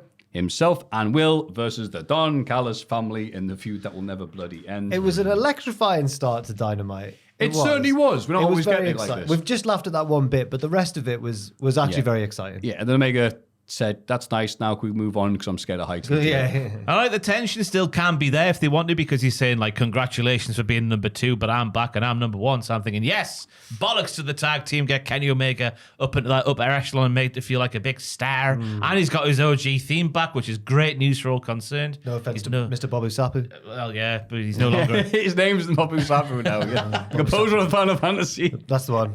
he's no longer a cruise magician. He's the composer of Final Fantasy. Yeah, the story I was talking to you about. That, Yeah, yeah. he wrote, that's why he's famous, because he wrote the Final Fantasy soundtrack. He's famous for that, So and that's me going why- to him and saying Maffew Safu. So that's why Kenny Omega, now it all makes sense in my head. That's why he's involved with Kenny Omega. Yeah. The biggest Final Fantasy mark ever. He's a big nerd. Yes. He's named after the game. His finish is named after the game. Right, anyway, yeah. That's right. Yes. I've never played it. Too boring for me. Oh, really? Oh, okay. No, I've never played it. I can't play it. There's no jacks in the game. Apparently 7's the big one to play, but... That is right. After a video package, Moxie is backstage with Marina Shafir and Wheeler Yuta. Pac was wearing actual clothes in his video package, which made me scared. I really was a big fan of how many times Bastard was worked into it. You forgot about the bastard. The forgotten bastard. Don't you forget about the bastard. I am the bastard. If you didn't hear us the first time... Auf Wiedersehen, bastard. Cope went to sleep in 2011 and woke up in a world he doesn't I've understand. not written Cope, I've written Adam I know you Cope. would never do that. That's his name's very Cope. strong to say. No. Moxley called him Adam Copeland at first and then spat out the word Cope, and I appreciated that. In the world he lives in now, the animals are bigger, faster, and meaner. And it sounds like Ross's description of that rounds match. His neck is hanging on by a thread like Danielson's. Maybe his next doctor's visit will be a worst case scenario, but that won't cause Moxley to lose any sleep.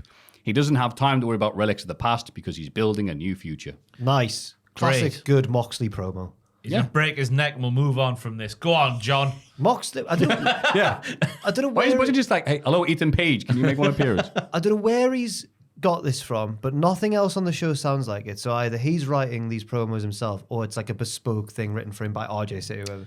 Yeah, but one of the two. Whoever is writing them, the way they write sorry, this is a bit of serious analysis here, but the way he talks sounds like nothing else in wrestling. The imagery he uses is totally different, and that's why I'm still trying to give this Death Riders thing a chance. More and more weeks have passed, and it's losing momentum, and it's not Moxley's fault at all, but I'm still desperate for it to work. Not just for me, but for all of you as well. For the people. Yeah, for the wrestling fans. It's only got one glaring issue, hasn't it? And what's that, Ross? The fact it ends the same every bloody time. Well, I guess that's the main issue. There are a couple more issues on thinking about it. But yeah, his promos are fantastic. Yeah. Yeah, the promos are so good, it's a shame the booking doesn't match it. Yeah. Yes, it is. So, can't blame Moxie for that. The Hurt Business put Isaiah Cassidy through the announce table midway through the title match. They beat Private Party to become new AEW World Tag Team Champions. Thanks, Private Party. Cheers, lads. Yeah, What a shame for them, eh? What a shame. Because they were the lads, let's not forget, who beat the Young Bucks. And 5 years ago. It felt like that should have been hammered down our throats like Undertaker getting beat off Lesnar that time at WrestleMania, but it just wasn't. Their reign didn't go anywhere, really. This result had to happen, and I'm glad it did. That moment, as you say there, where he got put through the announce table, then MVP starts shouting, "We hurt people," followed by the crowd shouting, "We hurt people." I've written down that was pure mint-like. That was mint. It was mint. I hate these Hurt Business lads. Do you? Yes. I said it. I called them like overrated the other week, and then immediately said, I was like, no, I didn't mean it. Because you both did that. But no, it's not them that I hate. It's that they, to me, at the minute, are ex-WWE guys coming in and battering all these AEW lads. And I just, if I was Private Party, I'd be so sad right now. I'd be so sad. I mean, How long is it going to be until Private Party get back to where they were when they beat the Young Bucks now? I can't see it happening They right didn't now. They didn't just, it wasn't that competitive a match. And I know it's Lashley, and I know you want to keep them looking terrified, and they are, and it's worked. But I think it's only going to help them, not anyone else. Yeah. But everyone likes watching them apart from me, so fair play. That is, Jack, until they face the big monster men. I keep forgetting that The title. Iron Savages? No, Brian Cage and Lance Archer. Oh, yeah, the Murder Machines. That's the Murder one. Machine. I was trying to think of a tag team who are similarly big. Yeah, They're probably the biggest ones. Yeah. But I just think it's a shame the way that after a big win like that, for it to just go into a damn squib where you're going, it has to end now so quickly. It's a bit of a shame. But then again, they are ex-WWE lads, but as a package, it works. It does totally work. Yeah, you're right. Yeah, it was definitely the time to change the titles. It is a shame, I guess, Private Party. So I say it's a shame because it's also I'm looking at it because the company didn't do anything with them after this. Have you just said there was hey, any big stories or plots? No. Just you'll show up. Yeah, we've got the belts. Well, Lashley showed That's up, it. beat Swerve, like one of the hottest guys in the whole thing, who'd just come off a big loss to Hangman, so he needed a big win. Lashley beat him quite easily, and I don't think Swerve's ever gotten his revenge, has he? Just moved on. Ricochet now. Yeah, it's Ricochet. Mock I Ricochet. am and then he worried went about the booking of Bobby Lashley. It's an official Jack disclaimer. I am worried about the booking of Bobby Lashley. I mean, you are right. He is being pushed heavily, and he is an XW dude. But I like him, so Okay, it's all fair right. enough. It's okay if it happens to someone you like, Fair. because he hurts people. Yeah. Yeah. We hurt people. We get a Mariah May video package. She thinks she's the most disrespected champion in AEW. Get in line. Reign has been full of countless great moments, but the company have repaid her by enabling a deranged person for the second time. Yeah. She can't wait to meet Tony Storm. Tony's then interviewed backstage, and Harley Cameron wishes her luck. They have a conversation in Australian where Tony encourages Harley that if she works hard enough, she can get on the Grand Slam card too. I mean, that felt like the point. I wasn't quite certain what they were saying. But It really was like the Lock, Stock, Two Smoking Barrels scene where they're speaking Cockney. yeah. Shoeys and Sheilas. Yeah. Shoeys and Sheilas. Yeah, good. They did Australian impersonations, but they were Australian. Yes. So it's not even impersonations. I really enjoyed the cut between the video package where Mariah's just gone, she's absolutely deranged. Don't take her seriously. And then Tony stood there with a rookie smile on going, hey guys. I'm like, Also, like, she's absolutely mental. The shows are being very Australian. yeah. Mariah's like, no, that's not what I meant. It was not the best Harley Cameron moment of the night, which I almost nominated for the Hall of Fame. It was astonishing. Alex Marvez tries to interview Jeff Jarrett backstage, but Karen Jarrett wants to have a private word. Last week, Jeff was dragged into the mud with MJF, but that isn't who he really is. Jarrett says he's got this and heads to the ring. Jeff cuts a promo about Jerry Lawler because they're in Tennessee. He tells a story from early in his career and talks about Lawler warning him not to let an opponent drag him down to his level. Jarrett's been reminded who he is, so he wants to settle his feud with MJF, Southern style. No lights, no camera. He's going to take his ass to the woodshed. Jeff switches gears and calls out Moxley, but it's Claudio Castagnoli who attacks him from behind. Claudio warns Jarrett to stay out the Death Rider's business and leaves through the crowd. Jeff responds, though, and suggests that if he can beat Claudio next week, he gets a title shot. Claudio says he'll happily beat him lifeless. Wow. I'll kill you, Jeff Jarrett. Wow. I'll unalive you, sorry. I am going to sneeze, sorry. Oh, right. I could tell you about Steve's getting really emotional. He's not really going to die, mate. He's all right. It's only wrestling. I'm so intrigued at how that match next week is going to end because of where it is. It is in Huntsville, Alabama, which is where a certain Conrad Thompson's from. So you're assuming that Double J is going to get the win. And you're thinking, just on paper, he's going to have some kind of help to beat Claudio. Imagine Conrad just sits on him. Who's that? Coming to save the day? He's got a podcast mic with him. Yeah. He's got Ric Flair. He's using Ric Flair as a weapon. I think it'll be a good match, though. I think that Claudio can adapt his style to wrestle anyone, and Jarrett's still very good for his age. So I think it'll be good. Yeah. I agree with Ross, though. Interesting to see how it ends. Yeah, a much better promo. And almost like an apology saying, I shouldn't have tried to match MJF last week. We were just slut shaming and we both look like We arseholes. got his wife to tell him off on telly. Yeah, you didn't look too good out there, mate. It's like, oh yeah, thank you, Karen. But I did find it funny how backstage his wife goes, remember what I've told you, don't get dragged down into the mud. And then he goes out and doesn't say that. He credits Jerry Lawler with it. He goes, you know what Jerry Lawler once told me? The same thing your wife's just told you 10 minutes ago. Do you know what Cheap Pop, because I'm in Tennessee, told me? The volunteer state, whatever that means. They like to help, Yes. Okay. I assume. Yeah. I hope it's nothing Civil War related. I'm sure it's not. Hey, I'm not actually sure. Look, it's the rest of the show. I like the position of this though, because you're thinking, it's just going to be Jarrett versus MJF. Then Jarrett maybe goes on, as weird as it sounds, to get a title shot. But now Jarrett's going through someone else while MJF still wants him. So what does that mean for next week? I like the intertwining nature of what's going on. And like Ospreay, they did a good job of including keep your eye on the big. Talk about Moxley still. I'm glad that there's more of that. Yeah, same. And it was good of Shaw Ross Sapp to tell us that AEW don't have plans to put the world title on Jeff Jarrett. Well, you never know. Anything can happen in wrestling. Yeah, but what if Jarrett wrestles really well that night? Surely they can't stop him. You can't get out that figure 4. Surely there was as much chance of us putting a massive coat on and going in the ring as a 3-story wrestler and winning the world title than Jeff Jarrett winning the world title. Nah. Yeah. In 2025. He might. Everyone's got a fighting chance. People were calling for it last year. Or was that for the That was just Tom. That was no. Yeah. No. Come on, meal ticket, he yelled really loudly. I get free tickets to Wembley if you win. He did not say that. Yeah, I'm still looking forward to the match. I feel like Jarrett will get a title match. I think it will be Claudio. Just don't know whether it be through Conrad or not. Yeah, it's a nice episode of Dynamite or something. I think some people are taking it far too seriously as a concept, which is hilarious. But if he beats up MJF on camera, he's a liar because he said he's going to settle it with no cameras. He's just going to beat him up. No lights. Yeah. In a dark room. Yeah. Southern Star. That's how we did it. We couldn't. Yeah, only because he was in USWA near the end, and they couldn't afford to have TV. Sorry. Swerve Strickland faces his former Lucha Underground nemesis AR Fox. Yes, they were army buddies. Oh my god! Yeah. AR Gold, AR Fox. Are they related? And Swerve Ross Sapland. All the pieces fit. Ricochet interferes with Paris. No, they shook hands after, so they wouldn't be. That's just what they want you to think. So Prince Nana chases him to the back with a lead pipe. Swerve wins the match and shakes hands with Fox, but Ricochet appears on the Tron, holding Nana at scissor point. Do crimes not exist? It's wrestling. He's like, I could gut you like a fish Like if I a wanted fish. to. Was it you who did those videos on kayfabe crimes and stuff like that? Yeah. Yeah. But Ricochet's leapt up the rankings. So here. you never see any police, do you? No. On AEW. Unless Vince needs Austin out of the arena, do you never see police? But he needs him alive to deliver a message. This may be Swerve's house, but there's a new landlord in town, and rent is due. Is this the Wild West? He's got pair of scissors stuck in his chin. He let him go. Yeah. He let Just Nana about. go.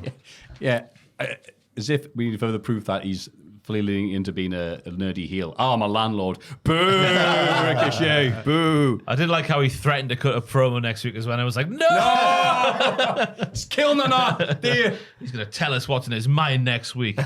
Nana did well not to dance while wielding his pipe towards Ricochet, which I thought was a nice... He's going to go to... That's how you can tell. He did last week, didn't he? Hit him with a chair and started doing the He really dance. starts to block it. This is like Darth Maul. That's how you can tell he's proper serious. When Ricochet's holding the scissors, do you think he was tempted to dance but scared? Like Lola Vice dances crying.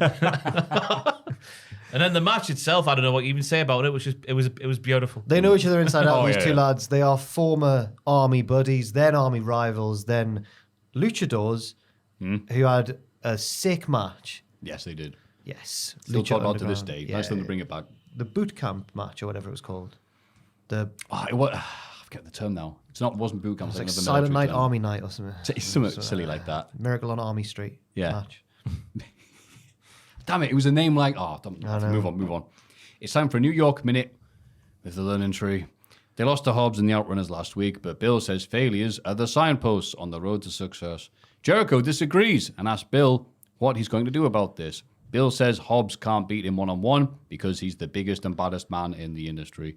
So on Saturday, he's going to find Hobbs. Hey! Hey, let Big us- Bill's not boring. No, yeah. Big We're there to Bill's not see boring. Hobbs accept the challenge. He says he'll be waiting for Bill in the parking lot. No, I think that these are the first cracks we've seen in the Learning Tree. Shoots of hope, Shoots of hope. Yeah. And I liked how Jericho refused to look at Bill. He kept cutting his promo to the camera while he's going like, really, Bill? Is that what you think, Bill? I thought it was... Sometimes Jericho has still bits of humor about him. Sometimes he does. Like when he walked slowly away from Ishii into the arena. That was funny as well. Yeah. This was, it's a big claim, this, so sit down. This is the best New York Hot Minute of all time. Yeah. I mean, it's... Oh, wow. By Comfortably. everybody, because every other segment is tied for last. I mean, yes. Yeah. That was the joke now, yes. Oh, Thank sorry. you for explaining. Yeah, God, I'm really miserable, Maffew. Cheer up, man. Jesus. Sorry, it's Jericho has an effect on me. It's not you. But yeah, I hope Jericho somehow gets involved with like getting in the way of Big Bill beating down Hobbs or the other way around or whatever, and it all blows up. I think it's time for Big Bill to get a bit of a push. Oh, yeah. Gets good reactions whenever he wrestles, but it's so few and far between, you forget. I'm shocked that it's Bill turning on. I thought it'd be Brian Keith who was the outcast. But then when Bill walked off screen, Jericho and Brian shared like a bit of a look like, we've got him to do what we want to challenge Hobbs again. Yeah, he's making like a tree and splitting. Yes, he is. Tyler Shoop is waiting in the ring for his Tyler match. Shoop, yeah. Yep. But MJF comes out and demands mic time. No. He didn't try to align with Jeff Jarrett because he actually believed in his chances. He did it because Jarrett is the easiest to manipulate and ultimately beat. MJF says wrestling doesn't love Jarrett anymore and the fans don't love him either. He would have been better off making a deal with the devil than defying him. This also felt like a bit of a retcon promo. Like, Yeah. right, about last week, guys, was it. but here's what the story's actually about. Yeah.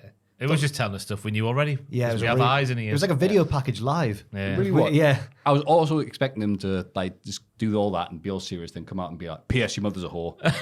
But no, would he have stuck to it. Stuck Yeah, to he it. did stick to it. Hangman Page comes out for his match and makes MJF leave before squashing Tyler Shoop in seconds. He beats him down after the bell and hits Christopher Daniels' Angel's Wings because he retired him on Collision.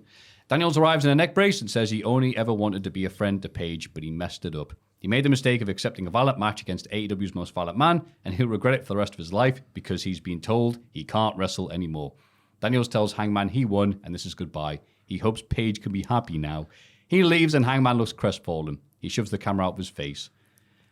Oh, little baby face. Hangman still exists. You Yeah. saw his face change back into old Hangman. His Yeah. eyes changed shape. Yeah, he stopped frowning. yeah. That's the better way of saying what I said. He should have done Roger Moore. Imagine if he just started smiling more when Daniels was like, I can't wrestle anymore. He's like, Yeah, that was it. It's like, oh, you smiling because you remember our friendship? It's like, no, you can't wrestle anymore. Best use I've had in you years. made an interesting noise there at the end of that recap where you went, as if you don't like this. I liked it. No, it's Christopher Daniels. Some of what he was saying, I guess, just came across like, yeah, you did this to me, even though I challenged you to that match. He's guilt tripping him. Yeah, it's like, Yeah. it's your fault you beat me up in the Texas Death Match. That last If only buff- there was something about the name Texas Death Match That that last gave away buckshot might was be too violent. much. Hangman should have known that and just grabbed a roll up. No, yeah, I know what you mean, but Hangman's so good at this character stuff that I'm excited to see where it goes from here. True, but also I'm like, no, I want Hangman more violent. Don't make them less violent. I do enjoy Violent Hangman, yes. Yeah. Do you enjoy Violent Hangman? Yes, I really do. But I do like that. Sorry, I had to message. That's all right. I made the mistake of telling Kayla, I might be done for 5, so wait around for us. There's no hope in hell. But yeah, I really do like the layers. I really enjoy layers in wrestlers, and that's a big layer there. And I also like the fact he's retired a wrestler and taken his finisher. That should happen more. I like that. As a way of honor, yes. As a way of honor, yeah. Way of honor. Wow. Yeah. Way of honor. That company we don't watch. Like Breaking Bad, when people noticed that Walt would take the traits on of people that he'd killed. Yes. So I didn't really notice that until No, like near same. the end. I'm like, oh god, I'm There was done. the whiskey for me. He usually orders whiskey without ice or something, but then he changes it on the rocks. Oh, I didn't know. God, I'm surprised you rewatch of that. Renee interviews Mercedes Moné backstage, but Harley Cameron interrupts with a guitar in her hands and a song in her heart. She challenges Moné in song. It's very Tenacious D, but Mercedes thinks she's above Harley, and her answer is a hard no. No. No. I couldn't do it. You've done that before. No. I've heard you mock Australians. You're always mocking the Australians. No. No. No. Hello. I do it with an A. It's a Shane Gillis bit, isn't it? Mocking Australians. Because he gets mocked by an Australian goth. Oh. There's no Australian And goth. he just says, put an Australian accent on any situation. It just immediately turns funny. And he mentions like people jumping out of the Twin Towers. Oh, and it's like, God. Oh, cry. Oh, well, anyway. So he does, because it's a tie-in next. He goes like, no, at the Ah. end. It's quite funny. Oh my God. That will 100% be in a who said this line in 2 years' time, and you'll go, oh, well, Maffew would say something despicable about that. Who said that? Who said It's that? not my bit, it's Shane Gillis's bit. Yeah. Yeah, but the song, fantastic. She's the woman backstage with the tipping point. Classic. It was classic. It was like two Ronnie stuff. It was unbelievable. She's so good. She's good at the guitar and singing. She was singing wonderfully well. And then Mercedes walked up at the end singing well too. I thought, what? Everyone can sing. Is this the musical episode of AEW or something? I thought it was really funny. And she's possibly the best babyface in the world right now. In the world. In the world. Yeah. She wants to ride the money train or something like that. That was the Yeah. point of Yeah. it. Yeah. She could fly on the money plane. I mean, They Cope's should, there. they should do that match as well. I think that's a fine match to fill Oh, they that gap. should. They really should. Yes. Jamie Hayter beats Julia Hart. After the match, she admits Julia is a tough bitch, so she will happily give her a third match whenever she wants. Oh, You didn't same to you, pal. Yeah, emphasize the. She's a tough bitch.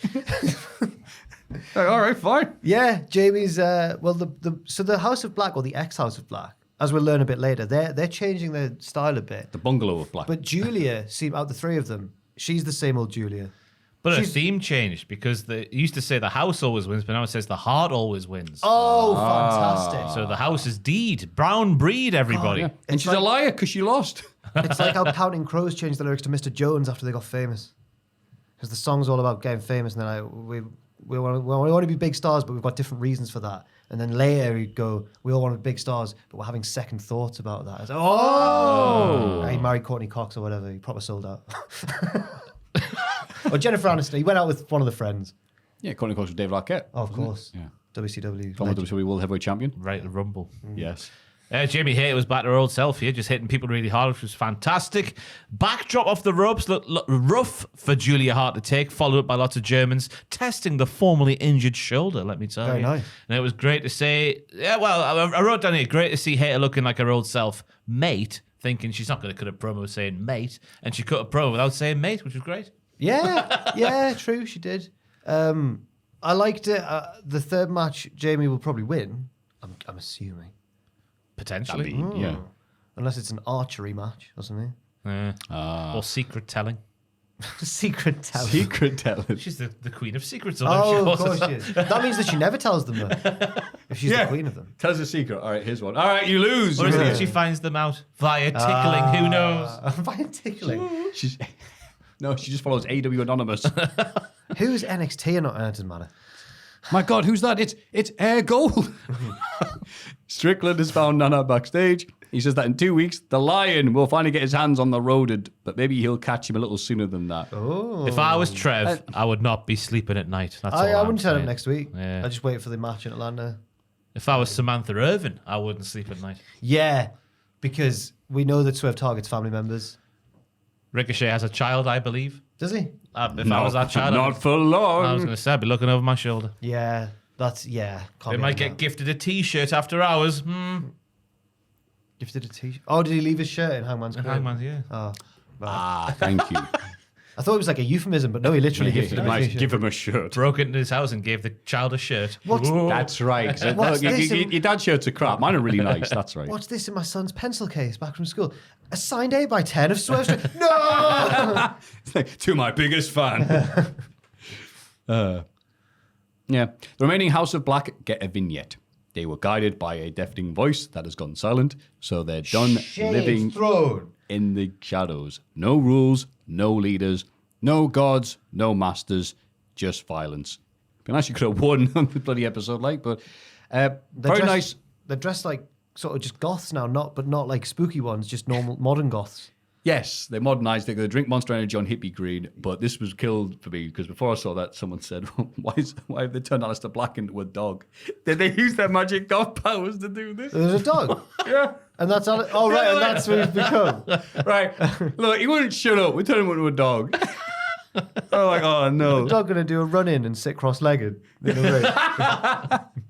Wait, the dog's just rising up like that. What is it? They have like a 6-man tag, and the other team. I'm trying to pin the dog, and he just keeps kicking out. Who could it be? Has to get on the mic by tickling his belly. And then the referee's like, it doesn't say in the rule books that you can't have a dog on the 6-man tag. I found him the other day in the bus station. He was trying to get on a bus to Connecticut. But yeah, it's nice that they've got to do something rather than ignoring it. And I'm glad, here we go. Yeah. Yeah, I'm optimistic about this. Brody King being the front, I've just got a massive boner for him, let me tell you. Understandable. What a guy, yeah. Him being the focal point of it, I think has legs. I have no faith, but I think it has legs. Because they'll get a couple of wins and they'll get forgotten about, and then they'll get brought back sporadically like it's always been. So Yeah. Maybe that'll be when you lads finally agree with me on the Hurt Business, when they squash Buddy and Brody. they hurt people. Yeah. And the gospel like, but we like pain because we listen to Morrissey. Oh, they're classic goths. Yeah, you know what? I went with like 80s goth, sorry. I love The Cure. Different stages of goth he represented over the years. Yeah, Show up with like the New Romantics one time. I'm optimistic as well, though. I think it might be all right. Yeah.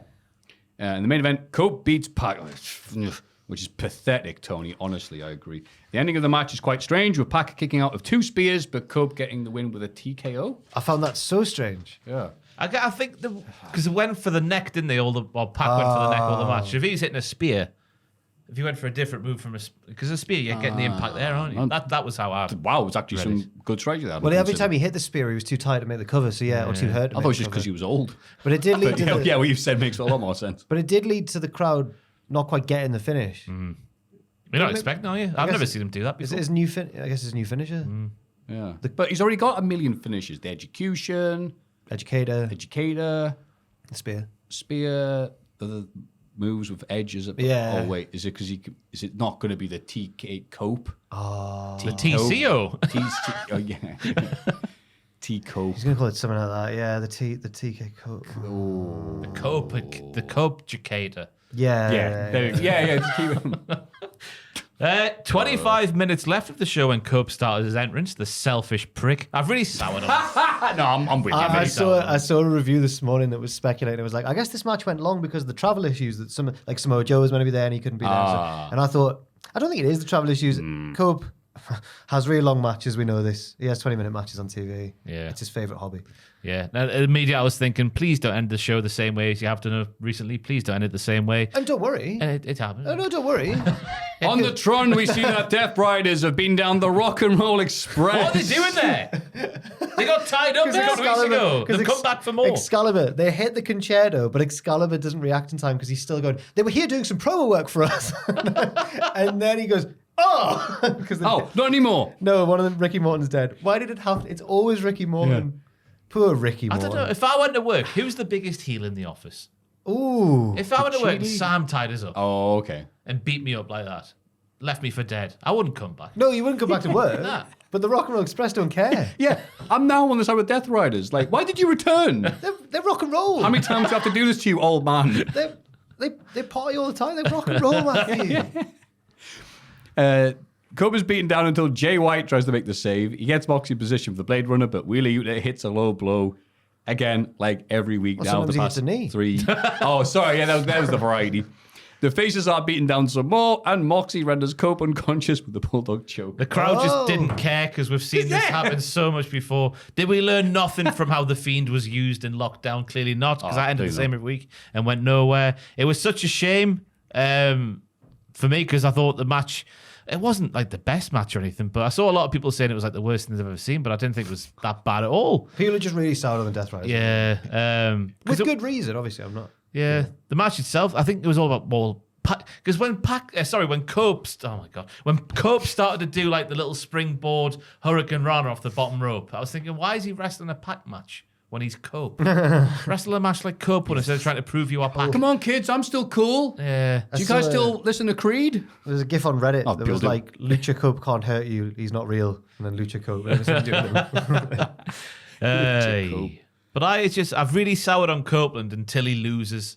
I think that's what's going to take me to get back on You're the never side. going to... Because he seems like the way he's been. Because I imagine he's got a fair say in what he's doing currently. Yeah. It just feels really one-sided in how he's booked. Like when he used to have the Cope open, and he used to take like all these young whippersnappers would come close to beating him, but not get that bit done at the end. It just feels all like, oh, I'm here to, It also feels like you don't want to see your heroes looking like this. Yeah. Like, He also doesn't- Edge was so great. You're not now. He also doesn't fit into the storyline at all. No. It's about Darby and whoever, Daniel Garcia and them trying to band together to stop this, and Cope is ruining it. He should rename himself Antithesis, because that's what he bloody is here. That's a word he would use as well. It's long. Yeah. Yeah, and then he'd be like, God, I look really cool when I was talking to Ricky Starks that one time. I was like, you didn't, mate. You look rubbish out there. Do you think you'll get... I think Moxley's going to need to recruit some new Death Riders members because the amount of interference it's going to take for him to beat Cope is going to be insane. You'd have to recruit Malachi Black and nobody else. He's going to lose, but he's going to lose.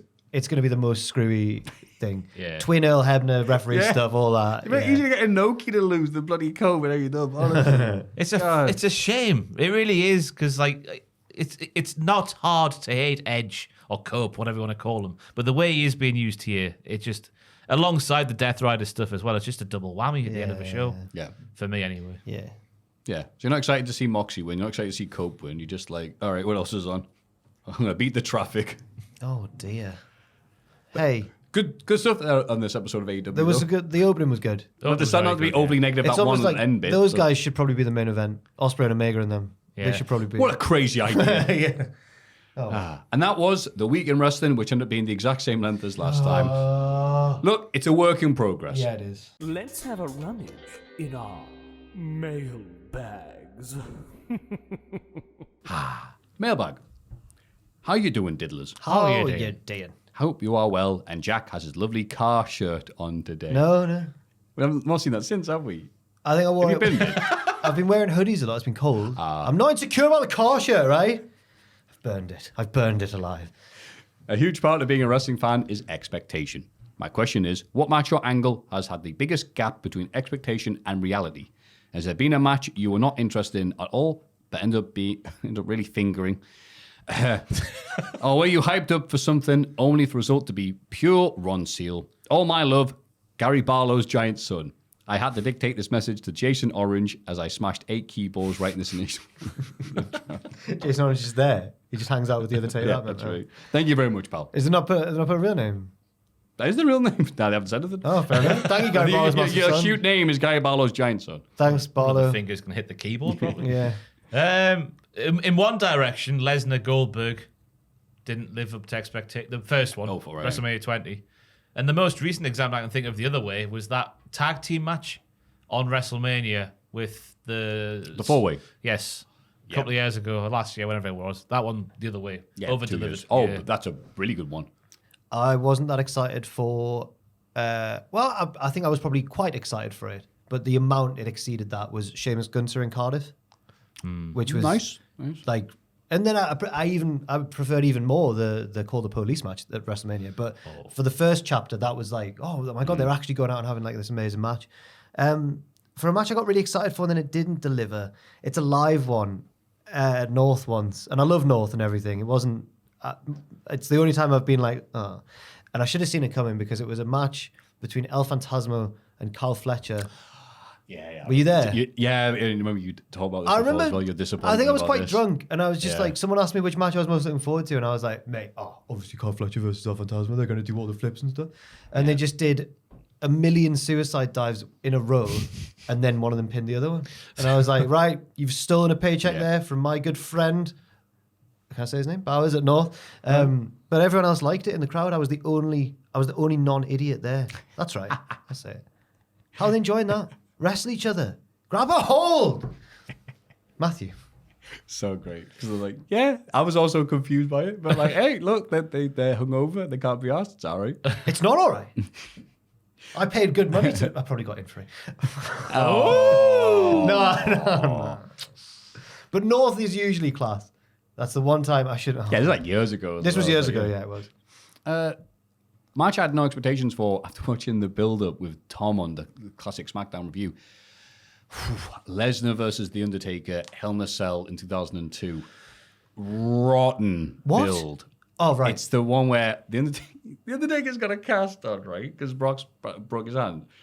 So then Undertaker starts like shoot punching him and running riot with his cast on his hand, which now makes him stronger with his broken hand. Yeah. So then Heyman and Goldberg, Heyman and Brock have to go, Steph, you have to get rid of that cast for Hell in a Cell. It'll be too dangerous for Hell in a Cell against Brock Lesnar, the giant monster dude. I'm like, what?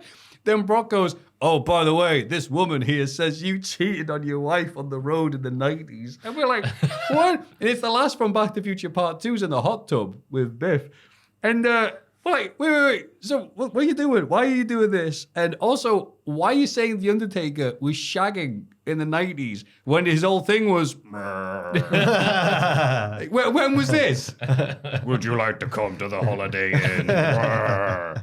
Paul Bearer will drive you there. Like, there's so many questions. It's like, it's rotten beyond belief. And at one point, Brock Lesnar goes, hey, Heyman, give me your phone. Okay. Is this Undertaker's wife? You smell like the Brock Lesnar's prank calling Undertaker. It's horrible. Match is great. Oh, the match is unbelievable. Loads of I'm blood. just imagining on the road, just the last getting bored and leaving before Undertaker's entered the bedroom so slowly. Just Missed all over yeah. She goes to leave quietly, and then he sits up. Mark, I can't see you. Turn lights off. Is that him? Is that him? Is that him trying to sneak out afterwards? And he's just, Where are you going? may I have your telephone number? What was your name again? Oh dear me. And the other way around, there must be loads of ones I've had great expectations for, but have sucked. But I can't think of one right now. No, fair enough. Damn it. I'm sure it's one of those on the AEW pay-per-view that me and you just did. And I was really negative on me it. and Not you just the one did? before World's End. What was the one there? What do you mean me and you just did? Sorry, I mean just you and me, because Ross was there. What one was that? Full Gear? Full Gear. Yeah, right. There was probably a few matches there I was looking forward to, but because they were all... It was the order and... It was the order and all killed it singles for matches. us. Yeah, So I'm like, yeah. I can't believe I want to watch this match, and now I never want to see these two ever wrestle again. Yeah, that was a weird Yeah. show. Because I think you could go back and watch any one of those matches in isolation and be like, oh, what a match. Exactly. So, But in a row is exhausting. Yeah. Yeah. there we go. Hello, Diddle Sticks. Hello. It's Just good, give that them one. great analysis and now. From the sublime to the ridiculous. First time writer, long time enjoyer. AK, I started watching in grade 6. I'm now in graduate school. How old are you in grade 6? Like 11, aren't I you? guess that's year 6, yeah. Oh, God. Needless to say, I'm thankful for you and your company. I have had a lot of surgery due to cerebral palsy, and having your channel in its various forms has brought me great humor and happiness in some hard times, as you provide to many listeners. Well, thank you very much. Oh, well, thank you, mate. On the questions, with the news of Tommy Ends, I couldn't spell Alistair. I was able to spell it as well, mate, don't worry. Probable return to WWE. Do you feel like there is a lost generation of WWE? Ooh, namely the failure of the black and gold version of NXT to translate to the main roster main event scene. Who do you think suffered most from poor translation to NXT? Sorry, of NXT to the main roster.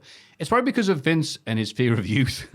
And pretty much every NXT champion from Samoa Joe and Finn Balor to Adam Cole have been lost in the shuffle without a good top title reign or main event angle outside of Kevin Owens, Drew, and Sami Zayn after Triple H took over, to be fair. I know it's probably subjective and AEW has a big reason to play in this, but it feels like WWE wasted a whole 3 to 5 years of talent from NXT's main event scene. Now, even as some of the Triple H guys return like Andrade and Black, I don't think they will be credible as they were. Again, much love to you. Thanks for teaching me all the British slang like wank and chuffed. One follows the other. Former Everton and Kansas City Wizard striker Preki, I think, aka Ethan B, the Kansas Cat. Well, Ethan B. Thank you very Bloody much, hell, that's a Ethan. really good question. Considering the start of it, Diddles Dicks, and also we're very happy to hear that we can help you with our own form of Bollocks. twattery to get you through anyone else through the days. With that said, though, Ethan, I'm a big Black and Gold era loyalist, so I despise your point. No, I don't. It's a solid one. Yeah, it's a very good point. I think my big example is always Aleister Black, but now he's got a chance to go back and rectify it. So I guess I'll go for. I mean, you could say Karrion Kross. You could say at the Karrion end Kross. because, but then he never really. To call it a push is being generous because he won the title and then was just told he was crap every week. I was going to say Keith Lee, but then he had his own health issues and stuff. But like, he was completely wasted on the main roster. Bearcat, and then all these stories coming out of Vince sending him back to the performance center to learn how to wrestle, and everyone's like, "That's Keith Lee. He knows how to." Yeah, it was very weird. That's the big difference, isn't it? The fact that Vince McMahon isn't there anymore. Yeah. And you think with people like Aleister Black going back, the original vision of that was all Triple H, wasn't it? So you'll just do what you did before. Lyra Valkyria would be like digging in the soil for worms at the minute. She'd be even more of a bird. Yeah. And she's already 90% bird as it is. I'd say someone EC3 Yeah. was a mystifying choice because he was part of the legendary 5-star ladder match. He was. Very real. Yeah. I say legendary because, anyway, moving on. The cursed ladder match. But then like, oh, cool. So he was there originally, he went to TNA, made a massive star of himself. He's back. And they brought him back just to poo all over him again. Yeah. Yeah. They did it out of spite. It can only be explained by that. I'm like, why have you even brought him here? He must have done something terrible to someone in a position of power, like rub them up the wrong way. Maybe they thought he was Shoot, Dixie Carter's nephew. And and then they were like, right, let's teach this kid a lesson. They found out later, oh, he wasn't? Oh, sorry, mate. You rigged our game in NXT with Bryan Danielson. Our guessy game with the cards. We loved that game and you ruined it. That was funny. It's the best things I've done. I mean, Andrade, considering how cool he was in NXT, he's only had the initial feud with Ray, as all luchadors have to do in WWE. But then after that, I mean, the first run wasn't that. I mean, I was obviously great match on TV, but then it wasn't like he was near the main event scene. And even now he's back, he is just a guy on the roster. But that was the same in AEW as well, so maybe that's a him issue. Maybe. I was about to say, she's never faded away. She's always been a part of the product ever since. She's got a job. She's doing really well. Shayna Baszler should have been massive. Yeah. Oh, perfect. And then when they example. had Becky retain over her at that WrestleMania, I think apparently even Becky Lynch was like, "What? Yeah. I shouldn't be winning this." Yeah, that was bad. She won that Elimination Chamber, clean swept it, bit everyone like a vampire, and then lost to Becky, clean. It was weird. Well, did those reports about Adam Cole being a manager ever be disproven? Don't know. I honestly can't remember what the reality was. LA Knight was a manager. No, but then they had Adam Cole manage Keith Lee on AEW one time against Jericho, I think. Could they? I'm like, are we supposed to be like, aha, like that news story? I didn't get it. Oh, you've turned this into an anti-AEW thing, Maffew. I see. I was just making the point, potentially that could be a qualifier for the question. Yes. Yeah, it's good. Adam Cole's really good. Booked terribly at the minute. Oh, Yes. Yeah. It's a Pete Dunne, maybe? Like Pete Dunne's a great shout. Tyler Bate could be like a small underdog like Rey Mysterio type who could just wrestle everyone instead of being a woodland man. Theory, maybe? Because Theory was very funny in NXT as part of the way, and then he's just nothing on the main roster. That's also partly Cena's fault, I reckon. Oh, speaking about EC3 must have done something to rub someone the wrong way. Vince Theory must have done something to annoy Cena. Vince liked Theory. Vince was giving Theory in his own weird way. He was like, put him in segments with me, I'll help him, even though it didn't help him. But Vince was trying. Like a child. Yeah. Getting told off by his granddad every day. Give me back the golden egg. Give me the egg. What time it was? He's not even mic'd up properly, so it's just like, hi, Vince, what advice do you have? That's my special egg The Rock gave me without showing up on the show. Now give it back. And the whole roster go, ooh, it's the egg. The egg is what the hell was that? Oh, It's a great question. Anyway, I think our answer is there's too many candidates, but we've given some examples. I once went out on a date with a girl. She brought this how this starts, by the way. She brought up that she used to go to a lot of wrestling shows in the past. I asked why. Wait.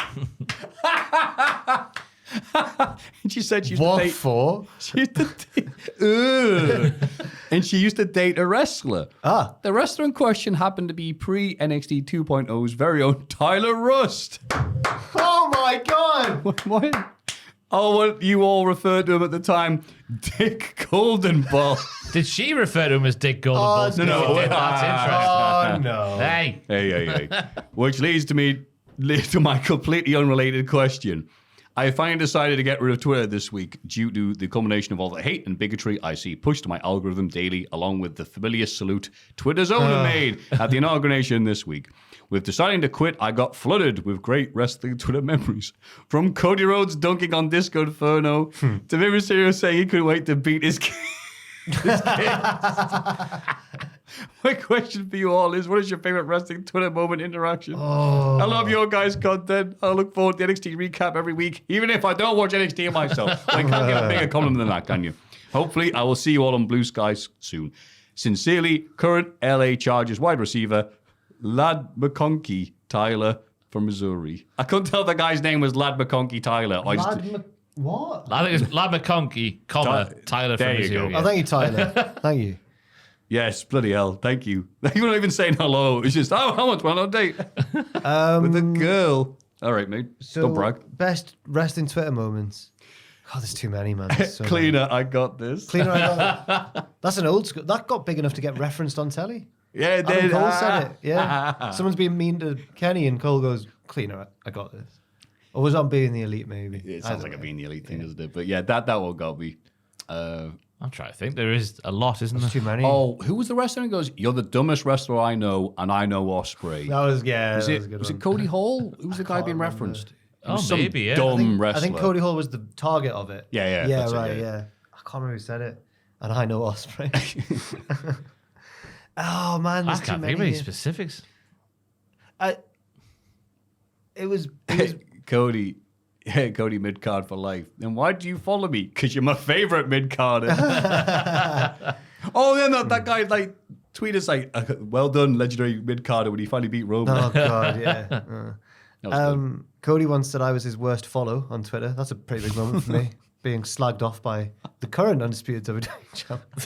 Yeah, That's how you should be really happy with that. him and the promoter back in the day from WCPW were talking about like Warhammer 40k or something. And they mentioned about like some sort of battleground. And I went, yeah, can't wait for the battleground pay-per-view in July. And Cody put, Jack is my worst follow. I was being deliberate. I was being facetious. I'm just thinking of bad ones. I'm thinking of how dreadful I felt after the Mustafa Ali thing, with my own experience with that. That was bad. Oh, when you won. I know, but I didn't like it. He's so embarrassed. I didn't he like won. winning. Yeah, you won. I didn't like winning though. He said a quote he said with his own mouth didn't happen. Yeah, he was Sean Ross Sapp, and you were Eggold. But he also, but in his replies to me and stuff, he struck me as like a really nice guy, and I felt awful about it. I get it, because he was explaining himself, his point of view eloquently and that, and I thought, of all the times I should have stood up for myself, and I've done it to the nicest wrestler in the world. Yeah, bless you. Pac just tweeting, "I'm back, you bastards." Good one. Sami Zayn tweeting a picture of himself at Newcastle Airport for Newcastle train station for no reason. Everyone, was it Newcastle? I think he was just seeing Pac probably. Yeah, I think he was just seeing mates very quietly, so he Yeah. didn't publicise it until he left. Surely only Pac. He can't have any other mates from Newcastle. Well, Well, he came saw me. He didn't. no, Yeah. Well, that was a good one. I can't think of anything. Yeah. It changed everything. No, that's it. Go on. Oh no, oh no. Certain wrestler who isn't around anymore paying to have a spot, not sponsored. Yeah, that's what he, when you have a tweet come up just for normal followers. Oh, that advert that no. says, "I am not a sex pest." Yeah, that was bad. That was a bad one. I remember who that was. Just incise him. Justin Sizem, not the way. Oh. Not the way is a great one. What is it? In his cape. Sizem kind of got proven right in the end. Sizem was right all along. Yeah, Pete Dunne went, not the way, Justin. not the way. Just to clarify, that was not me referencing the wrestler No, Maffew was talking about. he's not Justin I just Sizem. realised. No, Yeah. God, no, How that might no. sound, yeah. No, Jesus Christ. Sizem's a British wrestler Sorry. who I think has now moved into like acting or stunt work or Yeah, something. Because he was already doing it when he was wrestling. He is a genetic freak. He looks crazy. Do the spear from outside in the ring and remember- made it look decent. Two of the ring crew were talking about that once in WCPW. I was like, I don't believe you. I don't believe you. And they found it on Twitter, and I was like, I've never been so shocked by something I've seen. I was like, yeah, have you seen him do this? He jumps from the floor. He runs into it, but he jumps from the floor through the gap between the middle and the top rope with a spear. He's a superhero. Well, yeah, fair enough. What do you yeah. expect? He wears a cape. He ruins the effect when he goes, wee! But yeah, very good. We've missed out some absolute classics, I'm Yeah, sure. that'd be Those are Richard ones. Tubman's tweet about Austin, which got him Well followed done, by Austin. mate. That was a great one. Yes. Yeah, I got a follow from for like at least 4 years. He unfollowed me now. That's quite, that's quite a lot. It was like a good like 4 or 5 years or something he followed me for though. It was a great Something like gif. that. You should have slipped in the DMs. Like, that's a missed opportunity. What do you say? Yeah, what do you say? Hi, Steve. Do you like my funny video? I'm a Hey, up. I'm a worker as well, brother. Good to see you. See you down the Thank road. you. One working to another. yeah. I agree. Give him some tips for his Poncho comeback. is a rascal, Steve. yeah. I like your cat. Yeah. Can't think of any of us at the top there. So No. move on. So thank you Good very question. much. For your lovely, lovely people with your diddler-related puns and stories about women. If you have any more, please send them to mailbag@cultaholic.com.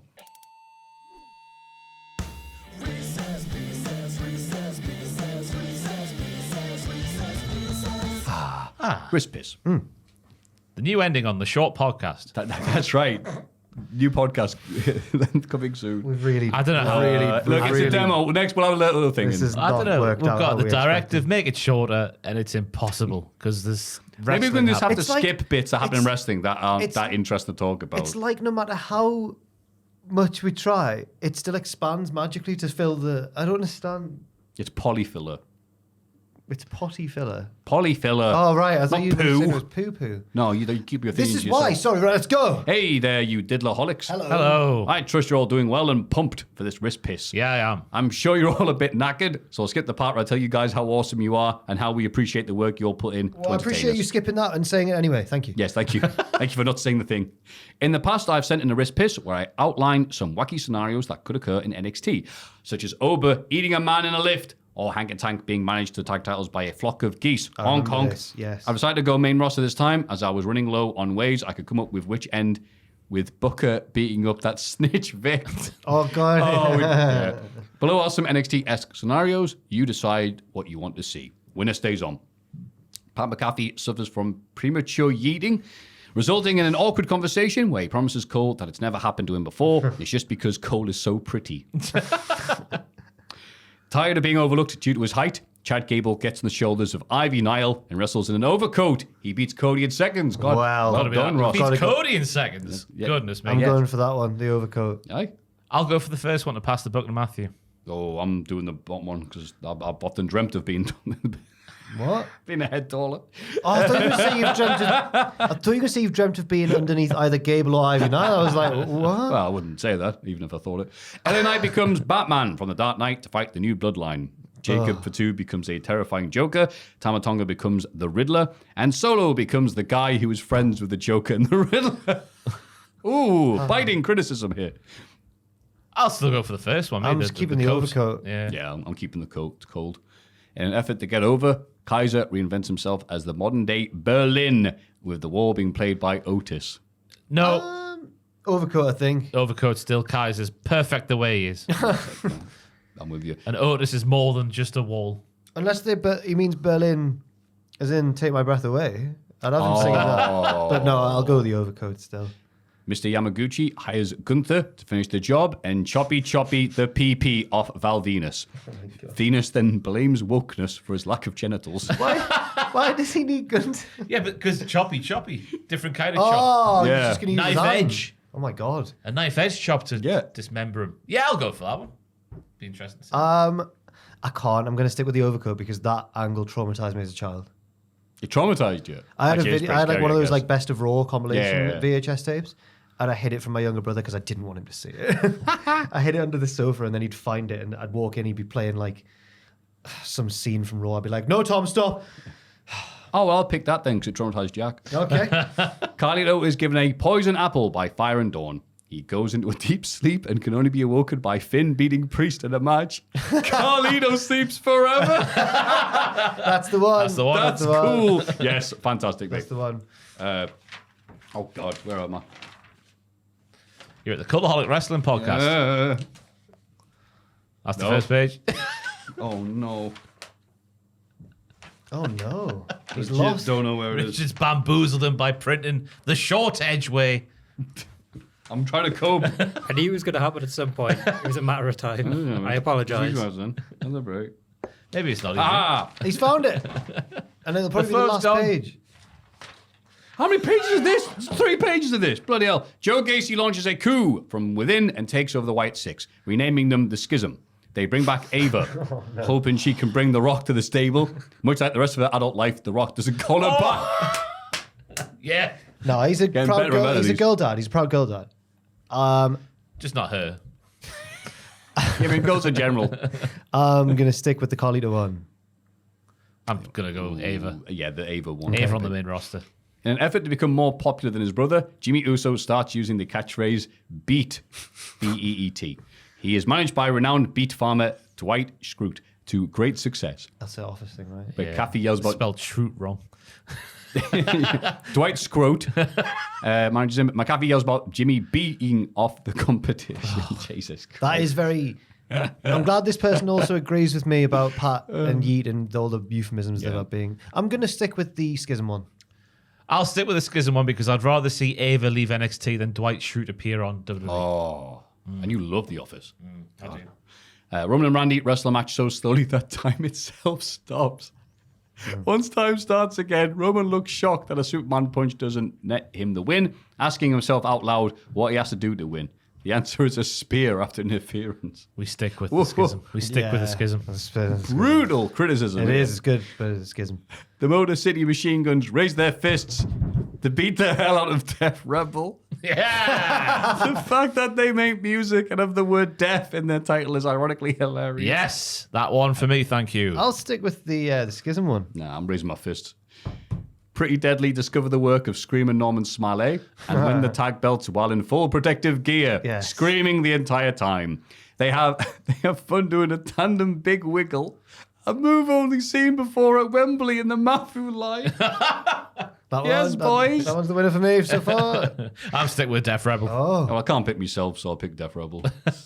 During the Ashes, Grayson Waller taunts Wade Barrett each week about England's batting collapses and the futility of Bazball until he snaps and comes out retirement to fight him. Of course, Grayson wins. Same old Aussies always win. Wait, that's not true. That's is it? not true. Where have you been for the last Yeah. 15 years? Before the last couple of years? Oh, you win one series against India the other week, and now you think, no, we're going to lose the Ashes. I'm quite worried. Yeah, about we it. are going to get humped. We're gonna But get we absolutely have won a lot in the last 15, 20 years. So. Yes. So we're not picking this one out of spite. Braun Breaker runs the rope so quickly he tears a hole in the space-time continuum. 2000, Scott Steiner appears next to his nephew and is ready to cause havoc. Unfortunately for Scott, due to the healthy state of the roster, there's no one he can call fat. So instead he beats up Ric Flair to rapturous applause. Well, just because he hates Ric Flair. He hates Yeah, Ric Flair. because he ripped off Nature Boy. Nature Boy, Body Project. Yeah, he always. Yeah. And you're always crying, as you What's said the other many one at times. the minute? The Schism still. No, Dev Rebel. I like that one, but I'm going to stick with the Machine Guns. Def Rebel, yes. Well, okay, Def Rebel. The Coward Girls and Sheamus give up their hard partying ways and join CM Punk in the new straight edge society. They quickly realise that beers and cowies are way more fun and leave Punk laying. Well, they're quite bland with cowies, so without cowies, that'll be the end of the career. So I'm going to stick with Def Rebel. Yeah, definitely. point, Tiff Strats becomes the new companion for the latest Doctor Who. Unfortunately, she turns out to be nothing like Billie Piper, as her answer to the question of where do you want to go in time is always Tiffy time. However, she does defeat a Dalek with the praise moonsault. You love that one, you. He wants to vote for that one, but I'm sticking with Def Rebel. Def Rebel need to go down, yeah. Because I'm that dumb, I'm visualising it and going, that would be funny. Much to the bewilderment of the W Universe, R-Truth actually ages a little. He now looks 28 instead of 27. That's just so unrealistic. It's not going to happen. Yeah. Oh. Def Rebel. Yeah, hang on, man. Definitely Doctor Reds. Who, I can understand. This is just ridiculous. Fresh off being dumped by Liv, Dirty Dom seizes control of the LWO with the promise of free chicken tendies and mustache grooming. That could happen. Yeah, that might actually. I'm going to stick with Def Rebel. Def Rebel, yeah. Down with Def Rebel.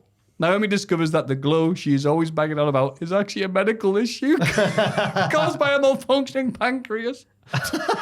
She successfully has the condition treated and starts acting like an adult. Starts acting like an adult. What do you mean? She's a revolutionary. She's a visionary. She glows. She's the architect. That's wrong. Death Rebel. Death Rebel. Dev Rebel.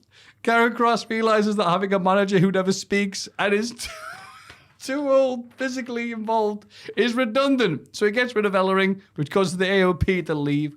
Which is Cross and Scarlett left. Cross spends every waking minute telling her about how he's turned the New Day heel. One night, Scarlett gets fed up and leaves him. This isn't a good evening for Carrion. This is just an excuse for your stand-up set, isn't it? And it's good. It is great. good. It is good. He's a great. But I'm sticking with Death Rebel. Death Rebel. Rebel. Lariat Valkyria, good luck, Maffew, goes back to being a mythical forest sprite. While in the woods, she finds a sad Von Wagner with a push bike. Oh. Von talks about missing his only true friend Kyle and their camping trips.